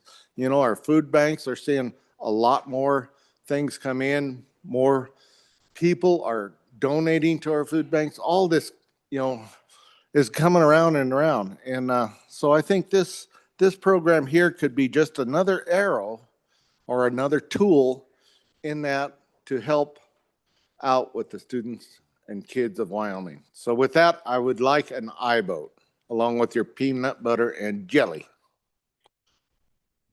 Take any questions. Thank you, Representative. Representative Smith, for your first time. Thank you, Mr. Speaker. I encourage a no vote. I just wonder when federal programs and expanding them, when should we stop that? Or because at this point, is it the government's responsibility to take care of people from cradle to grave? And so there are already a lot of great programs that parents qualify for if they are means tested to have and get food for their entire family. I think there's an element where communities have already taken this up. I know many school districts across our state provide feeding programs. So I know specifically in my community, children don't go hungry. There's also food banks. And in my community, we even have a food bank that is privately funded through having a thrift store. So the community does get behind feeding the kids. And so one of the biggest things too is parental responsibility. There's an element of pride that comes when a parent can go to work, take care of their child, feed their child. When they get a handout, we take that away from them. So I urge a no vote. Thank you. Any other member? Representative Yin, for your first time, sir. Mr. Speaker, thank you. So the programs that our good appropriator was talking about, like free and reduced lunch, only takes place in the K through 12 system. So you have to actually be in school to have that. What Sunbucks is for is the time when you're not in school. So the time during the summer after the K through 12 program is not putting you in school with the ability to feed you with the free and reduced lunch program. If you qualify for the free and reduced lunch program, which is a means tested program, again, this is a means tested program, then you qualify for the Sunbucks program. There's nowhere, the idea that it's not means tested is quite incorrect. And for those that say they can go to our community programs are saying they need help. They need us to provide this program to assist them because there's more need than they can deal with. So would ask you to vote aye. Thank you, Mr. Speaker. Representative Chestick, please. Thank you, Mr. Speaker. Echoing the comments of the previous speaker, there is a social safety network out there that has gigantic holes in it. It is not comprehensive. There are a lot of the school-based programs are during the summer, but even there are some summer programs, but they're site specific. You have to go to the site, and not every county has such a site.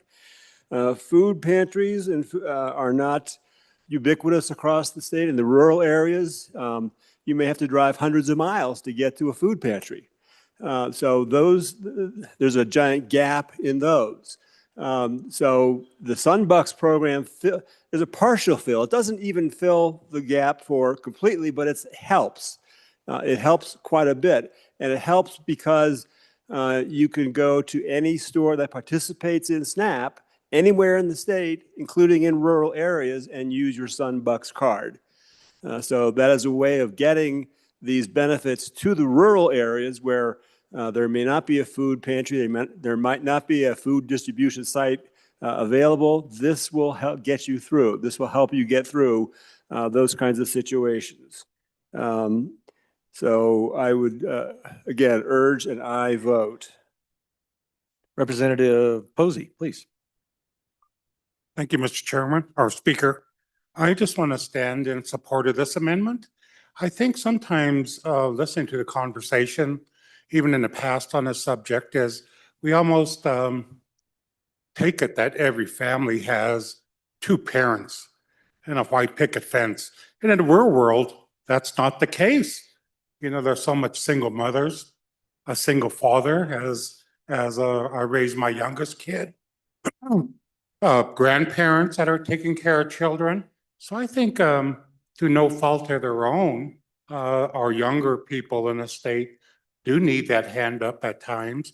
And I stand in support of this amendment. Thank you, Mr. Speaker. Thank you, Representative. Representative Clouston, for your first time, sir.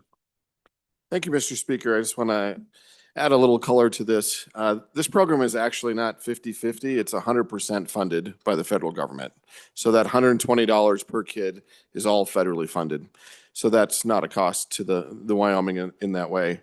And then as far as not having food banks, we have 9 counties in Wyoming that don't have a food bank. So again, this is $120. I appreciate some of the comments on the payment for it.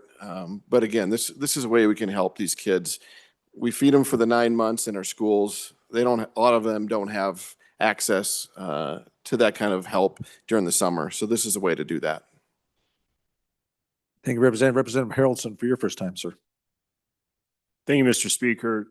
So when talking about food security, one of the things that's actually a passion that I've really gotten behind in our community as a pastor in our church with multiple other ministries as well. I'll be the first to admit we don't want hungry kids. I don't think anyone here wants hungry kids. And I want to clarify that we want kids to be fed. I'm also going to push a little bit and say one of the struggles that I have with a program of this nature is they receive a debit card and they receive an opportunity to think that food comes from the government. This is where that opportunity comes from. And I think that one of the struggles that we always battle when we're talking in this governmental realm and sphere is we want to be solutionaries. We want to fix the problems. But one of the issues that you have to ask is, in fixing problems, do we create more problems? One of the things that we love about being able to be involved in that local community with helping people find food is we're also helping people find freedom. So when you can feed someone with a debit card, yeah, you'll take care of maybe a hungry belly, but why is it that they're at this point? Maybe it's a situation where this family's on hard times. You know what? The tranny went out on the vehicle and they're out of money and they just can't afford food. Okay, well, I get that. That's a place where we definitely need to just go in there and help them get through a hard time. But maybe it's something more than that. Maybe it's something that there's a deep-seated issue in that family that they need someone to come alongside them and help them through. A debit card doesn't do that for you guys. Do we want to sit there and say, this is the end all be all? It isn't you guys. It isn't at all. And I think furthermore, one of the things that I've seen is when we start doing more and more as the government, there's a chilling effect on the local communities of stepping up and taking care of the problem. Well, the government will take care of it. Well, they'll step in and take care of it. They'll save the day. And you can sit there and go, oh, they need more help. They need this, they need that. What I've found personally in our community is when we stood up and said, this is what we're doing, we got to see amazing things take place. We have a gal in our community that said, I don't want any kid, it's a grandma, I don't want any kid to be hungry in our community. And she started a program to help feed kids through the summer as well as through the school year. And I would ask, do you think she would have ever stood up and done that if there would have been more programs given by the government? I don't think so, because she would have said, well, it's filled. One part of what they're doing is not just giving a meal or giving a backpack full of food to a family. They're also sitting there saying, hey, how do we help you so that you don't continue down the road you are? And how do we find freedom so that food isn't the issue long term? So I would stand against this. I don't believe giving kids a debit card and telling them the government's the answer, that they're going to be the ones that are going to fill your tummy. Well, what happens when they get older? What happens when they continue? We're creating a system that is incredibly dangerous if we're not careful. So I would recommend a no vote. Representative Provenza, first time. Thank you, Mr. Speaker. I guess I don't understand the argument that we're teaching kids the government is showing up to give them money. Does Uncle Sam come out of his grave and hand a card over and say the government is here to help you? I was a kid on food stamps. And I knew when we went to the grocery store that there were rules about how we had to grocery shop. And I didn't really know why. I don't know. I'm really struggling with the rhetoric that we're teaching kids something and that we're taking freedom away from them to have opportunities, when what we're trying to do is give them the freedom to be able to be children. Point of order. We all have opinions. I'd rather we didn't talk about other people's rhetoric. Voice your opinion. We all have different opinions on policy. Thank you, Mr. Chairman. I'm sorry, or Mr. Speaker, I'm sorry I didn't ask you first. Speaker, point of order. Representative Ian, what's your point? We can't keep using point of order to talk about something that we think the speaker disagrees with. If you disagree with the person that's speaking, use your debate time, speak with your debate time. Thank you, Mr. Speaker. Thank you, Representative. Ms. Provenza, please proceed. Thank you, Mr. Speaker. Quite frankly, I've lost my train of thought. I guess that's maybe the goal. First for a second, I'll finish my thoughts later. Thank you. Representative Jarvis for your first time. Thank you, Mr. Speaker. I'm just going to build on that a little bit because I think the card goes to the parent. And the parent, I think, can make that decision to give their kids the card. And I can tell you, I have college kids that feel like they really like getting that card from me, that are kind of struggling with the dependency on their own parents, that really don't want to pick up paying bills for themselves. They are like, wait, what's my phone bill? Why? Like, I have to get a what? So I'm not really buying the argument that we are creating dependency, because the pure definition of child is a dependent.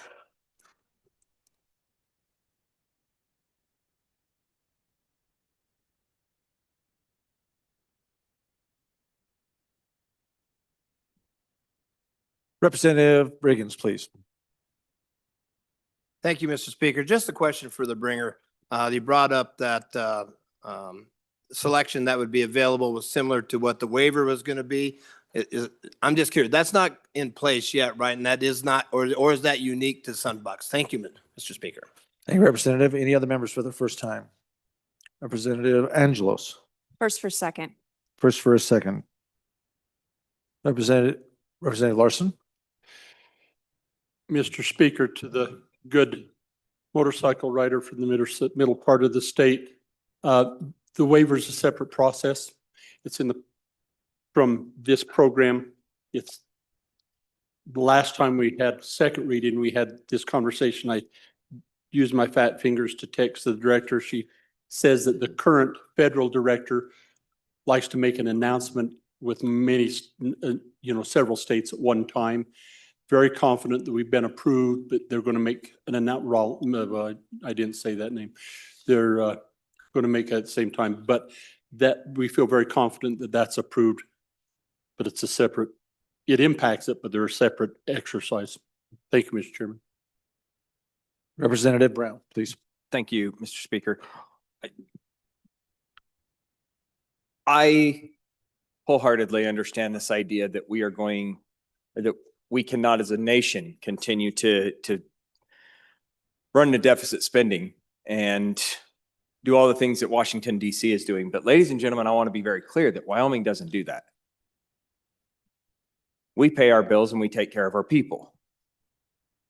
So I just did a little search and was kind of looking back and thinking, how much money do we get back from the federal government? Because let's go back to that again. This is 100%, this is just spending authority to say, if we get this from the federal government, it's going to pass through our state agency and take care of these kids for about $1.10 a day.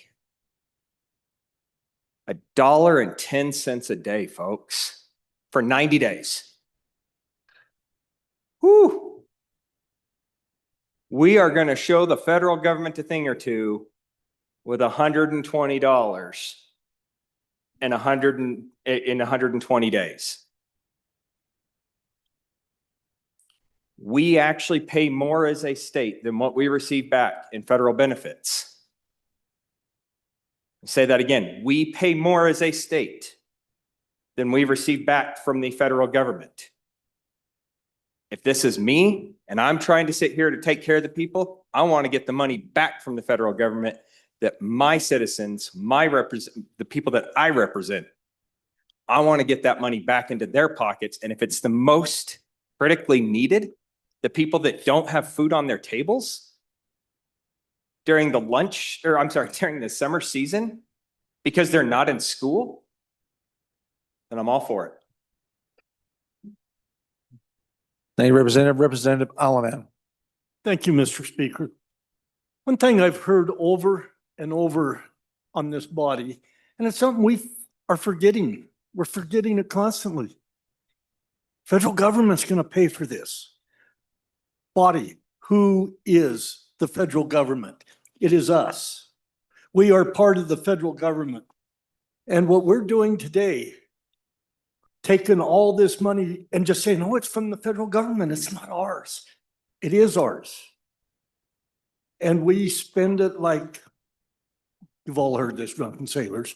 But our kids, our grandkids, I don't think it's even our grandkids. Someone someday is going to have to pay this back.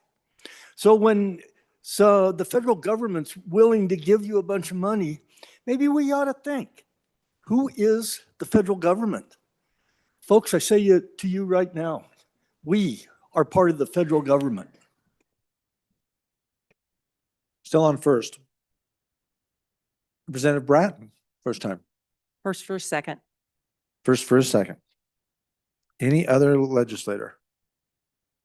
Is that it? Oh, Representative Connolly, please.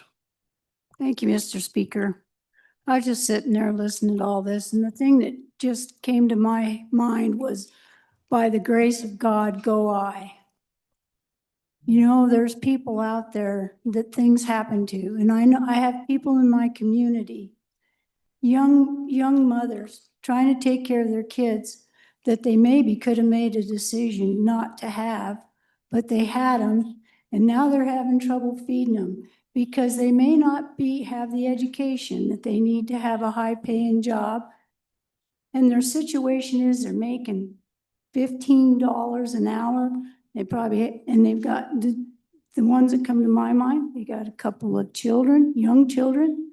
They're trying to pay for daycare. The mom ends up with breast cancer, and then her car breaks down, and she's a single mom. And what that $120 would do for that mom to be able to take care of those children in the summer would be huge. You might not think that $120 is a lot, but when you're in that situation, no fault of your own, that's a big deal. So I just ask people to think about that when they vote on this amendment. Any other members for their first time? Seeing one going for the potentially the Fs, the microphone. Representative Storer, first time.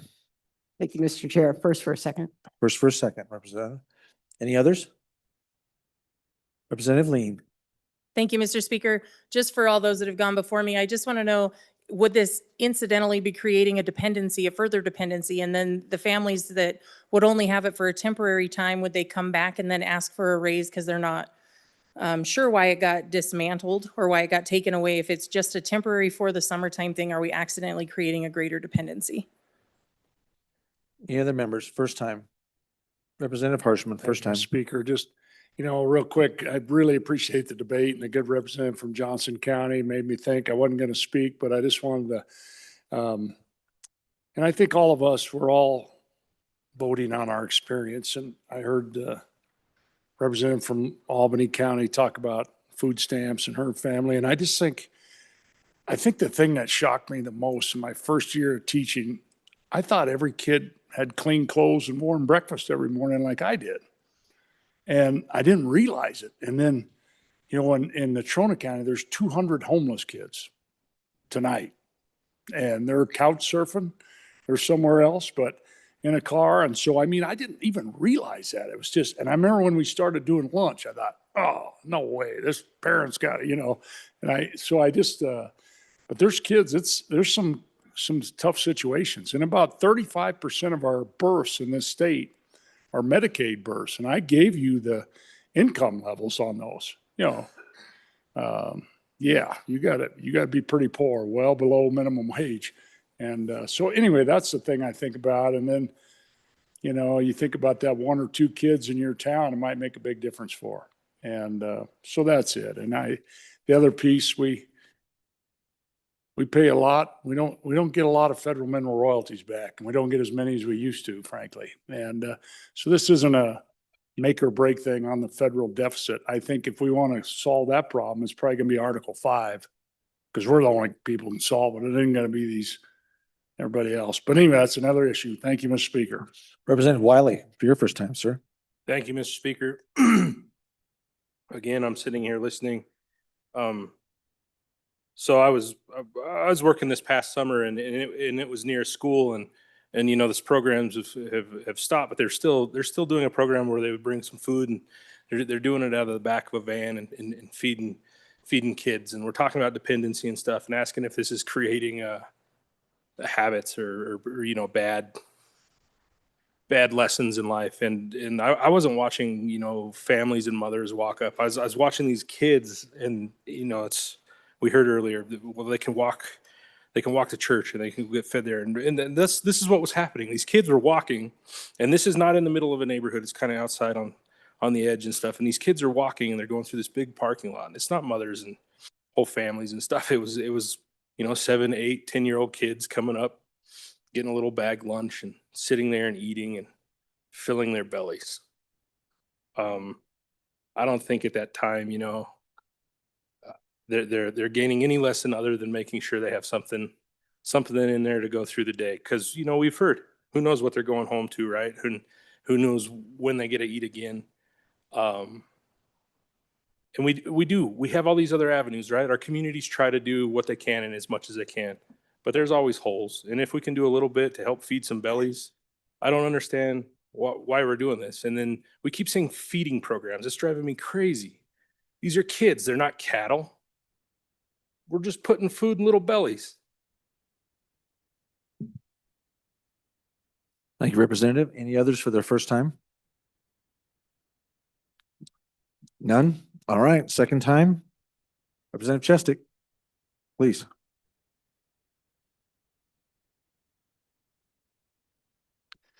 Thank you, Mr. Speaker, and thank you for the good debate on this very, very important issue. A number of things I'd like to say about this.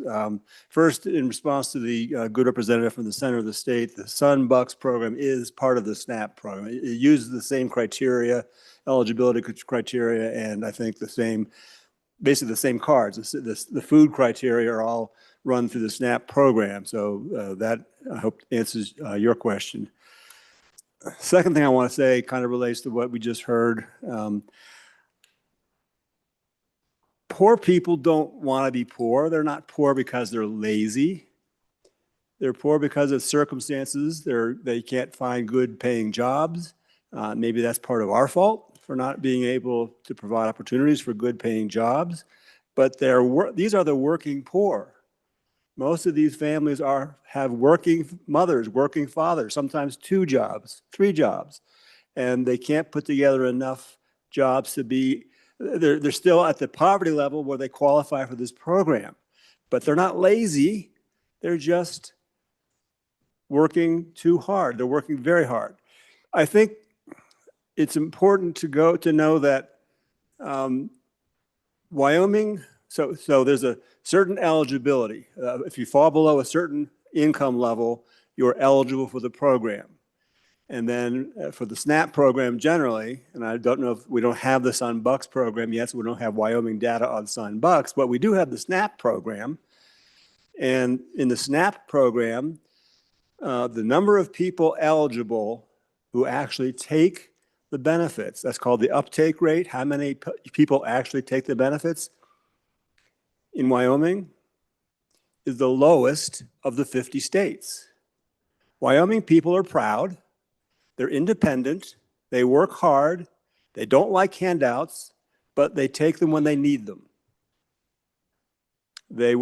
So this is not creating some kind of underclass of dependent people.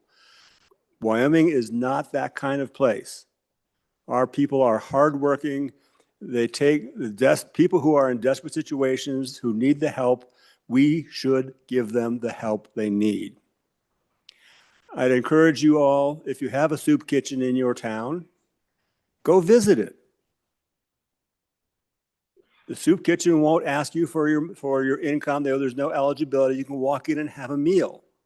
I encourage you to do that and then talk to the people who are there. They're good people.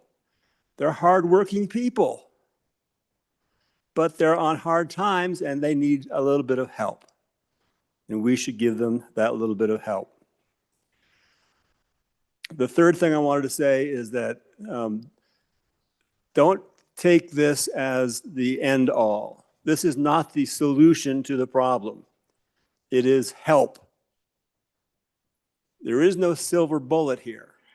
This does not solve the problem. It is part of the solution. The other parts of the solution are things we've talked about.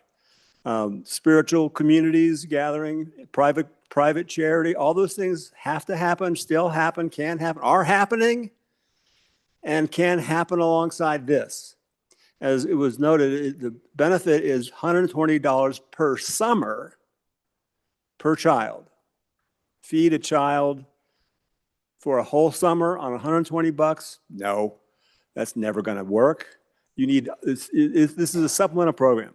The name of the program is SNAP. What's the S stand for? Supplemental. Supplemental nutrition.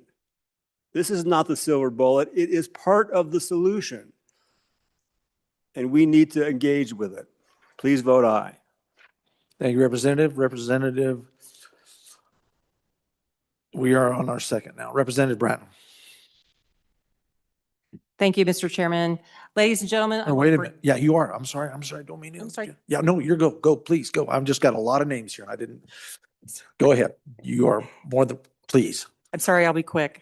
So ladies and gentlemen, I'm actually here to bring you some very good news. I asked about these food programs last year because I am on the education committee.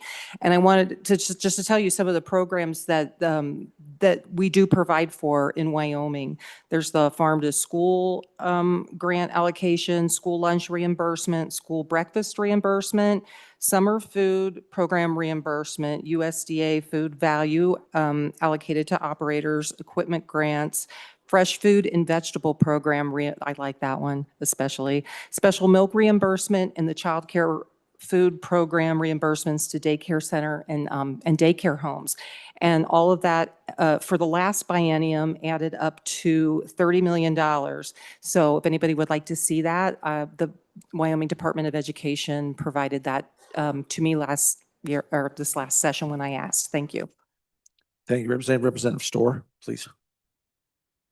Thank you, Mr. Chairman. I would like to understand why it is that some federal programs seem great. We never talk about whether it's deserving or not. We don't question the funding we get to develop water in this state. We recognize its value. We recognize the value of all those federal funds for highways so we can get from here to there. Many of us benefit from Social Security and Medicare. Obviously, we've all paid in to help support these programs. But somehow, when it comes to feeding kids and helping low-income families, we question whether those people are as deserving. And somehow we decide that philanthropy and communities and churches can fill that role. Well, that gets a little personal for me since I work in philanthropy and I know and understand what philanthropy can and can't do in this state. And it does a lot, but it's a lot it can't do. And it was one of my relatives that actually endowed a religious foundation, helped to create a religious foundation in the state that has programs in 48 parishes, many of which feed kids. But it's not enough. So I just do not understand how it is that we want women to have children, even if they can ill afford to feed them. And then we come here with excuses for denying them food. And then when those kids struggle to read, because maybe they're hungry, we deny them early childhood literacy. This is the cycle that needs to stop. This is what needs to change in the state of Wyoming. Thank you, Representative. Representative Jarvis, for your second time. Thank you, Mr. Speaker. So I just wanted to give you guys the categories of qualifying for SNAP. There's the ABAWD, which means able-bodied adults without dependents.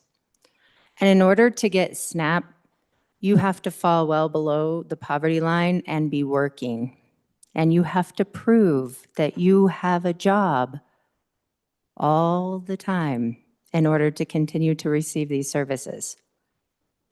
And then the population that is not required to work, here's the 4 categories: disability, pregnant, caring for young child, and there are age requirements to that, because once your kids age out, then you become an able adult that's able to work again. And older adults. Wyoming only gives hand-ups to disabled people, pregnant, mothers caring for babies, and older adults. Sounds like our system's really being abused. Thank you, Representative. Representative Larson Lloyd, for your second time, sir. Thank you, Mr. Speaker, and thanks for supper. You've done that for us the last few nights, and whoever's done that, please accept our appreciation for those efforts. Well, enjoy it, Representative, because tomorrow you're on your own. So, just so you know, we'll talk. Pork rinds and beef jerky, right? No, I'm sorry, go ahead. Yeah, so, Mr. Chairman, I think to the accountability in the fraud component. That's one of the components of this ask, is to make sure that we can set the system up and make it function properly, and make sure that we don't, similar to what we do with the rest of SNAP, that our error rate is in compliance. I've heard on the conversation of SNAP over the last couple of years, the role of volunteers in our various churches, and I stand amazed at how charitable and giving people are in what churches do to help the poor around the state of Wyoming. But I noticed that the poor never stopped coming. Some areas are different than others, but all the soup kitchens, all the fast offerings, all of that, there's always a need to help. And so then what's the role of the state in this? Is there a role or not, or does it rely someplace else? Well, I think, I ponder this probably because of my guilty conscience, that when I meet my maker, what he's, and he puts his arm around me, and just have a hard time thinking that he's going to say, boy, I'm sure glad you didn't spend that $125 trying to feed a kid. Really, it's helpful. I think it's probably going to be, there were some of those that maybe didn't qualify, but there sure were a lot. And let's side on the error of helping rather than on the side of the other side that I don't think I think I'm on enough. So I think that there's a role of state government in this effort, because I think all of it, state government, is a reflection of our personal beliefs and our personal convictions, whatever religious belief that might be. And I think that that spills over then in this body and how we do this. And I just think that there is a very genuine nexus. Do we want it abused? Of course not. But I think we're willing to side on the err on the side of making sure everybody gets fed rather than withholding to save $125 a summer. So we've had this conversation 3 years now, right? 3 years now. We've refined it a lot. We've got this waiver. I really think it's a worthy program. And until something better comes along, I think that certainly worth considering and putting into place. Thank you, Mr. Speaker. Anyone else for their second time? Second time, Representative Angelos. Thank you, Mr. Speaker. I want to talk about what happens when the federal government takes something away. What happens when a federal government shuts down and benefits are taken away? Because this happened not too long ago, 2 months ago. The fear with this program that I have is that this was a program started by the prior administration. And we've seen how that has panned out with the current administration in canceling those programs. So we could have children on this program and it be cut, and we now are offering benefits that are now in detriment of being taken away. I think that's cruel. When you look at this, you see that there's an increase for a full-time position. And the reason why that is because the error rate for this program is extremely high. So they had to build in a full-time person so that this error rate doesn't affect our other SNAP benefits. And that is my concern, that we are going to put our other SNAP benefits in detriment over this program. Not too long ago, we had people who were in crisis because for political reasons at the federal level, it was shut down.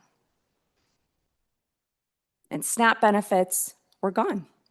And yes, our communities did step up. My community, my church. bought entire food trucks and brought them into Gillette. So starting a program, a brand new program that does have an extremely high error rate is a concern because it will affect our other SNAP benefits. We will get fined by the government if that error rate climbs. So with that, on and against. Representative Wiley for your second time. Thank you, Mr. Chairman. I hate to break it to you, but we're always going to have crisis moments. We're always going to have the rug jerked out from under our feet. And what is Wyoming going to do when that happens? We're going to stand back up and we're going to tackle the problem head on, and we'll figure it out because that's what we've always done. That's what we'll always do. But what I've heard during this debate over and over again is trying to find justification to say no and feel good about it. Let's not say no. If a problem occurs, we'll tackle it together. But right now, think about the little empty bellies. Representative Provenza for your second time. Thank you, Mr. Speaker Pro Tem. So the number of households, many of which have kiddos in them, in counties, and I won't list all of them, but some of the highest, 6.9% of households in Platte County are on SNAP. 8.2% in Fremont County. Goshen is 7.7%. Converse is 6.4%. So these are kids in our communities. This is who we're trying to look out for. Kids should be able to be playing in the summer. They should be swimming in our local swimming holes, not hungry. You know, I talked about my family struggling with food stamps. My parents were both disabled. My mom was run over and had 7 back surgeries. She couldn't work. There was not anything we could do about our circumstances. And I think many of these kids are in similar situations. And we shouldn't be punishing them or leaving them hungry because of ideologies, because we have made assumptions about people's individual lives. And I remind this body, blessed are the poor. Let's not leave them behind. Thank you, Mr. Speaker Pro Tem. Anyone else for their second time? Second time to the sponsor. Representative Davis, never mind. Representative Lean. Thank you, Mr. Speaker Pro Tem, and thank you to the sponsor for letting me step in. I just was looking through some numbers and I thought it for just a context of how much the government does spend on the people of Wyoming. We've got 580,000-ish people in the state, and we spend about $5,401 per person. That's per person, not per student, and that doesn't include federal dollars. That just is the state dollars. So if you were to break this down to just per student, what they get for their education value on top of what the government's paying already, I would say that the state's pretty generous. I just wanted to put the numbers out there, and I keep hearing and feeling like the state is saying, we're not feeding them enough because we don't care. That's not true. The state provides many services, and to the tune of $5,000 a person walking around, that looks pretty great when you've got almost 600,000 people in your state. Thank you. Anyone else for their second time? Second time to the sponsor. Representative Davis, take us home. Thank you, Mr. Speaker Pro Tem. I'll start at the bottom and hopefully I can remember what the top was here. But you know, with the error deal, with the upgrade on IT, we should maintain that error ratio. I mean, that's what that's supposed to do there. And then we can go up here to, we roughly send back to DC 8 million and DC sends us back 4 million. So we're sending way more back there than we're receiving back in federal dollars. The good representative from coal country up there was exactly right. 50% administration is what Wyoming pays, 50% of the 100% on the administration. 100% of the groceries are paid for with the federal dollars. We're targeting small rural communities. You know, Wyoming is 98 communities. Only 15 of them are above 5,000. So that leaves the bottom down there getting pretty low again, you know. And many of these small rural communities, such as I have in my house district, do not have a grocery store. So then all of a sudden, when mom goes to the grocery store, she takes her son or her daughter and they go there to the grocery store. And perhaps instead of just swiping the cards, she's teaching the children what this card can do. You know, shopping with them. There's an education component involved in this, training them for later in life. There's many a days I've seen in our little community, our little children, 10, 12 years old, running around with their father's or mother's credit card. They go and buy lunch and then leave, you know?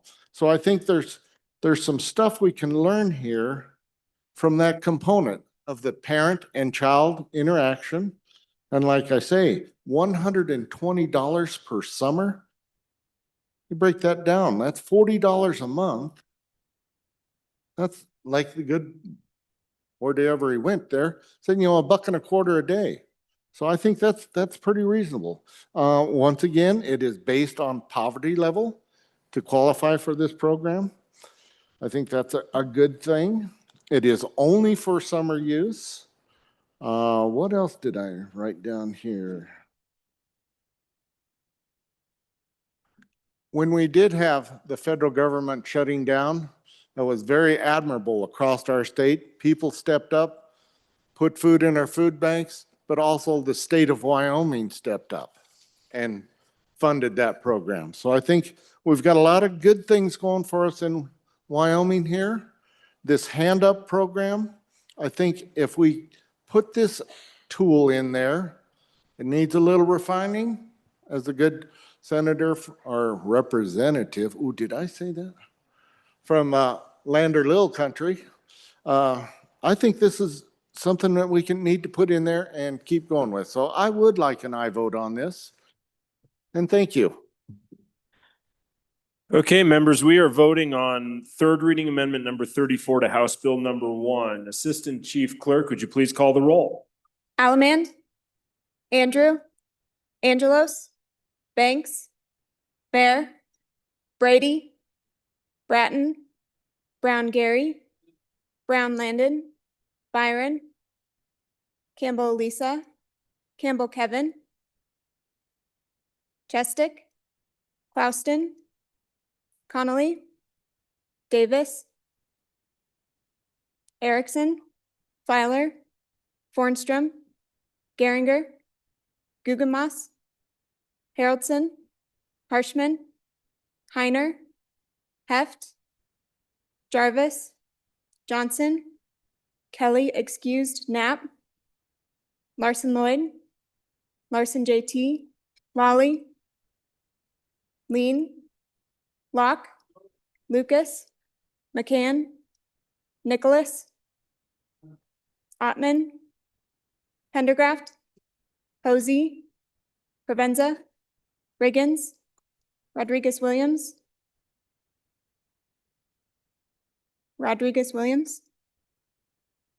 Schmid,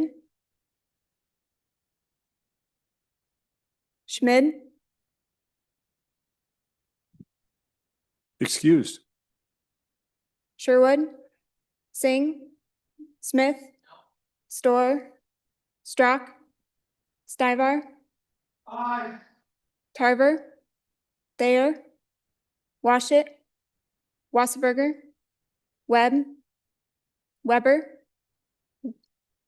Worf, Williams, Winter, Wiley, Yin. Mr. Speaker, Are there any changes? Are there any changes? Closing vote. Vote closed. 29 aye, 31 no, 2 excused. By your vote, you have voted not to accept third reading amendment number 34 to House Bill 1. The next amendment for our consideration is third reading amendment number 35 to House Bill number 1. Representative Lucas.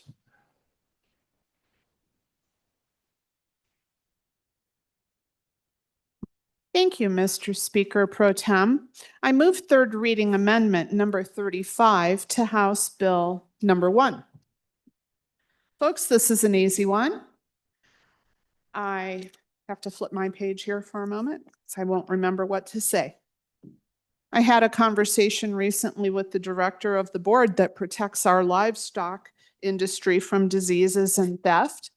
And I was informed that they had previously requested a $300,000 appropriation to pay for metal tags and have since worked with that's them. They worked with the tag supplier and have come up with a way to pay for that does not require an appropriation. This appropriation was specifically to be used for the metal tags. It can't be used for anything else, and they don't need the money. So he suggested that we pull it back and use it for something else. I ask for your support on this amendment. Thank you. Thank you. Chairman Baird for your first time. Thank you, Mr. Chairman. On and for the amendment. This was something that we were working on during the markup and hearings, and things got worked out. This is a bill that was passed in 2021 that gave freedom to our producers, and the producers are actually the ones that end up paying for these tags. We were just trying to provide some seed money to get the tags produced, and we're going to be good to go now, and the producers will be paying for those. Looking for an aye vote. Minority Floor Leader Yin. Mr. Speaker Pro Tem, on and for, but those who want to make sure that their position based on where JAC is, you now have $300,000 to vote yes on other amendments. Thank you, Mr. Speaker Pro Tem. Anyone else for their first time? Representative Allemand.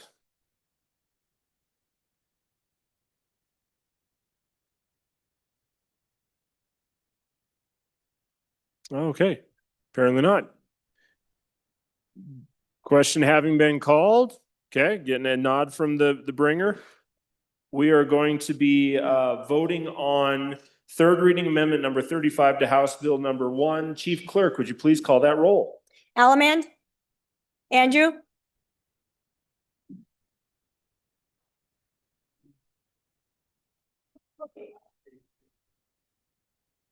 Yep. Okay, let's pull it back together, guys. Angelos?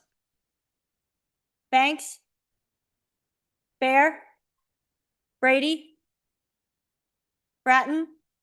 Brown Gary? Brown Landon? Byron? Campbell Elisa?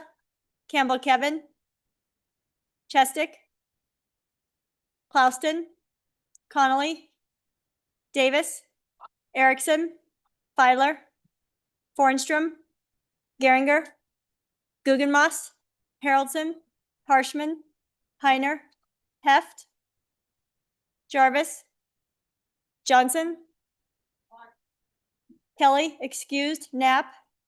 Larson Lloyd? Larson JT? Lawley? Lawley? Lean? Lean? Locke? Lucas? McCann? McCann? Nicholas? Ottman? Pendergraft? Posey? Provenza? Riggins? Rodriguez Williams? Schmid? Sherwood? Singh? Smith? Storer? Strock? Stivar? Tarver? Thayer? Washut, Wasserberger, Webb, Weber, Wharf, Williams, Williams, Excused? Winter, Wiley, Yin. Mr. Speaker, are there any changes? Allemand, no to aye. Andrew, no to aye. Lean, no to aye. Further changes? Further changes? Closing vote. Vote closed. 60 aye, 2 excused. By your vote, you have voted to accept third reading amendment number 35 to House Bill number 1. The next amendment for our consideration is third reading amendment number 36 to House Bill number 1. Representative Lawley. Thank you, Mr. Speaker. Before I move 36, I would like to withdraw House Bill 1, third reading amendment number 42.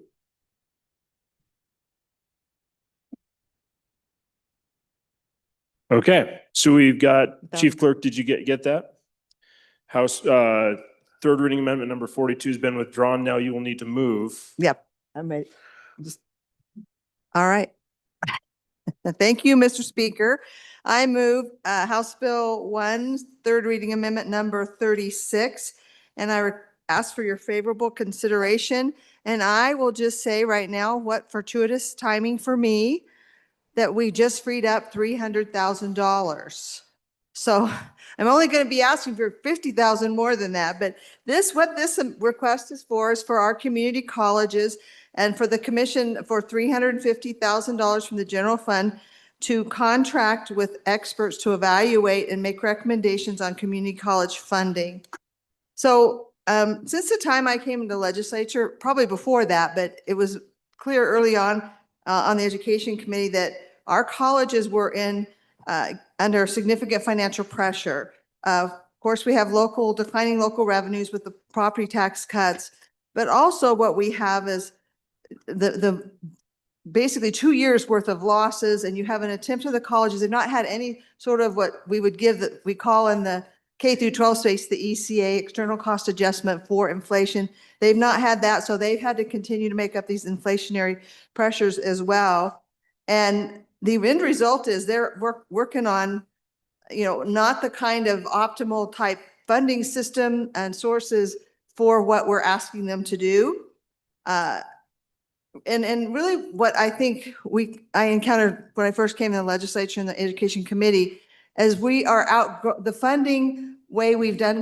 way we've done funding for community colleges historically in Wyoming is not fitting the way the community colleges are functioning in the current needs we have in Wyoming. So what do I mean by that? Well, our formula was built on a different era where before there was certain types of enrollments that tended to be more geographic around that college because they all were fairly similar in what they offered. We've now moved to where different colleges have certain things they specialize in, especially in the area of CTE. So it may be more advantageous for you to pick a college way across the other side of the state based on what they're offering. So you've seen this sort of shift, and then you see we're asking the community colleges to ramp up CTE, which is really important, and we're going to fund some of that.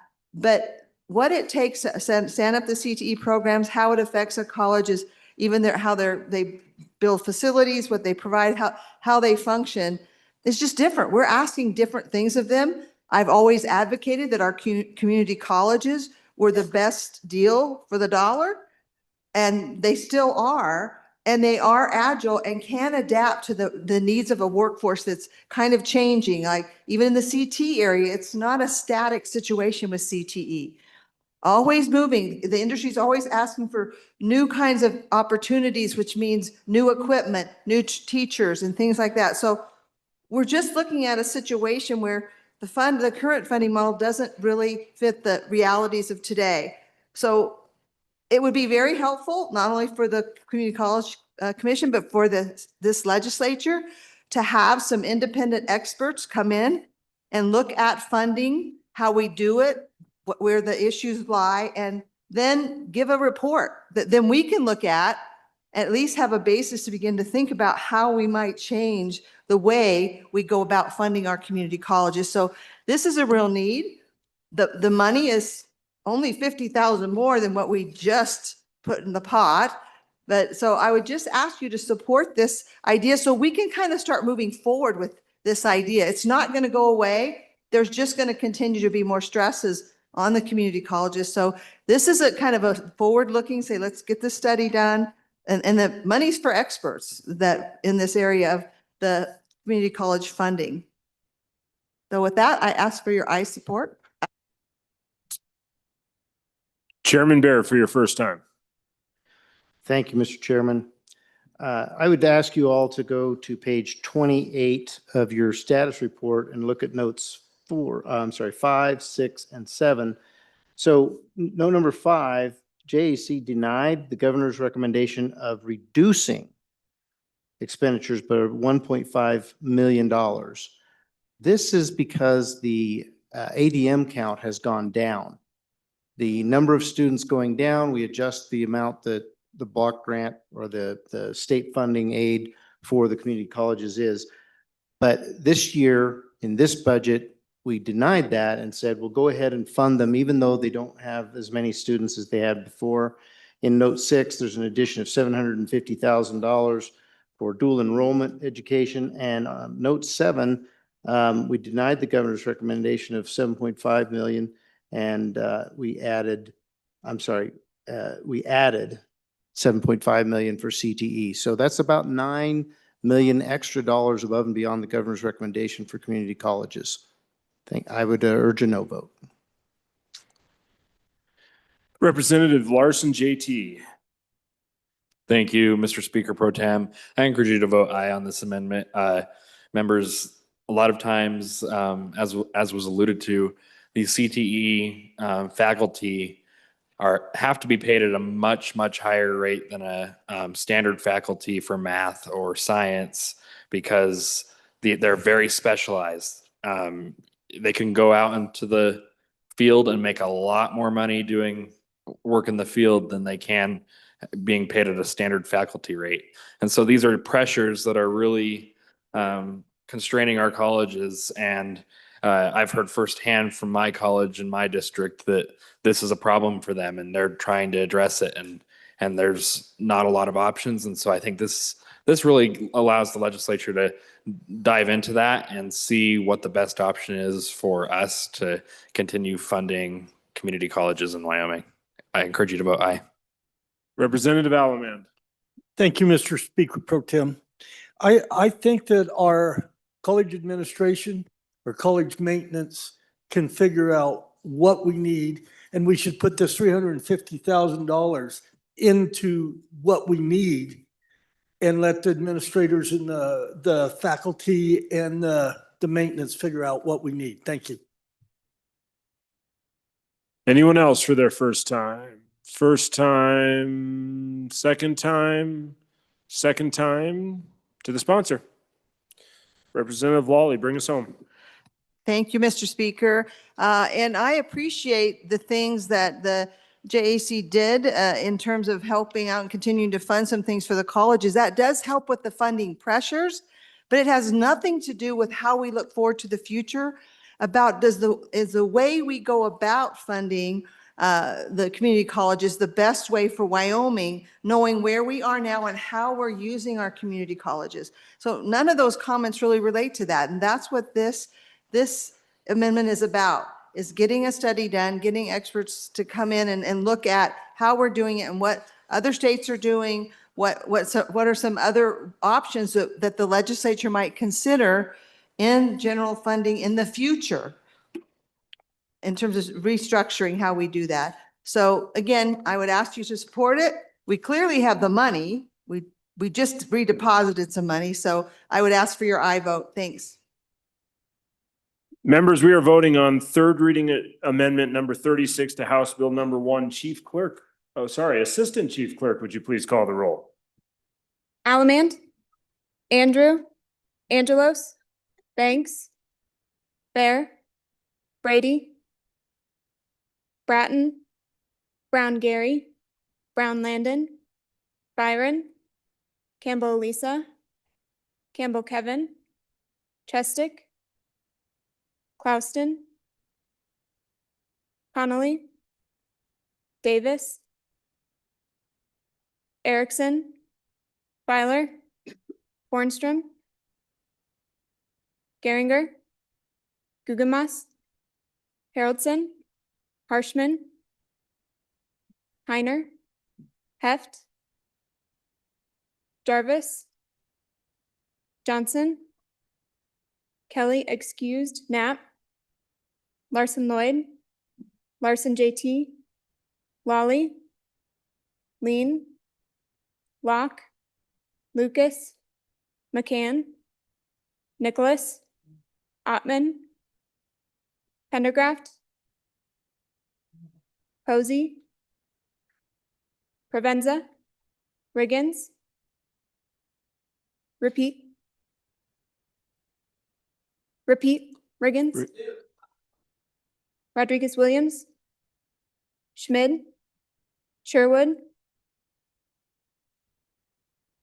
Singh, Smith, Storr, Strock, Stivar, Tarver, Thayer, Washit, Wasserberger, Webb, Weber, Wharf, Williams, Winter, Wiley, Yin. Mr. Speaker, are there any changes? McCann, are there any changes? Closing vote. Vote closed. 16 aye, 45 no, 1 excused. By your vote, you've decided not to accept third reading amendment number 36 to House Bill number 1. The next amendment for our consideration is third reading amendment number 37 to House Bill 1. Representative Angelos.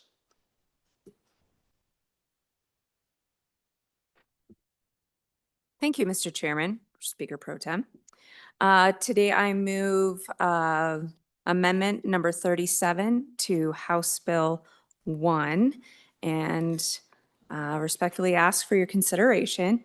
What this is Gillette College, and I think I can say that because it's in here, is this is the first college to seek accreditation since 1960. So it's quite a feat. It's been a couple of years that they've been working on this. And what I bring to you is basically a trigger amendment. So this amount, the $4,027,390, is contingent on Gillette entering candidacy this summer. That is what they're looking at, is entering candidacy, which means they work towards accreditation. And part of that is for their health insurance and their retirement benefits. Currently, Gillette does not assess 4 mills. They assess 3.2 mills. The mill rate in Campbell County is, it's high. It's almost $4 million would be 1 mill. So because of that, they're not assessing and they can't qualify for state aid. So with this, I'm just asking if, and this is cleared through the AG's office, this is all legitimate, if they would be able to use this towards health insurance and retirement if and when they enter into candidacy. And I ask for a aye vote. Anyone for their first time? Representative Larson Lloyd. Thank you, Mr. Chairman. My memory has it that when we were going to create this new college, that we were assured that they weren't going to need state aid. And certainly wouldn't need it before they got accreditation. Now, if I'm wrong in that misunderstanding, please, but I think that was really what got a lot of the votes. And I'm really uncomfortable with the request and would like some justification for why we changed our mind.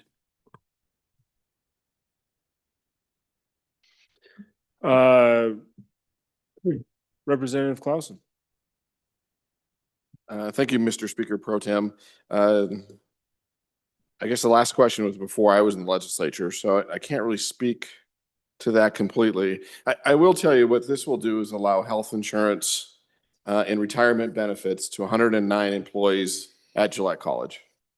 What it does not do, because of the not having the 4 mills, there's another $13 million that Gillette could qualify for if they went to 4 mills. This will not do that. This will just be the money for the health insurance and the retirement. Thank you. Representative Pendergraph for your first time. Thank you, Mr. Speaker Pro Tem. Question for the bringer. It's my understanding that until they are accredited, they cannot receive funds. And so funds have been flowing through the other college with which they have been associated. So I'm just asking for a little bit of clarity there. It appears that they're asking for funds as they enter candidacy, and I don't believe they can receive them. Chairman Brown for your first time. Thank you, Mr. Speaker Pro Tem. So I actually agree with the big bear from the land of the mountains. I was trying to count and think how many other members here were here during that debate. And to be honest with you, there wasn't much of a debate on this floor because of exactly what he said. We were told that when we create this community college district, it's going to stand up. It's got enough wealth. We don't need to worry about it. There's no questions asked. Just give us this college and we're going to make it work. And I'll be the first one to admit, I believed what I heard on this floor, and it may have not been the best thing because here we are just a couple years later saying we need the state aid. So my question, is this a stopgap until they do become accredited and this $9 million is going to be reduced the next time around? Or is this going to be a continuation and it's going to be a state aid supplement after we were told it was not going to be needed? Chairman Washer for your first time. Thank you, Mr. Chairman. So I'm just asking if anybody can remember what year that was, because I think most of us recognize that up there in County 17 land, the economy's been pretty volatile. Sometimes they're doing really, really well and sometimes not so. And so I'm wondering if maybe economic situation at the time that they asked for this funding was on the upside, really up on the upside, and they were absolutely certain they were going to be able to maintain things without coming back for additional funding. And now maybe the economy has changed in that area. Is that a factor in why we're back asking the legislature for more funding? Anyone else for their first time? Representative Conley. Thank you. This Campbell County, this college over there, there's the college that's in the county next to mine is the integral part of the accreditation process, if I understand it correctly, for this college over in Campbell County. And I think there's some issues there about how all this might play out affecting the college in Sheridan County if some of this stuff happens before it's statutorily required to. So I'm going to be a no on this just because I'm not sure how that all is going to play out. Representative Davis for your first time. Thank you, Mr. Pro Tem. I have one question for the bringer. Have we approached the state to see what this dollar amount for insurance and everything would be if they were on the state policy? Anyone else for their first time? First time, second time to the bringer. Representative Angelos, can you give us some information? Thank you, Mr. Speaker. Thanks for the questions. And I hope I wrote them all down. If I didn't, somebody come tell me. So this would be, this is outside the funding model. So this is additional funds for this first time. So that's why per the individual that handles our law here has said that this is approved. I think there was asked if the economy has changed. It hasn't changed, but the way the state has set up funding for the colleges is they have to assess the 4 mills. If they do not assess the 4 mills, they do not qualify for state aid. So yes, Campbell County is paying all of the costs. And you can see that through some of the other funding on community colleges. I think it was like $45,000 in there for one of the computer systems. They're paying that. They're paying all of that. But what they're asking is once they enter into candidacy, they would like to this to be put in the standard budget. There's something else I wanted to say. Currently, by not assessing 4 mills and getting state aid, which they can't do until they're accredited, they're saving the state about $12 million. Once they get accredited and they assess the full 4 mills, they will claim more state aid. So I hope that helps clear up. Not a cost savings, but is. So if there's other questions that I didn't cover, let me know. I hope that made it a little more clear. It's outside the funding model. The individual handling our law did approve it. This would go into the standard budget, and it's only a trigger if they enter candidacy, which I believe the accreditation process to be fully accredited will be about 1.5 years from now. So by the next biennium, this will be on the budget anyways. So standard budget. I hope that helps clear up. Vote aye. Sorry, we have already gone back to the bringer, so we cannot have another opportunity at it. So we are voting on third reading amendment number 37 to House Bill number 1. Assistant Chief Clerk, would you please call the roll? Allemand, Andrew, Angelos, Banks, Bear, Brady, Bratton, Brown Gary, Brown Landon, Byron, Campbell Elisa, Campbell Kevin, Chestick, Clouston, Connolly, Davis, Erickson, Filer, Bornstrom, Geringer, Gugemas, Haroldson, No. Harshman, Heiner, Heft, Jarvis, Johnson, Kelly excused, Knapp, Larson Lloyd, Larson JT, Lawley,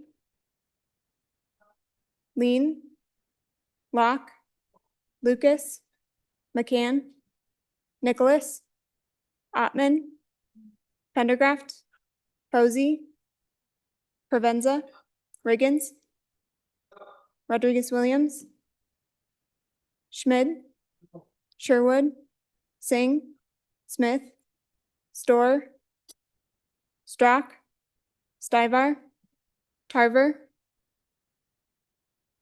Thayer, Washit, Wasserberger, Webb, Weber, Wharf, Williams, Winter, Wiley, Yin. Mr. Speaker, are there any changes? Knapp, no to aye. Mr. Speaker? Andrew? Further changes? Closing vote? Vote closed. 11 ayes, 50 noes, 1 excused. By your vote, you've decided not to accept third reading amendment number 37 to House Bill number 1. The next amendment for our consideration is third reading amendment number 38. Representative Thayer. Thank you, Speaker Pro Tem. I respectfully withdraw third reading Amendment 38 on House Bill 1. I also respectfully withdraw 68, 69, and 70. Okay, Representative Thayer, you just to solidify, you withdrew 38, 68, 69, and 70. That is correct, Speaker Pro Tem. Okay, thank you very much. The next one for our consideration is third reading amendment number 39, and that is well one of yours, Representative Thayer. Thank you, Mr. Speaker Pro Tem. We have not heard this one yet. This is new. Woohoo! Okay, so I move third reading Amendment 39 on House Bill 1 and appreciate and would ask for your favorable consideration. So first of all, I want to say thank you to the JC and their funding allocation to the community colleges. However, saying that, this money on this actual amendment would be an increase to their existing funds that were allocated to their block grant. The legislators give money to 8 different community colleges. They use them in a wide range on the block grant. They use them for CTE, inflation, salaries, and programming. I want you guys, you should have a handout that was passed out hours ago, but for one out of every 28 jobs in this state are supported by activities at one of our 8 community colleges. We have 41,000 students at our community colleges, 2,600, I'm going to mess up, sorry, 2,600 employees at all of our community colleges. I want to talk about an ROI. We've talked a lot tonight about ROI and making sure we're spending our money wisely.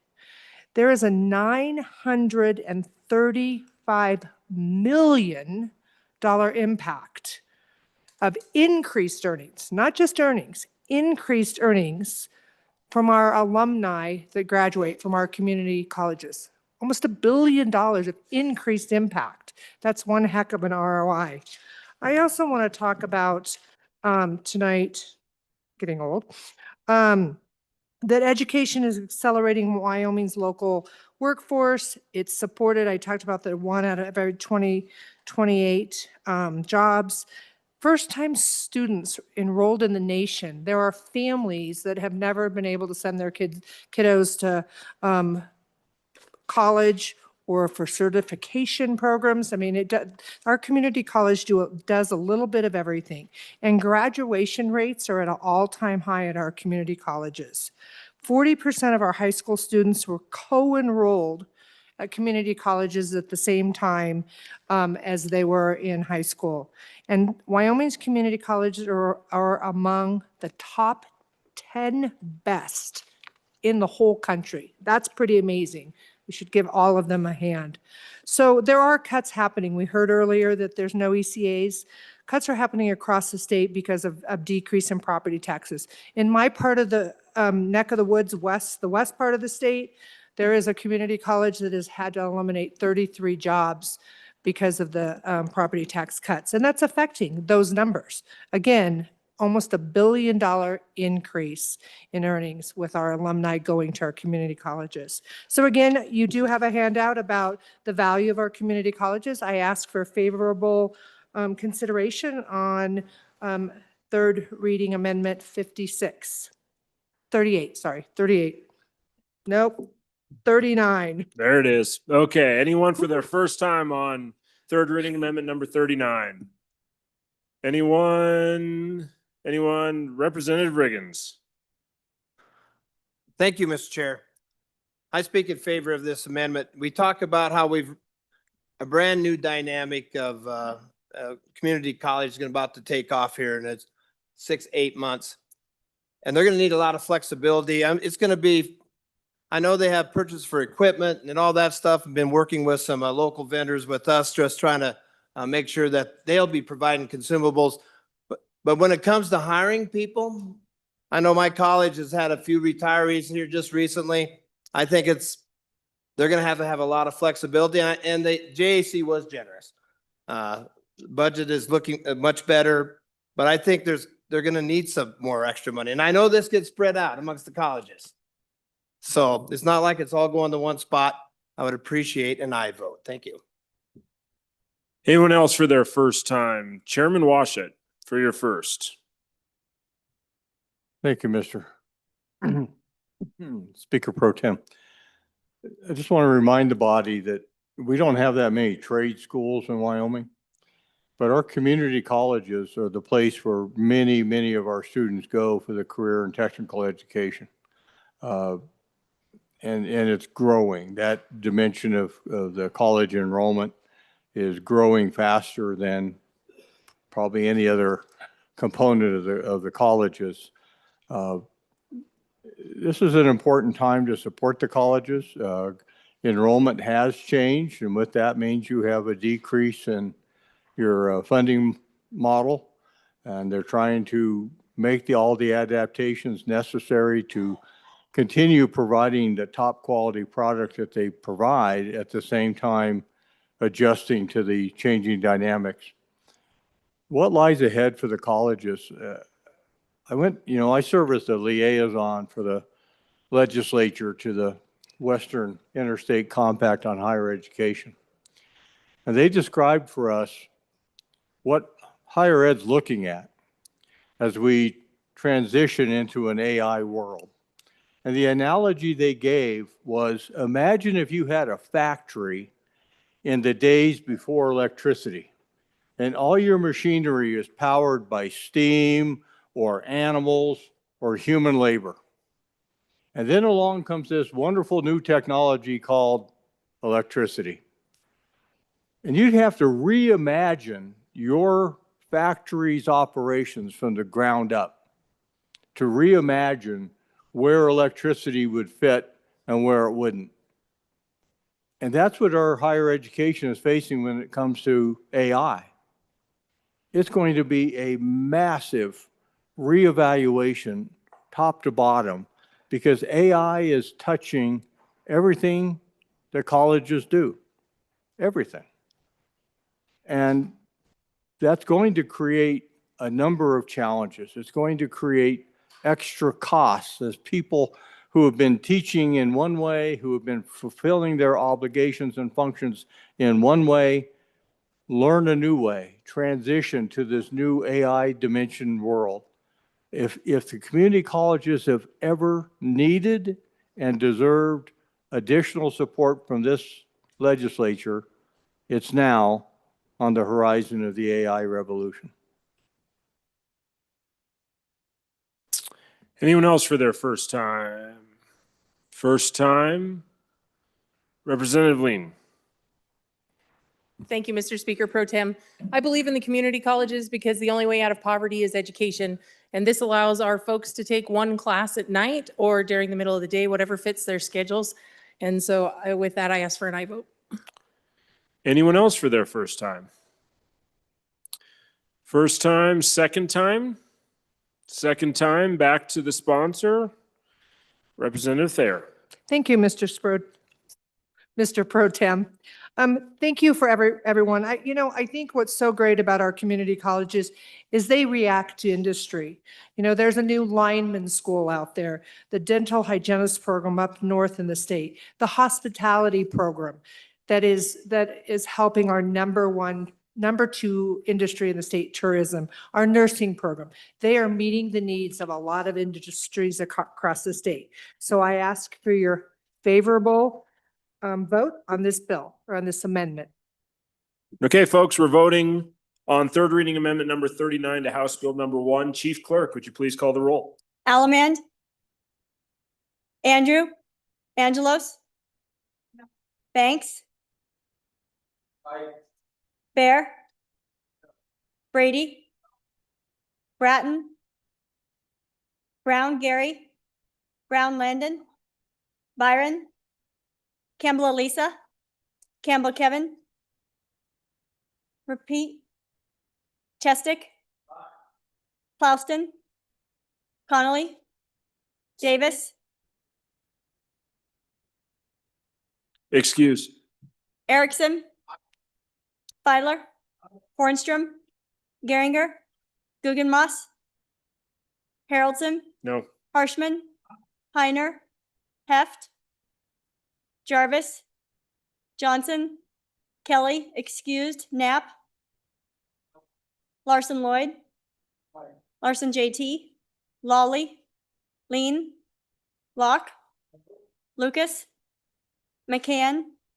Nicholas, Ottman,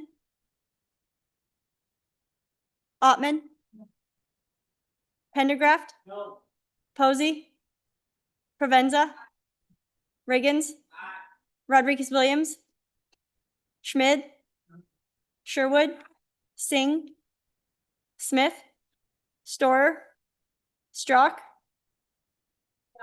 Stivar, Tarver, Thayer, Washut, Wasserberger, Webb, Weber, Worf, Williams, Winter, Wiley, Yin.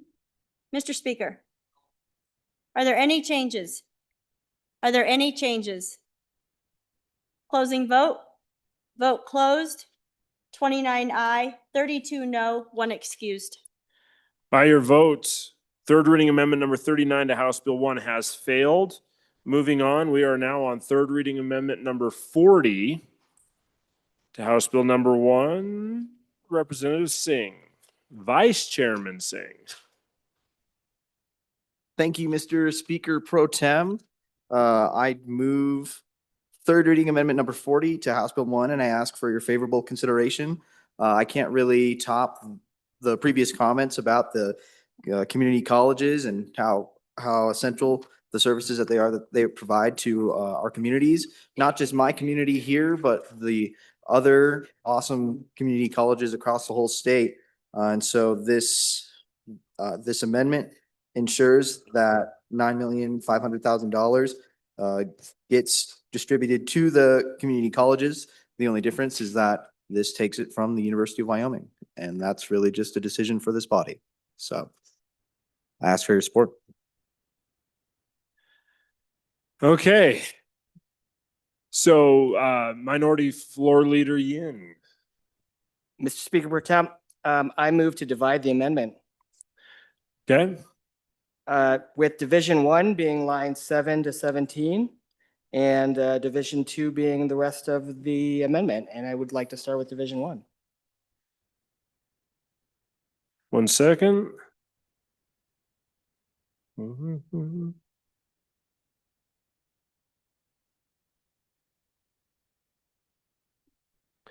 I see this is divisible.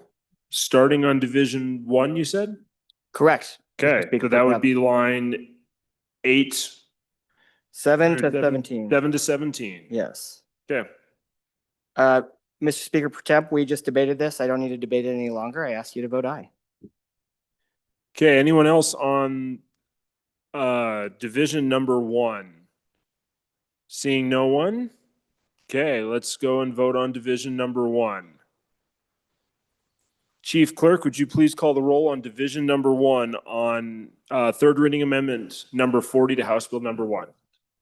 Alamand, Andrew, Angelos, Banks, Bear, Brady, Bratton, Brown Gary, Brown Landon, Byron, Campbell Elisa, Campbell Kevin, Chestick, Clouston, Connolly, Davis, Erickson, Filer, Hornstrom, Geringer, Guggenmoss,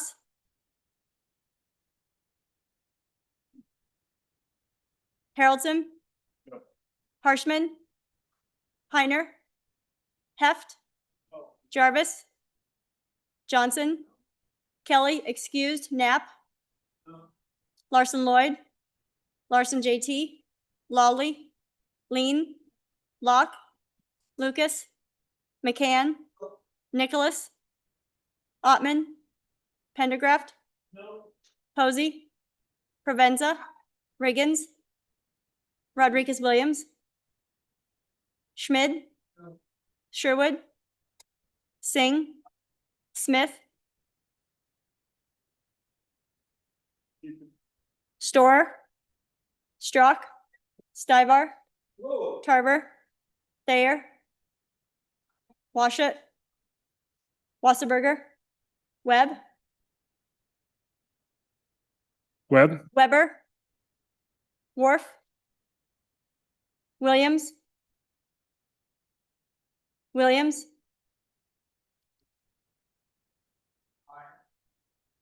Winter. Wiley. Yin. Mr. Speaker. Are there any changes? Are there any changes? Closing vote. Williams, aye to no. Further changes? Campbell, Elisa, aye to no. Further changes? Further changes? Closing vote? Vote closed? 22 aye, 39 no, 1 excused. By your vote, you have voted not to accept Division 1 of third reading amendment number 40. Minority Floor Leader Yin on Division 2. Mr. Speaker Pro Tem, on Division 2, I would ask you to vote no. Thank you. Okay, we are voting on Division number 2 to third reading amendment number 40. Is there any discussion? I guess we need to ask that. Any discussion? Chairman Locke. Thank you, Mr.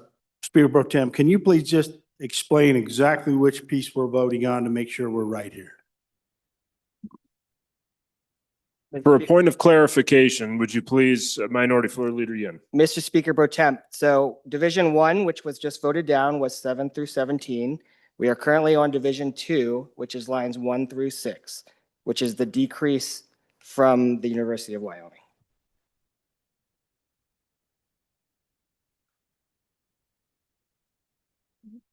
Mr. Speaker Pro Tem, just for a point of clarification again. Minority Floor Leader Yin. Thank you. Division number 1, so I divided it. I said the increase to the community colleges was Division 1. And we just voted that We down. just voted that down. And Division 2 is the decrease from the University of Wyoming, which we are now in debate and will be voting on.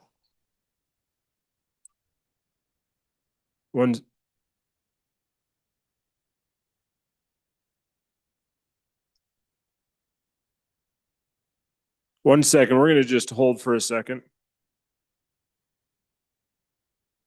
Mr. Speaker Pro Tem, I might have divided that wrong. So it's a fun time at 9 o'clock. Minority Floor Leader Yin, I believe that we probably had that backwards.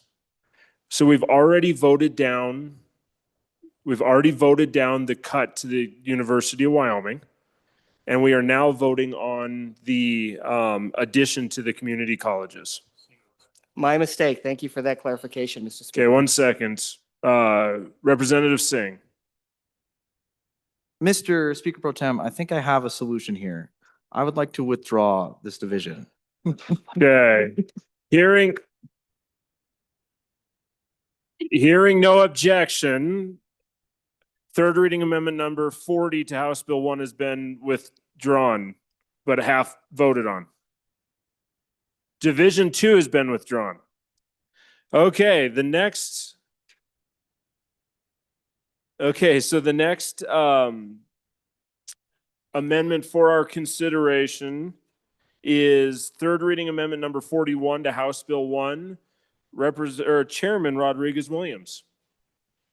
Thank you, Mr. Chairman. I move third reading amendment number 41 to House Bill 1. And I urge an aye vote.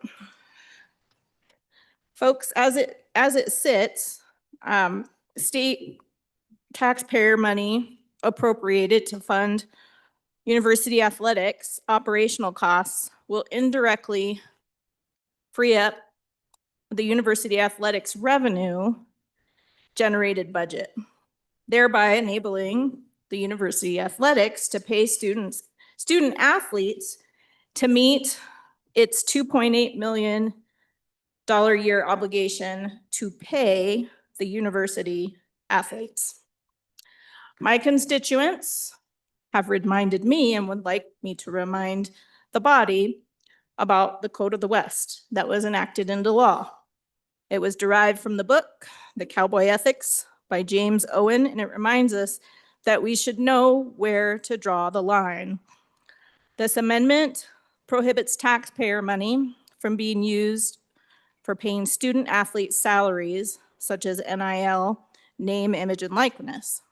The current appropriation leaves the door open to pay indirectly, pay to play.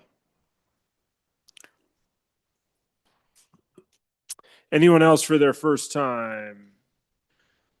Chairman Brown, for your first time. Thank you, Mr. Speaker. Ladies and gentlemen, I'm actually going to be in support of this. I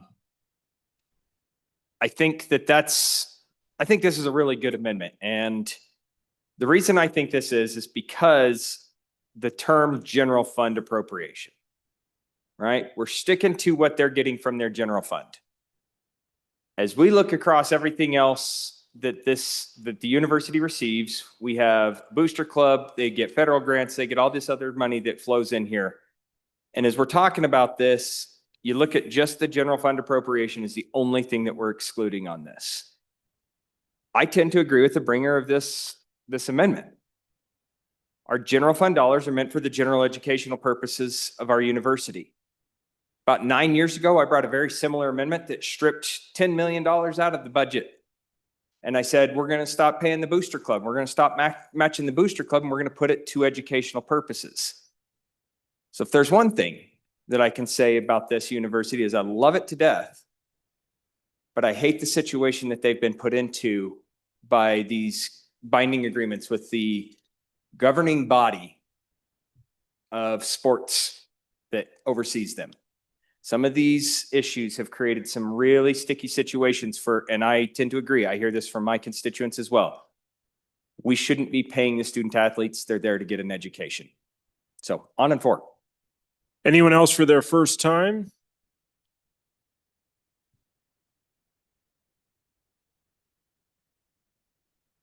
Representative Lawley is coming around the corner.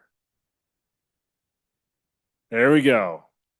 Representative Lawley. Thank you, Mr. Speaker Pro Tem. On and for this amendment as well.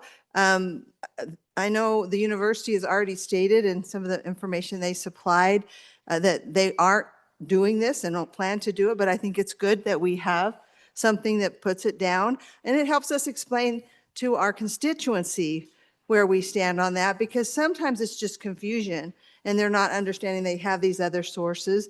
And honestly, most colleges are creating a fund that, that to be people to give private donations to. And interestingly enough, a lot of our alumni that are in the NFL are doing that to their colleges. So anyway, I'm on and for. Anyone else for their first time? Minority Floor Leader Yen. Mr. Speaker Pro Tem, thanks. I think that this is a good starting point. I think that the Education Committee should actually take this up as a topic to figure out what the right permanent policy is. Thank you, Mr. Speaker Pro Tem. Anyone else for their first time? First time? Second time? Second time to the sponsor, Chairman Rodriguez-Williams. Thank you, Mr. Speaker Pro Tem. In accordance with Rule 12-4, I ask for the ayes and noes on this amendment, and I urge an aye vote. I will need seconds. 1, 2, so we got Landon Brown, Chairman Brown, you got it? Okay, we've got our seconds. You guys, we had one here without a roll call vote, but I guess here we go. Okay, so we are now voting on third reading amendment number 41 to House Bill 1. Chief Clerk, as soon as you are ready, please do call the roll. Allemand, Andrew, Angelos, Banks, Fair, Brady, Bratton, Brown Gary, Brown Landon, Byron, Campbell Elisa, Campbell Kevin, Chestick, Clouston, Connolly, Davis, Erickson, Filer, Fornstrom, Geringer, Guggenmoss, Haroldson, Harshman, Heiner, Heft, Jarvis, Johnson, Kelly excused, Knapp, Larson Lloyd, Larson JT, Lawley, Lean, Locke, Lucas, McCann, Nicholas, Ottman, Pendergraft, Posey, Provenza, Riggins, Rodriguez-Williams, Schmid, Sherwood, Singh, Smith, Storer, Strock, Stivar, Tarver, Thayer, Washut, Wasserberger, Webb, Weber, Wharf, Williams, Winter, Wiley, Yin. Mr. Speaker, are there any changes? Are there any changes? Closing vote. Vote closed. 60 aye, 1 no, 1 excused. By your vote, you've by your vote, you have passed third reading amendment number 41 to House Bill 1.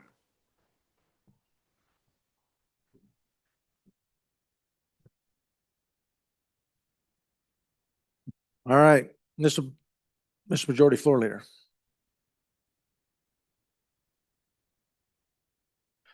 Huh? We might have to clear the deck here a little bit. What do we have here? Okay. Mr. Speaker, I move that we adjourn until 8 o'clock tomorrow, the 21st of February. Okay, ladies and gentlemen, before you take off out of here, we got a couple of clearing things here. All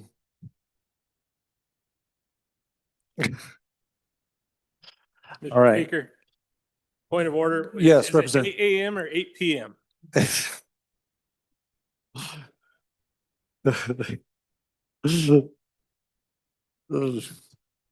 All right. Are there any other things, Chief Clerk? Are we good? Deck's clear? All right.